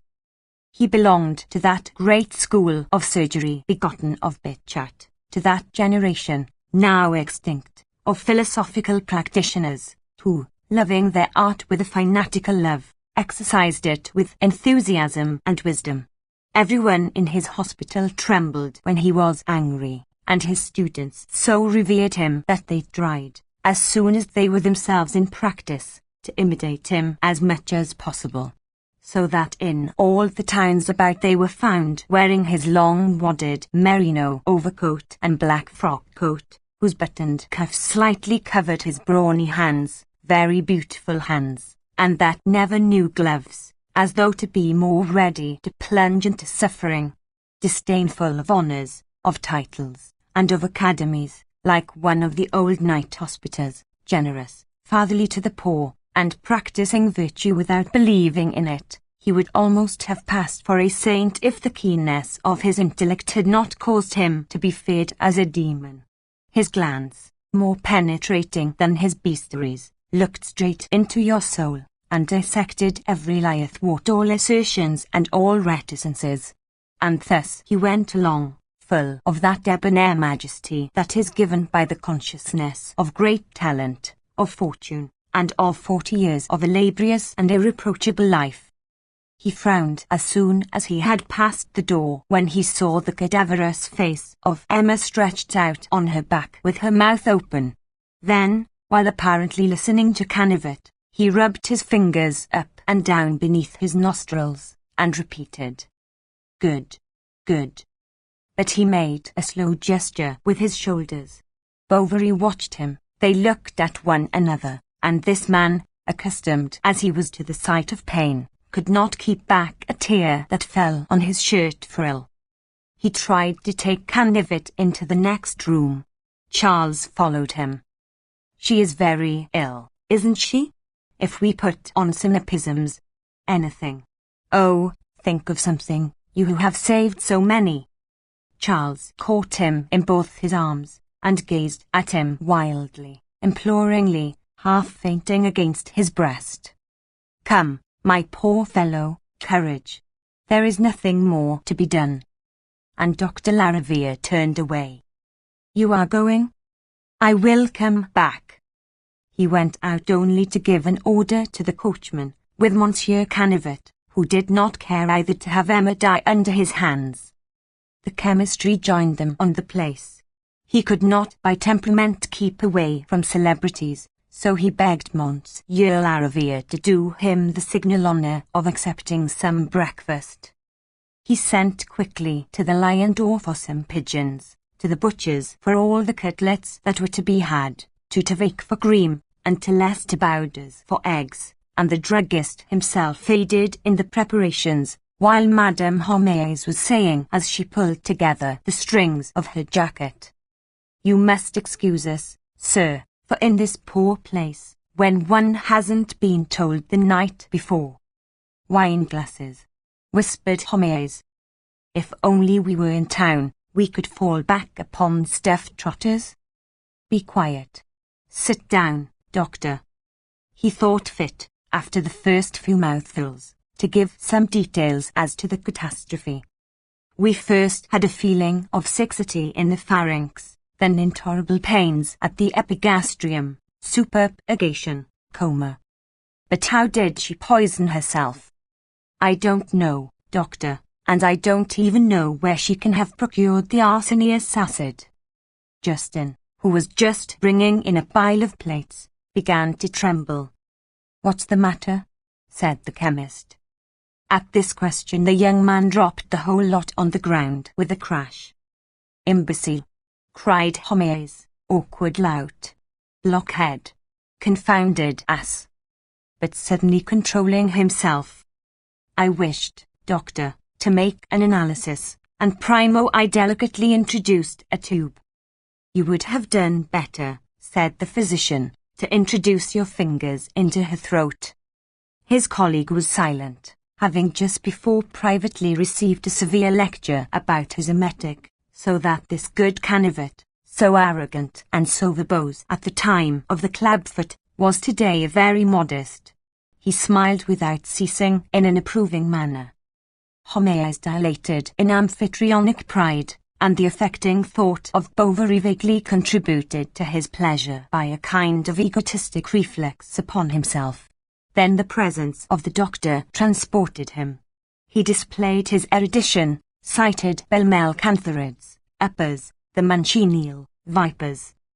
"I have even read that various persons have found themselves under toxicological symptoms, and, as it were, thunderstricken by black pudding that had been subjected to a too vehement fumigation.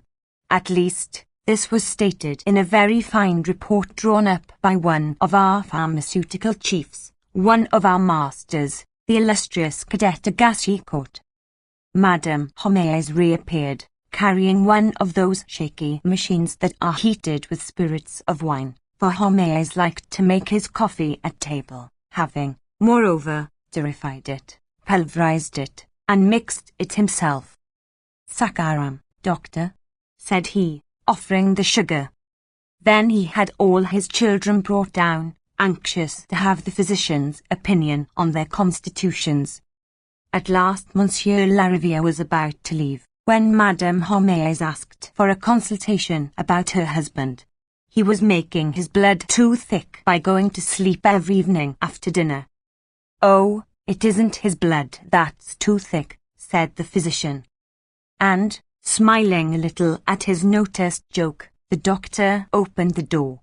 But the chemist's shop was full of people. He had the greatest difficulty in getting rid of Monsieur Tavik, who feared his spouse would get inflammation of the lungs, because she was in the habit of spitting on the ashes, then of Monsieur Binet, who sometimes experienced sudden attacks of great hunger, and of Madame Caron, who suffered from tinglings, of Leroux, who had vertigo, of Lestibaudas, who had rheumatism, and of Madame Lefancois, who had heartburn. At last the 3 horses started, and it was the general opinion that he had not shown himself at all obliging.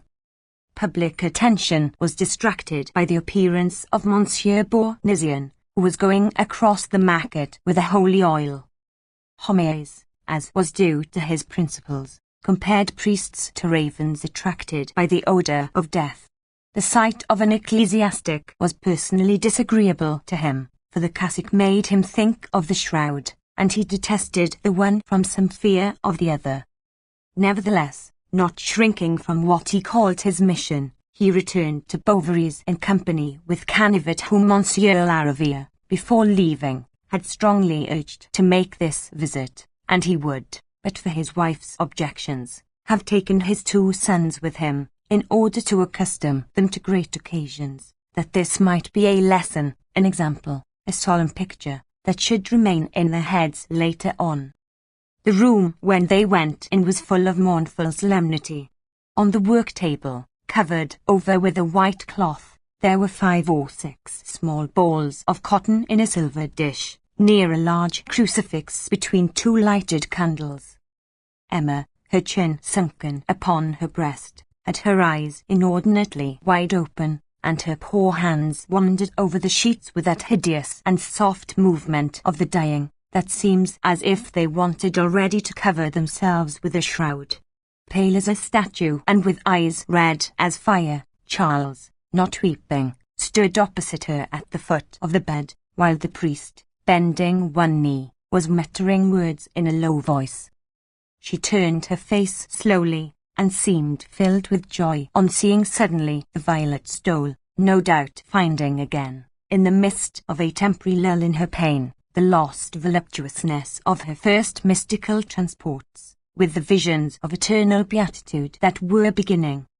The priest rose to take the crucifix, then she stretched forward her neck as one who is athirst, and gluing her lips to the body of the man-god, she pressed upon it with all her expiring strength the fullest kiss of love that she had ever given.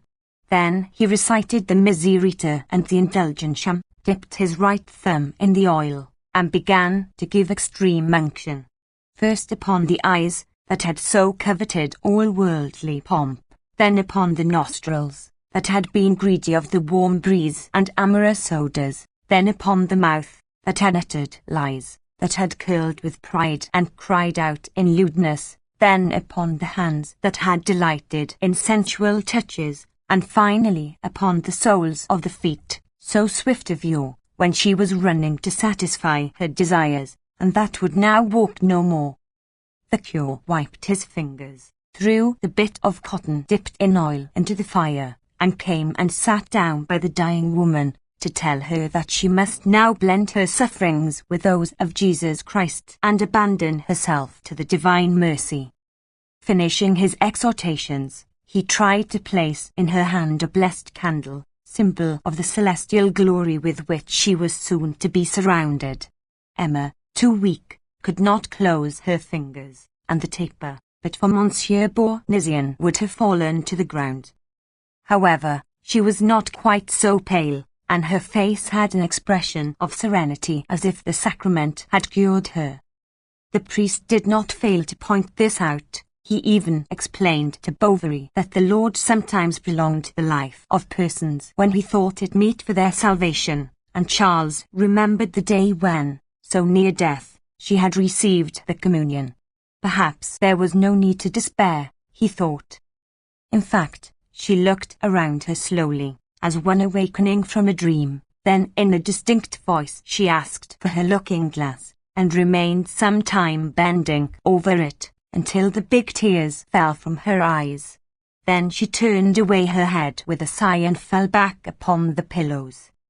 Her chest soon began panting rapidly, the whole of her tongue protruded from her mouth, her eyes, as they rolled, grew paler, like the two globes of a lamp that is going out, so that one might have thought her already dead but for the fearful labouring of her ribs, shaken by violent breathing, as if the soul were struggling to free itself. Felicite knelt down before the crucifix, and the druggist himself slightly bent his knees, while Monsieur Canivet looked out vaguely at the place.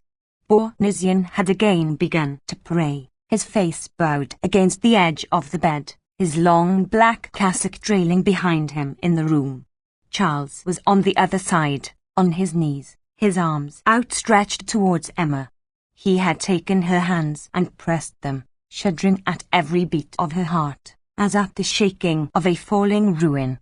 As the death rattle became stronger, the priest prayed faster. His prayers mingled with the stifled sobs of Bovary, and sometimes all seemed lost in the muffled murmur of the Latin syllables that tolled like a passing bell. Suddenly on the pavement was heard a loud noise of clogs and the clattering of a stick, and a voice rose, a raucous voice, that sang. Maids in the warmth of a summer's day, dream of love and of love always. Emma raised herself like a galvanized corpse, her hair undone, her eyes fixed, staring. Where the sickle blades have been. Nunette, gathering ears of corn. Passers bending down, my queen. To the earth where they were born. The blind man, she cried. And Emma began to laugh, an atrocious, frantic, despairing laugh, thinking she saw the hideous face of the poor wretch that stood out against the eternal night like a menace. The wind is strong this summer's day. Her petticoat has flown away. She fell back upon the mattress in a convulsion. They all drew near. She was dead. Chapter 9. There is always, after the death of anyone, a kind of stupefaction. So difficult is it to grasp this advent of nothingness and to resign ourselves to believe in it. But still, when he saw that she did not move, Charles threw himself upon her, crying, "Farewell! Farewell!" Homais and Canivet dragged him from the room. "Restrain yourself." "Yes," said he, struggling. "I'll be quiet. I'll not do anything. But leave me alone. I want to see her. She is my wife." And he wept. "Cry," said the chemist. "Let nature take her course, that will solace you." Weaker than a child, Charles let himself be led downstairs into the sitting-room, and Monsieur Homais soon went home. On the place he was accosted by the blind man, who, having dragged himself as far as Yonville, in the hope of getting the antiphlogistic pomade, was asking every passer-by where the druggist lived. "There now, as if I hadn't got other fish to fry. Well, so much the worse, you must come later on." And he entered the shop hurriedly. He had to write 2 letters, to prepare a soothing potion for Bovary, to invent some lie that would conceal the poisoning, and work it up into an article for the funnel, without counting the people who were waiting to get the news from him. And when the Yonvillers had all heard his story of the arsenic that she had mistaken for sugar in making of vanilla cream, Homais once more returned to Bovary's. He found him alone, Monsieur Canivet had left, sitting in an armchair near the window, staring with an idiotic look at the flags of the floor. "Now," said the chemist, "you ought yourself to fix the hour for the ceremony." "Why? What ceremony?" Then, in a stammering, frightened voice, "Oh, no, not that. No, I want to see her here." Homais, to keep himself in countenance, took up a water bottle on the what not to water the geraniums. "Ah, thanks," said Charles, "you are good." But he did not finish, choking beneath the crowd of memories that this action of the druggist recalled to him. Then, to distract him, Homais thought fit to talk a little horticulture. Plants wanted humidity. Charles bowed his head in sign of approbation. "Besides, the fine days will soon be here again." "Ah," said Bovary. The druggist, at his wit's end, began softly to draw aside the small window curtain. "Hello, there's Monsieur Tavik passing," Charles repeated like a machine. Monsieur Tavik passing. Homais did not dare to speak to him again about the funeral arrangements. It was the priest who succeeded in reconciling him to them. He shut himself up in his consulting room, took a pen, and after sobbing for some time, wrote, "I wish her to be buried in her wedding dress, with white shoes, and a wreath. Her hair is to be spread out over her shoulders.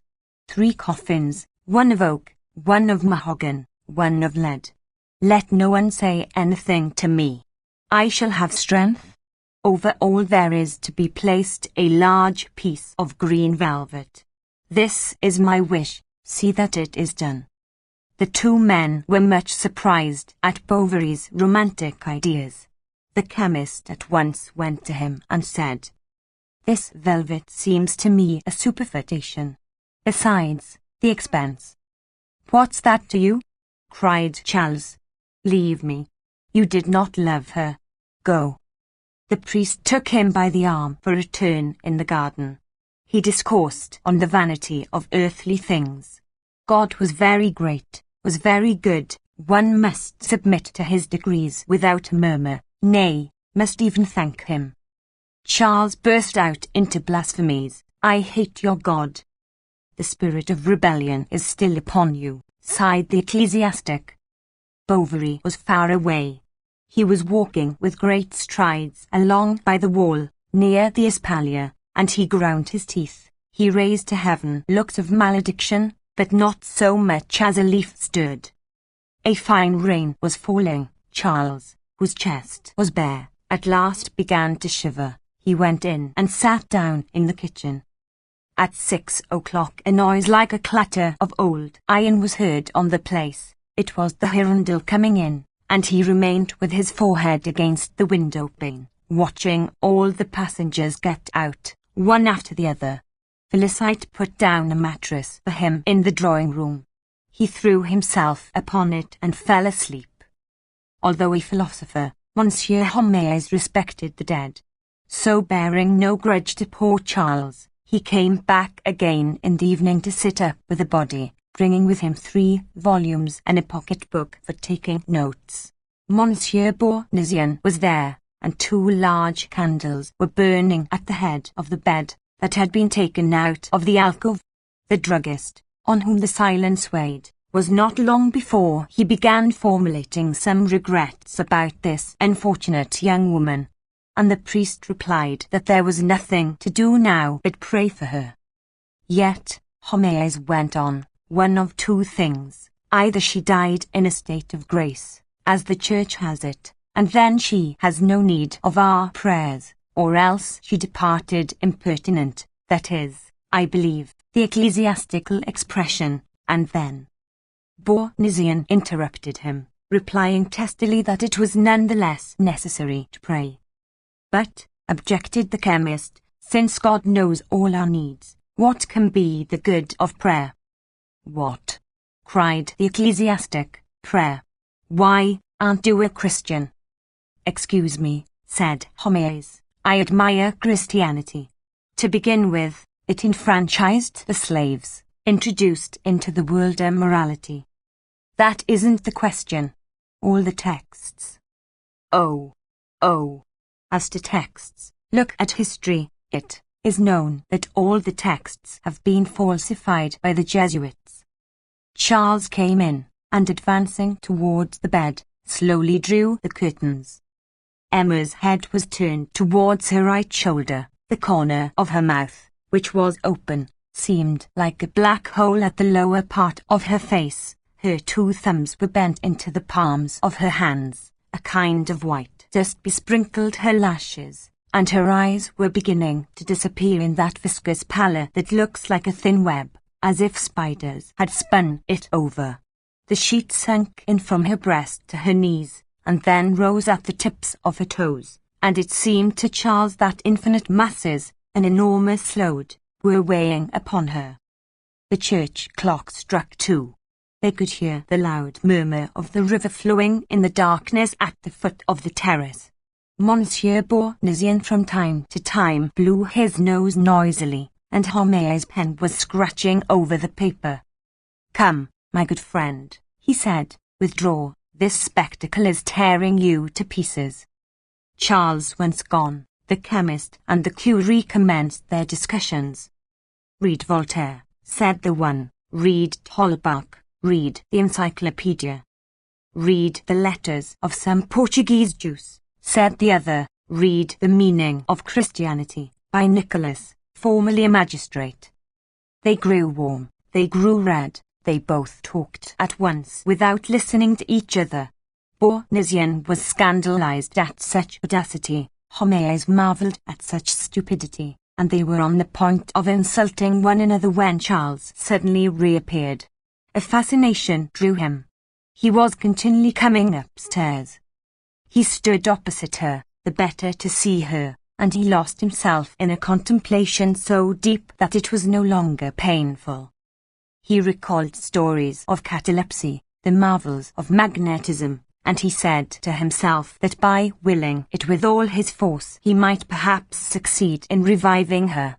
Once he even bent towards her, and cried in a low voice, "Emma, Emma." His strong breathing made the flames of the candles tremble against the wall. At daybreak Madame Bovary Senior arrived. Charles, as he embraced her, burst into another flood of tears. She tried, as the chemist had done, to make some remarks to him on the expenses of the funeral. He became so angry that she was silent, and he even commissioned her to go to town at once and buy what was necessary. Charles remained alone the whole afternoon. They had taken Bertha to Madame Homais. Félicité was in the room upstairs with Madame Lefrancois. In the evening he had some visitors. He rose, pressed their hands, unable to speak. Then they sat down near one another, and formed a large semicircle in front of the fire. With lowered faces, and swinging one leg crossed over the other knee, they uttered deep sighs at intervals. Each one was inordinately bored, and yet none would be the first to go. Homais, when he returned at 9 o'clock, for the last 2 days only Homais seemed to have been on the place, was laden with a stock of camphor, of benzine, and aromatic herbs. He also carried a large jar full of chlorine water, to keep off all miasmata. Just then the servant, Madame Lefrancois, and Madame Bovary Senior were busy about Emma, finishing dressing her, and they were drawing down the long stiff veil that covered her to her satin shoes. Félicité was sobbing. "Ah, my poor mistress, my poor mistress." "Look at her," said the landlady, sighing. "How pretty she still is. Now, couldn't you swear she was going to get up in a minute?" Then they bent over her to put on her wreath. They had to raise the head a little, and a rush of black liquid issued, as if she were vomiting, from her mouth. "Oh, goodness! The dress, take care!" cried Madame Lefrancois. "Now, just come and help," she said to the chemist. "Perhaps you're afraid?" "I afraid?" replied he, shrugging his shoulders. "I dare say. I've seen all sorts of things at the hospital when I was studying pharmacy. We used to make punch in the dissecting room. Nothingness does not terrify a philosopher, and, as I often say, I even intend to leave my body to the hospitals, in order, later on, to serve science. The cure on his arrival inquired how Monsieur Bovary was, and, on the reply of the druggist, went on, "The blow, you see, is still too recent." Then Homais congratulated him on not being exposed, like other people, to the loss of a beloved companion, whence there followed a discussion on the celibacy of priests. "For," said the chemist, "it is unnatural that a man should do without women. There have been crimes." "But, good heaven," cried the ecclesiastic, "how do you expect an individual who is married to keep the secrets of the confessional, for example?" Homais fell foul of the confessional. Bournisien defended it. He enlarged on the acts of restitution that it brought about. He cited various anecdotes about thieves who had suddenly become honest. Military men on approaching the tribunal of penitence had felt the scales fall from their eyes. At Fribourg there was a minister. His companion was asleep. Then he felt somewhat stifled by the over-heavy atmosphere of the room. He opened the window. This awoke the chemist. "Come, take a pinch of snuff," he said to him. "Take it, it'll relieve you." A continual barking was heard in the distance. "Do you hear that dog howling?" said the chemist. "They smell the dead," replied the priest. "It's like bees. They leave their lives on the decease of any person." Homais made no remark upon these prejudices, for he had again dropped asleep. Monsieur Bournisien, stronger than he, went on moving his lips gently for some time. Then insensibly his chin sank down. He let fall his big black boot, and began to snore. They sat opposite one another, with protruding stomachs, puffed up faces, and frowning looks, after so much disagreement uniting at last in the same human weakness, and they moved no more than the corpse by their side, that seemed to be sleeping. Charles coming in did not wake them. It was the last time. He came to bid her farewell. The aromatic herbs were still smoking, and spirals of bluish vapour blended at the window sash with the fog that was coming in. There were few stars, and the night was warm. The wax of the candles fell in great drops upon the sheets of the bed. Charles watched them burn, tiring his eyes against the glare of their yellow flame. The watering on the satin gown shimmered white as moonlight. Emma was lost beneath it, and it seemed to him that, spreading beyond her own self, she blended confusedly with everything around her, the silence, the night, the passing wind, the damp odours rising from the ground. Then suddenly he saw her in the garden at Dost's, on a bench against the thorn hedge, or else at Rouen in the streets, on the threshold of their house, in the yard at Bertox. He again heard the laughter of the happy boys beneath the apple trees. The room was filled with the perfume of her hair, and her dress rustled in his arms with a noise like electricity. The dress was still the same. For a long while he thus recalled all his lost joys, her attitudes, her movements, the sound of her voice. Upon one fit of despair followed another, and even others, inexhaustible as the waves of an overflowing sea. A terrible curiosity seized him. Slowly, with the tips of his fingers, palpitating, he lifted her veil. But he uttered a cry of horror that awoke the other two. They dragged him down into the sitting room. Then Felicite came up to say that he wanted some of her hair. "Cut some off," replied the druggist. And as she did not dare to, he himself stepped forward, scissors in hand. He trembled so that he pierced the skin of the temple in several places. At last, stiffening himself against emotion, Homais gave 2 or 3 great cuts at random that left white patches amongst that beautiful black hair. The chemist and the curé plunged anew into their occupations, not without sleeping from time to time, of which they accused each other reciprocally at each fresh awakening. Then Monsieur Bournisien sprinkled the room with holy water and Homais threw a little chlorine water on the floor. Felicite has taken care to put on the chest of drawers, for each of them, a bottle of brandy, some cheese, and a large roll. And the druggist, who could not hold out any longer, about 4 in the morning sighed. My word, I should like to take some sustenance. The priest did not need any persuading. He went out to go and say mass, came back, and then they ate and hobnobbed, giggling a little without knowing why, stimulated by that vague gaiety that comes upon us after times of sadness. And at the last glass the priest said to the druggist, as he clapped him on the shoulder, "We shall end by understanding one another." In the passage downstairs they met the undertaker's men, who were coming in. Then Charles for 2 hours had to suffer the torture of hearing the hammer resound against the wood. Next day they lowered her into her oak coffin, that was fitted into the other 2, but as the bier was too large, they had to fill up the gaps with the wool of a mattress.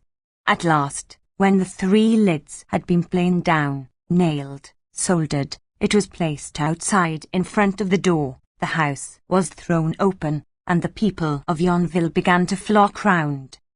Old Walt arrived, and fainted on the place when he saw the black cloth. Chapter 10. He had only received the chemist's letter 36 hours after the event, and, from consideration for his feelings, Homais had so worded it that it was impossible to make out what it was all about. First, the old fellow had fallen as if struck by apoplexy. Next, he understood that she was not dead, but she might be. At last, he had put on his blouse, taken his hat, fastened his spurs to his boots, and set out at full speed, and the whole of the way old Walt, panting, was torn by anguish. Once even he was obliged to dismount. He was dizzy, he heard voices round about him, he felt himself going mad. Day broke. He saw 3 black hens asleep in a tree. He shuddered, horrified at their omen. Then he promised the Holy Virgin 3 chasubles for the church, and that he would go barefooted from the cemetery at Bertoux to the chapel of Asneville. He entered Marom shouting for the people of the inn, burst open the door with a thrust of his shoulder, made for a sack of oats, emptied a bottle of sweet cider into the manger, and again mounted his nag, whose feet struck fire as it dashed along. He said to himself that no doubt they would save her, the doctors would discover some remedy surely.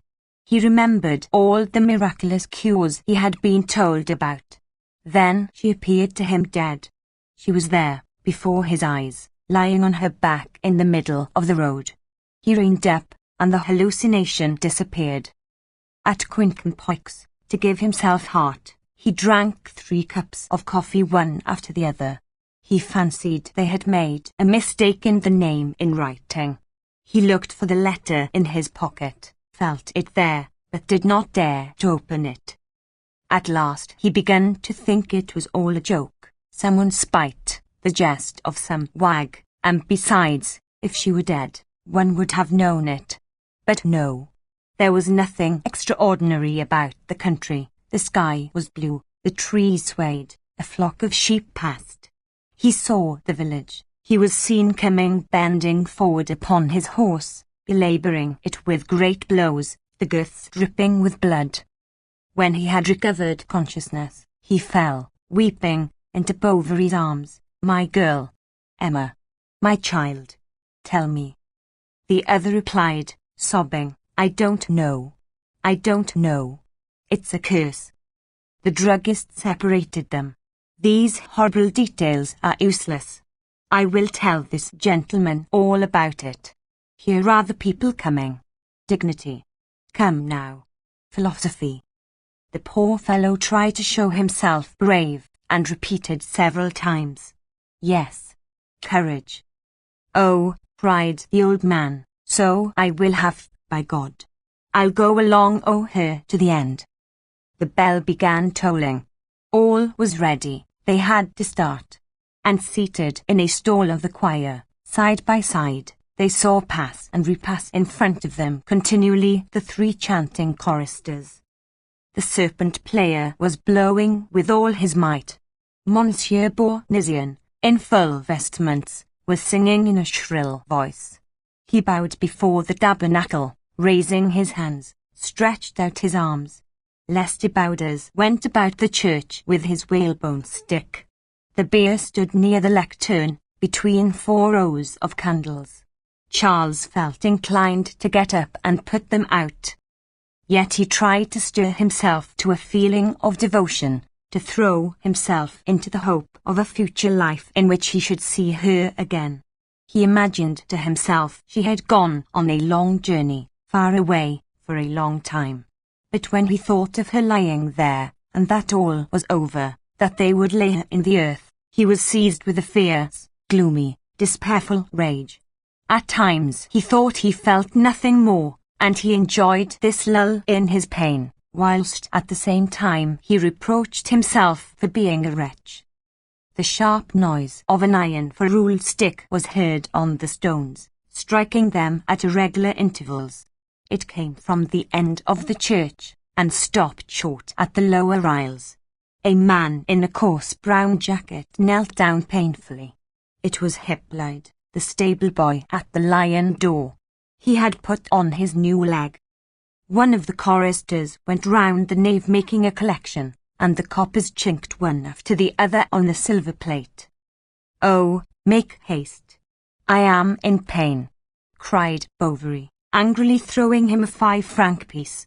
The churchman thanked him with a deep bow. They sang, they knelt, they stood up. It was endless. He remembered that once, in the early times, they had been to mass together, and they had sat down on the other side, on the right, by the wall. The bell began again. There was a great moving of chairs. The bearers slipped their 3 staves under the coffin, and everyone left the church. Then Justin appeared at the door of the shop. He suddenly went in again, pale, staggering. People were at the windows to see the procession pass. Charles at the head walked erect. He affected a brave air, and saluted with a nod those who, coming out from the lanes or from their doors, stood amidst the crowd. The 6 men, 3 on either side, walked slowly, panting a little. The priests, the choristers, and the 2 choir boys recited the De Profundis, 22, and their voices echoed over the fields, rising and falling with their undulations. Sometimes they disappeared in the windings of the path, but the great silver cross rose always before the trees. 22. Psalm CXXX. The women followed in black cloaks with turned-down hoods. Each of them carried in her hands a large lighted candle, and Charles felt himself growing weaker at this continual repetition of prayers and torches, beneath this oppressive odour of wax and of cassocks. A fresh breeze was blowing, the rye and colza were sprouting, little dewdrops trembled at the roadsides and on the hawthorn hedges. All sorts of joyous sounds filled the air. The jolting of a cart rolling afar off in the ruts, the crowing of the cock, repeated again and again, or the gambling of a foal running away under the apple trees. The pure sky was fretted with rosy clouds, a bluish haze rested upon the cots covered with iris. Charles, as he passed, recognized each courtyard. He remembered mornings like this, when, after visiting some patient, he came out from one and returned to her. The black cloth bestrewn with white beads blew up from time to time, laying bare the coffin. The tired bearers walked more slowly, and it advanced with constant jerks, like a boat that pitches with every wave. They reached the cemetery. The men went right down to a place in the grass where a grave was dug. They ranged themselves all round, and while the priest spoke, the red soil thrown up at the sides kept noiselessly slipping down at the corners. Then, when the 4 ropes were arranged, the coffin was placed upon them. He watched it descend. It seemed descending forever. At last a thud was heard. The ropes creaked as they were drawn up. Then Bournisien took the spade handed to him by Lester Bowders, with his left hand all the time sprinkling water. With the right he vigorously threw in a large spadeful, and the wood of the coffin, struck by the pebbles, gave forth that dread sound that seems to us the reverberation of eternity. The ecclesiastic passed the holy water sprinkler to his neighbour. This was Homais. He swung it gravely, then handed it to Charles, who sank to his knees in the earth and threw in handfuls of it, crying, "Adieu." He sent her kisses. He dragged himself towards the grave, to engulf himself with her. They led him away, and he soon grew calmer, feeling perhaps, like the others, a vague satisfaction that it was all over. Old Walt on his way back began quietly smoking a pipe, which Homais in his innermost conscience thought not quite the thing. He also noticed that Monsieur Binet had not been present, and that Tavake had made off after Mass, and that Theodore, the notary servant, wore a blue coat, as if one could not have got a black coat, since that is the custom, by Jove. And to share his observations with others he went from group to group.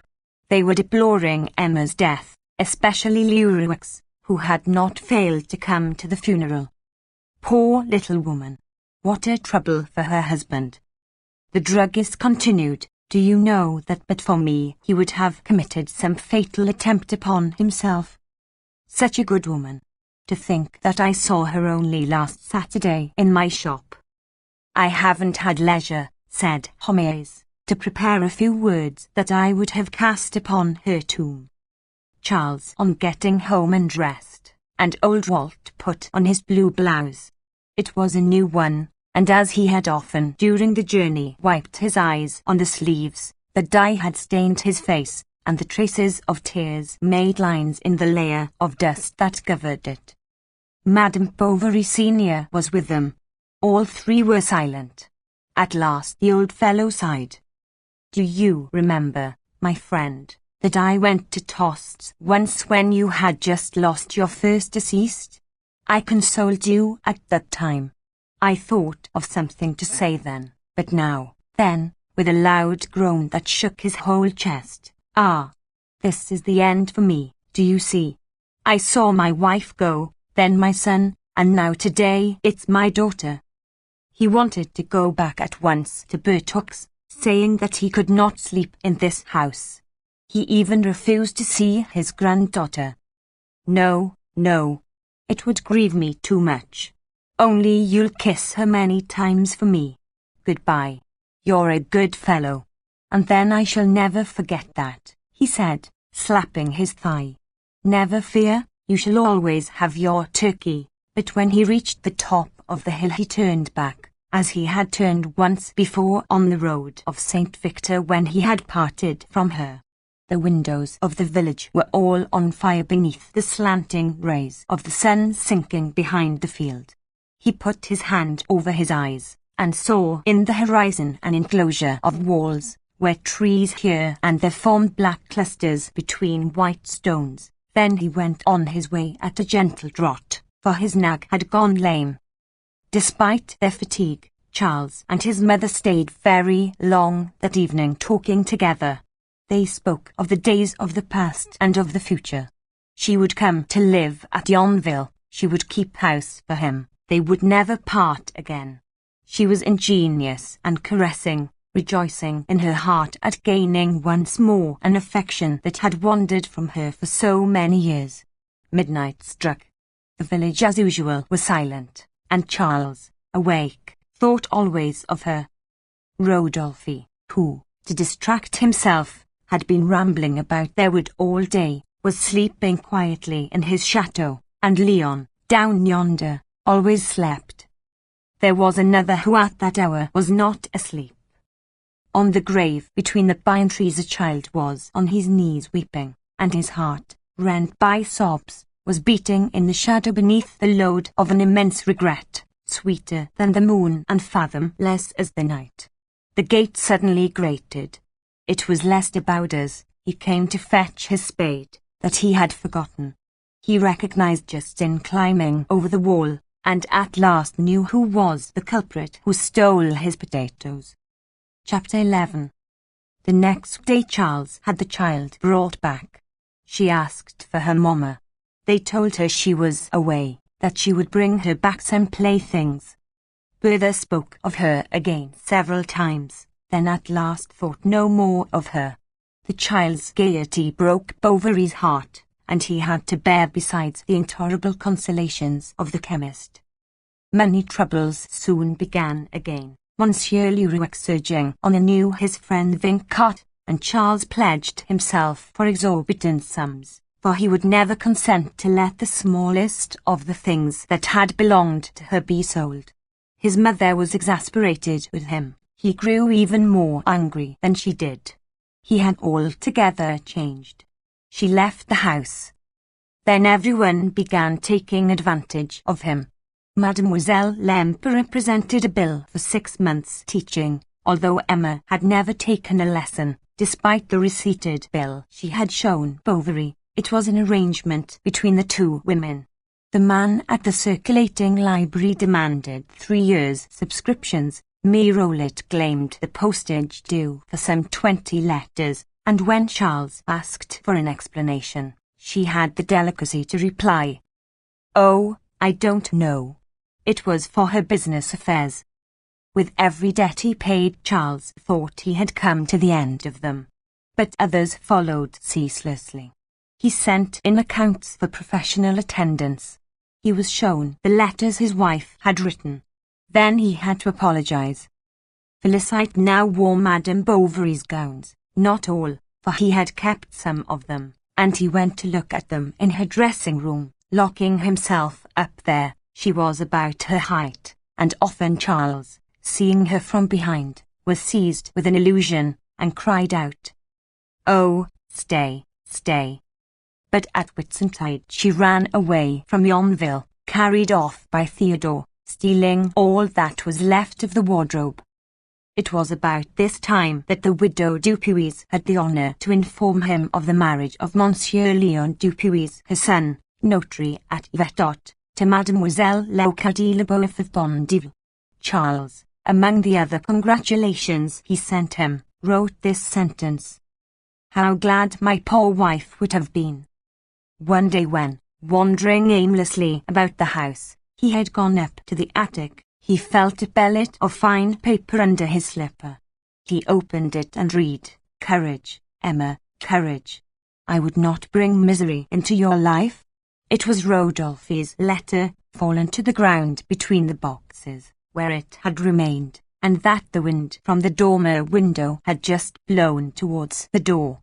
And Charles stood, motionless and staring, in the very same place where, long ago, Emma, in despair, and paler even than he, had thought of dying. At last he discovered a small R at the bottom of the second page. What did this mean? He remembered Rodolphe's attentions, his sudden disappearance, his constrained air when they had met 2 or 3 times since. But the respectful tone of the letter deceived him. Perhaps they loved one another platonically, he said to himself. Besides, Charles was not of those who go to the bottom of things. He shrank from the proofs, and his vague jealousy was lost in the immensity of his woe. Everyone, he thought, must have adored her. All men assuredly must have coveted her. She seemed but the more beautiful to him for this. He was seized with a lasting, furious desire for her, that inflamed his despair, and that was boundless, because it was now unrealizable. To please her, as if she were still living, he adopted her predilections, her ideas. He bought patent leather boots and took to wearing white cravats. He put cosmetics on his moustache, and, like her, signed notes of hand. She corrupted him from beyond the grave. He was obliged to sell his silver piece by piece. Next he sold the drawing-room furniture. All the rooms were stripped, but the bedroom, her own room, remained as before. After his dinner, Charles went up there. He pushed the round table in front of the fire and drew up her armchair. He sat down opposite it. A candle burnt in one of the gilt candlesticks. Bertha by his side was painting prints. He suffered, poor man, at seeing her so badly dressed, with laceless boots, and the armholes of her pinafore torn down to the hips, for the charwoman took no care of her. But she was so sweet, so pretty, and her little head bent forward so gracefully, letting the dear fair hair fall over her rosy cheeks, that an infinite joy came upon him, a happiness mingled with bitterness, like those ill-made wines that taste of resin. He mended her toys, made her puppets from cardboard, or sewed up half-torn dolls. Then, if his eyes fell upon the workbox, a ribbon lying about, or even a pin left in a crack of the table, he began to dream, and looked so sad that she became as sad as he. No one now came to see them, for Justin had run away to Rouen, where he was a grocer's assistant, and the druggist's children saw less and less of the child, Monsieur Homais not caring, seeing the difference of their social position, to continue the intimacy. The blind man, whom he had not been able to cure with the pomade, had gone back to the Hill of Bois Guillaume, where he told the travellers of the vain attempt of the druggist, to such an extent that Homais, when he went to town, hid himself behind the curtains of the Hirondelle to avoid meeting him. He detested him, and wishing, in the interests of his own reputation, to get rid of him at all costs, he directed against him a secret battery that betrayed the depth of his intellect and the baseness of his vanity. Thus, for 6 consecutive months, one could read in the Fenil de Rouen editorials such as these: "All who bend their steps towards the fertile plains of Picardy have, no doubt, remarked, by the Bois Guillaume Hill, a wretch suffering from a horrible facial wound. He importunes, persecutes one, and levies a regular tax on all travellers. Are we still living in the monstrous times of the Middle Ages, when vagabonds were permitted to display in our public places leprosy and scrofulers they had brought back from the Crusades? Or, in spite of the laws against vagabondage, the approaches to our great towns continue to be infected by bands of beggars. Some are seen going about alone, and these are not, perhaps, the least dangerous. What are our redials about?" Then Homais invented anecdotes. Yesterday, by the Bois Guillaume Hill, a skittish horse, and then followed the story of an accident caused by the presence of the blind man. He managed so well that the fellow was locked up. But he was released. He began again, and Homais began again. It was a struggle. Homais won it, for his foe was condemned to lifelong confinement in an asylum. This success emboldened him, and henceforth there was no longer a dog run over, a barn burnt down, a woman beaten in the parish, of which he did not immediately inform the public, guided always by the love of progress and the hate of priests. He instituted comparisons between the elementary and clerical schools to the detriment of the latter, called to mind the massacre of Saint Bartholomew a propos of a grant of 100 francs to the church, and denounced abuses, add new views. That was his phrase. Homais was digging and delving. He was becoming dangerous. However, he was stifling in the narrow limits of journalism, and soon a work was necessary to him.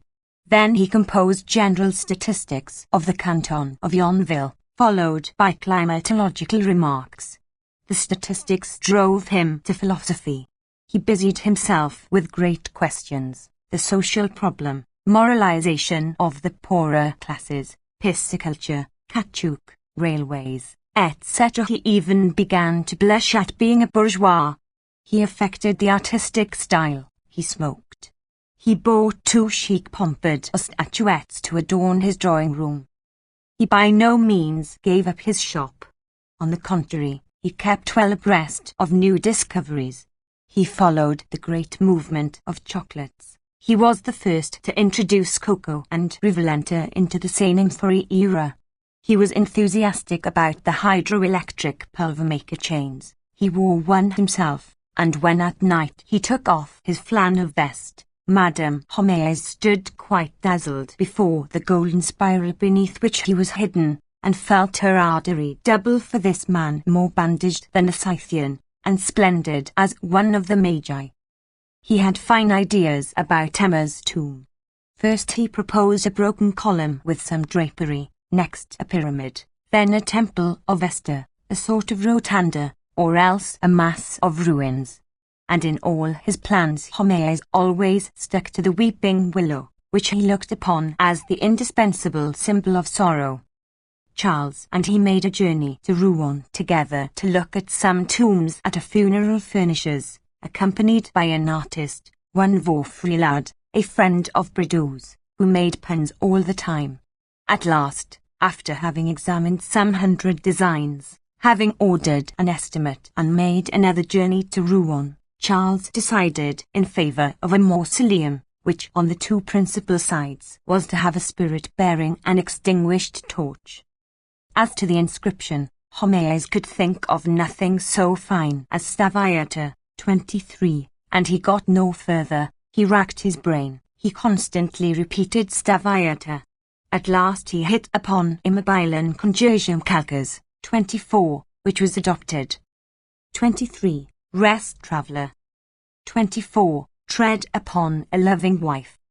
A strange thing was that Bovary, while continually thinking of Emma, was forgetting her. He grew desperate as he felt this image fading from his memory in spite of all efforts to retain it. Yet every night he dreamt of her. It was always the same dream. He drew near her, but when he was about to clasp her she fell into decay in his arms. For a week he was seen going to church in the evening.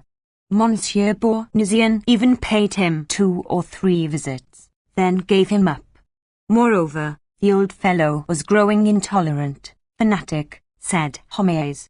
He thundered against the spirit of the age, and never failed, every other week, in his sermon, to recount the death agony of Voltaire, who died devouring his excrements, as everyone knows. In spite of the economy with which Bovary lived, he was far from being able to pay off his old debts. Leroux refused to renew any more bills. A distraint became imminent. Then he appealed to his mother, who consented to let him take a mortgage on her property, but with a great many recriminations against Emma, and in return for her sacrifice she asked for a shawl that had escaped the depredations of Félicite. Charles refused to give it her. They quarrelled. She made the first overtures of reconciliation by offering to have the little girl, who could help her in the house, to live with her. Charles consented to this, but when the time for parting came, all his courage failed him. Then there was a final, complete rupture. As his affections vanished, he clung more closely to the love of his child. She made him anxious, however, for she coughed sometimes, and had red spots on her cheeks. Opposite his house, flourishing and merry, was the family of the chemist, with whom everything was prospering. Napoleon helped him in the laboratory. Athalie embroidered him a skull cap. Irma cut out rounds of paper to cover the preserves, and Franklin recited Pythagoras' table in a breath. He was the happiest of fathers, the most fortunate of men. Not so. A secret ambition devoured him. Homais hankered after the cross of the Legion of Honor. He had plenty of claims to it. First, having at the time of the cholera distinguished myself by a boundless devotion. Second, by having published, at my expense, various works of public utility, such as, and he recalled his pamphlet entitled, Cider, its Manufacture and Effects, besides observation on the lanigerous plant louse, sent to the Academy, his volume of statistics, and down to his pharmaceutical thesis, without counting that I am a member of several learned societies. He was member of a single one. In short, he cried, making a pirouette, if it were only for distinguishing myself at fires. Then Homais inclined towards the government. He secretly did the prefect great service during the elections. He sold himself, in a word, prostituted himself. He even addressed a petition to the sovereign in which he implored him to do him justice. He called him our good king, and compared him to Henri IV. And every morning the druggist rushed for the paper to see if his nomination were in it. It was never there. At last, unable to bear it any longer, he had a grass plot in his garden designed to represent the star of the Cross of Honour, with 2 little strips of grass running from the top to imitate the riband. He walked round it with folded arms, meditating on the folly of the government and the ingratitude of men. From respect, or from a sort of sensuality that made him carry on his investigations slowly, Charles had not yet opened the secret drawer of a rosewood desk which Emma had generally used. One day, however, he sat down before it, turned the key, and pressed the spring. All Leon's letters were there. There could be no doubt this time. He devoured them to the very last, ransacked every corner, all the furniture, all the drawers, behind the walls, sobbing, crying aloud, distraught, mad. He found a box and broke it open with a kick. Rodolphe's portrait flew full in his face in the midst of the overturned love letters. People wondered at his despondency. He never went out, saw no one, refused even to visit his patients. Then they said he shut himself up to drink. Sometimes, however, some curious person climbed onto the garden hedge, and saw with amazement this long-bearded, shabbily clothed, wild man, who wept aloud as he walked up and down. In the evening in summer he took his little girl with him and led her to the cemetery. They came back at nightfall, when the only light left in the place was that in Burnet's window. The voluptuousness of his grief was, however, incomplete, for he had no one near him to share it, and he paid visits to Madame Lefrancois to be able to speak of her. But the landlady only listened with half an ear, having troubles like himself. Fleurux had at last established the favourites du commerce, and Hevert, who enjoyed a great reputation for doing errands, insisted on a rise of wages, and was threatening to go over to the opposition shop. One day when he had gone to the market at Argueil to sell his horse, his last resource, he met Rodolphe. They both turned pale when they caught sight of one another. Rodolphe, who had only sent his card, first stammered some apologies, then grew bolder, and even pushed his assurance, it was in the month of August and very hot, to the length of inviting him to have a bottle of beer at the public house. Leaning on the table opposite him, he chewed his cigar as he talked, and Charles was lost in reverie at this face that she had loved. He seemed to see again something of her in it. It was a marvel to him. He would have liked to have been this man. The other went on talking agriculture, cattle, pasturage, filling out with banal phrases all the gaps where an allusion might slip in. Charles was not listening to him. Rodolphe noticed it, and he followed the succession of memories that crossed his face. This gradually grew redder, the nostrils throbbed fast, the lips quivered. There was at last a moment when Charles, full of a sombre fury, fixed his eyes on Rodolphe, who, in something of fear, stopped talking. But soon the same look of weary lassitude came back to his face. "I don't blame you," he said. Rodolphe was dumb, and Charles, his head in his hands, went on in a broken voice, and with a resigned accent of infinite sorrow. "No, I don't blame you now."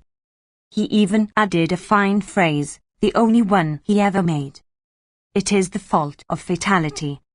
Rodolphe, who had managed the fatality, thought the remark very offhand from a man in this position, comic even, and a little mean. The next day Charles went to sit down on the seat in the arbour. Rays of light were straying through the trellis, The vine leaves threw their shadows on the sand, the jasmines perfumed the air, the heavens were blue, Spanish flies buzzed round the lilies in bloom, and Charles was suffocating like a youth beneath the vague love influences that filled his aching heart. At 7 o'clock little Bertha, who had not seen him all the afternoon, went to fetch him to dinner.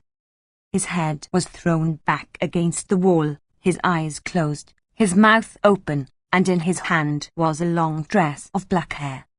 "Come along, Papa," she said. And thinking he wanted to play, she pushed him gently. He fell to the ground. He was dead.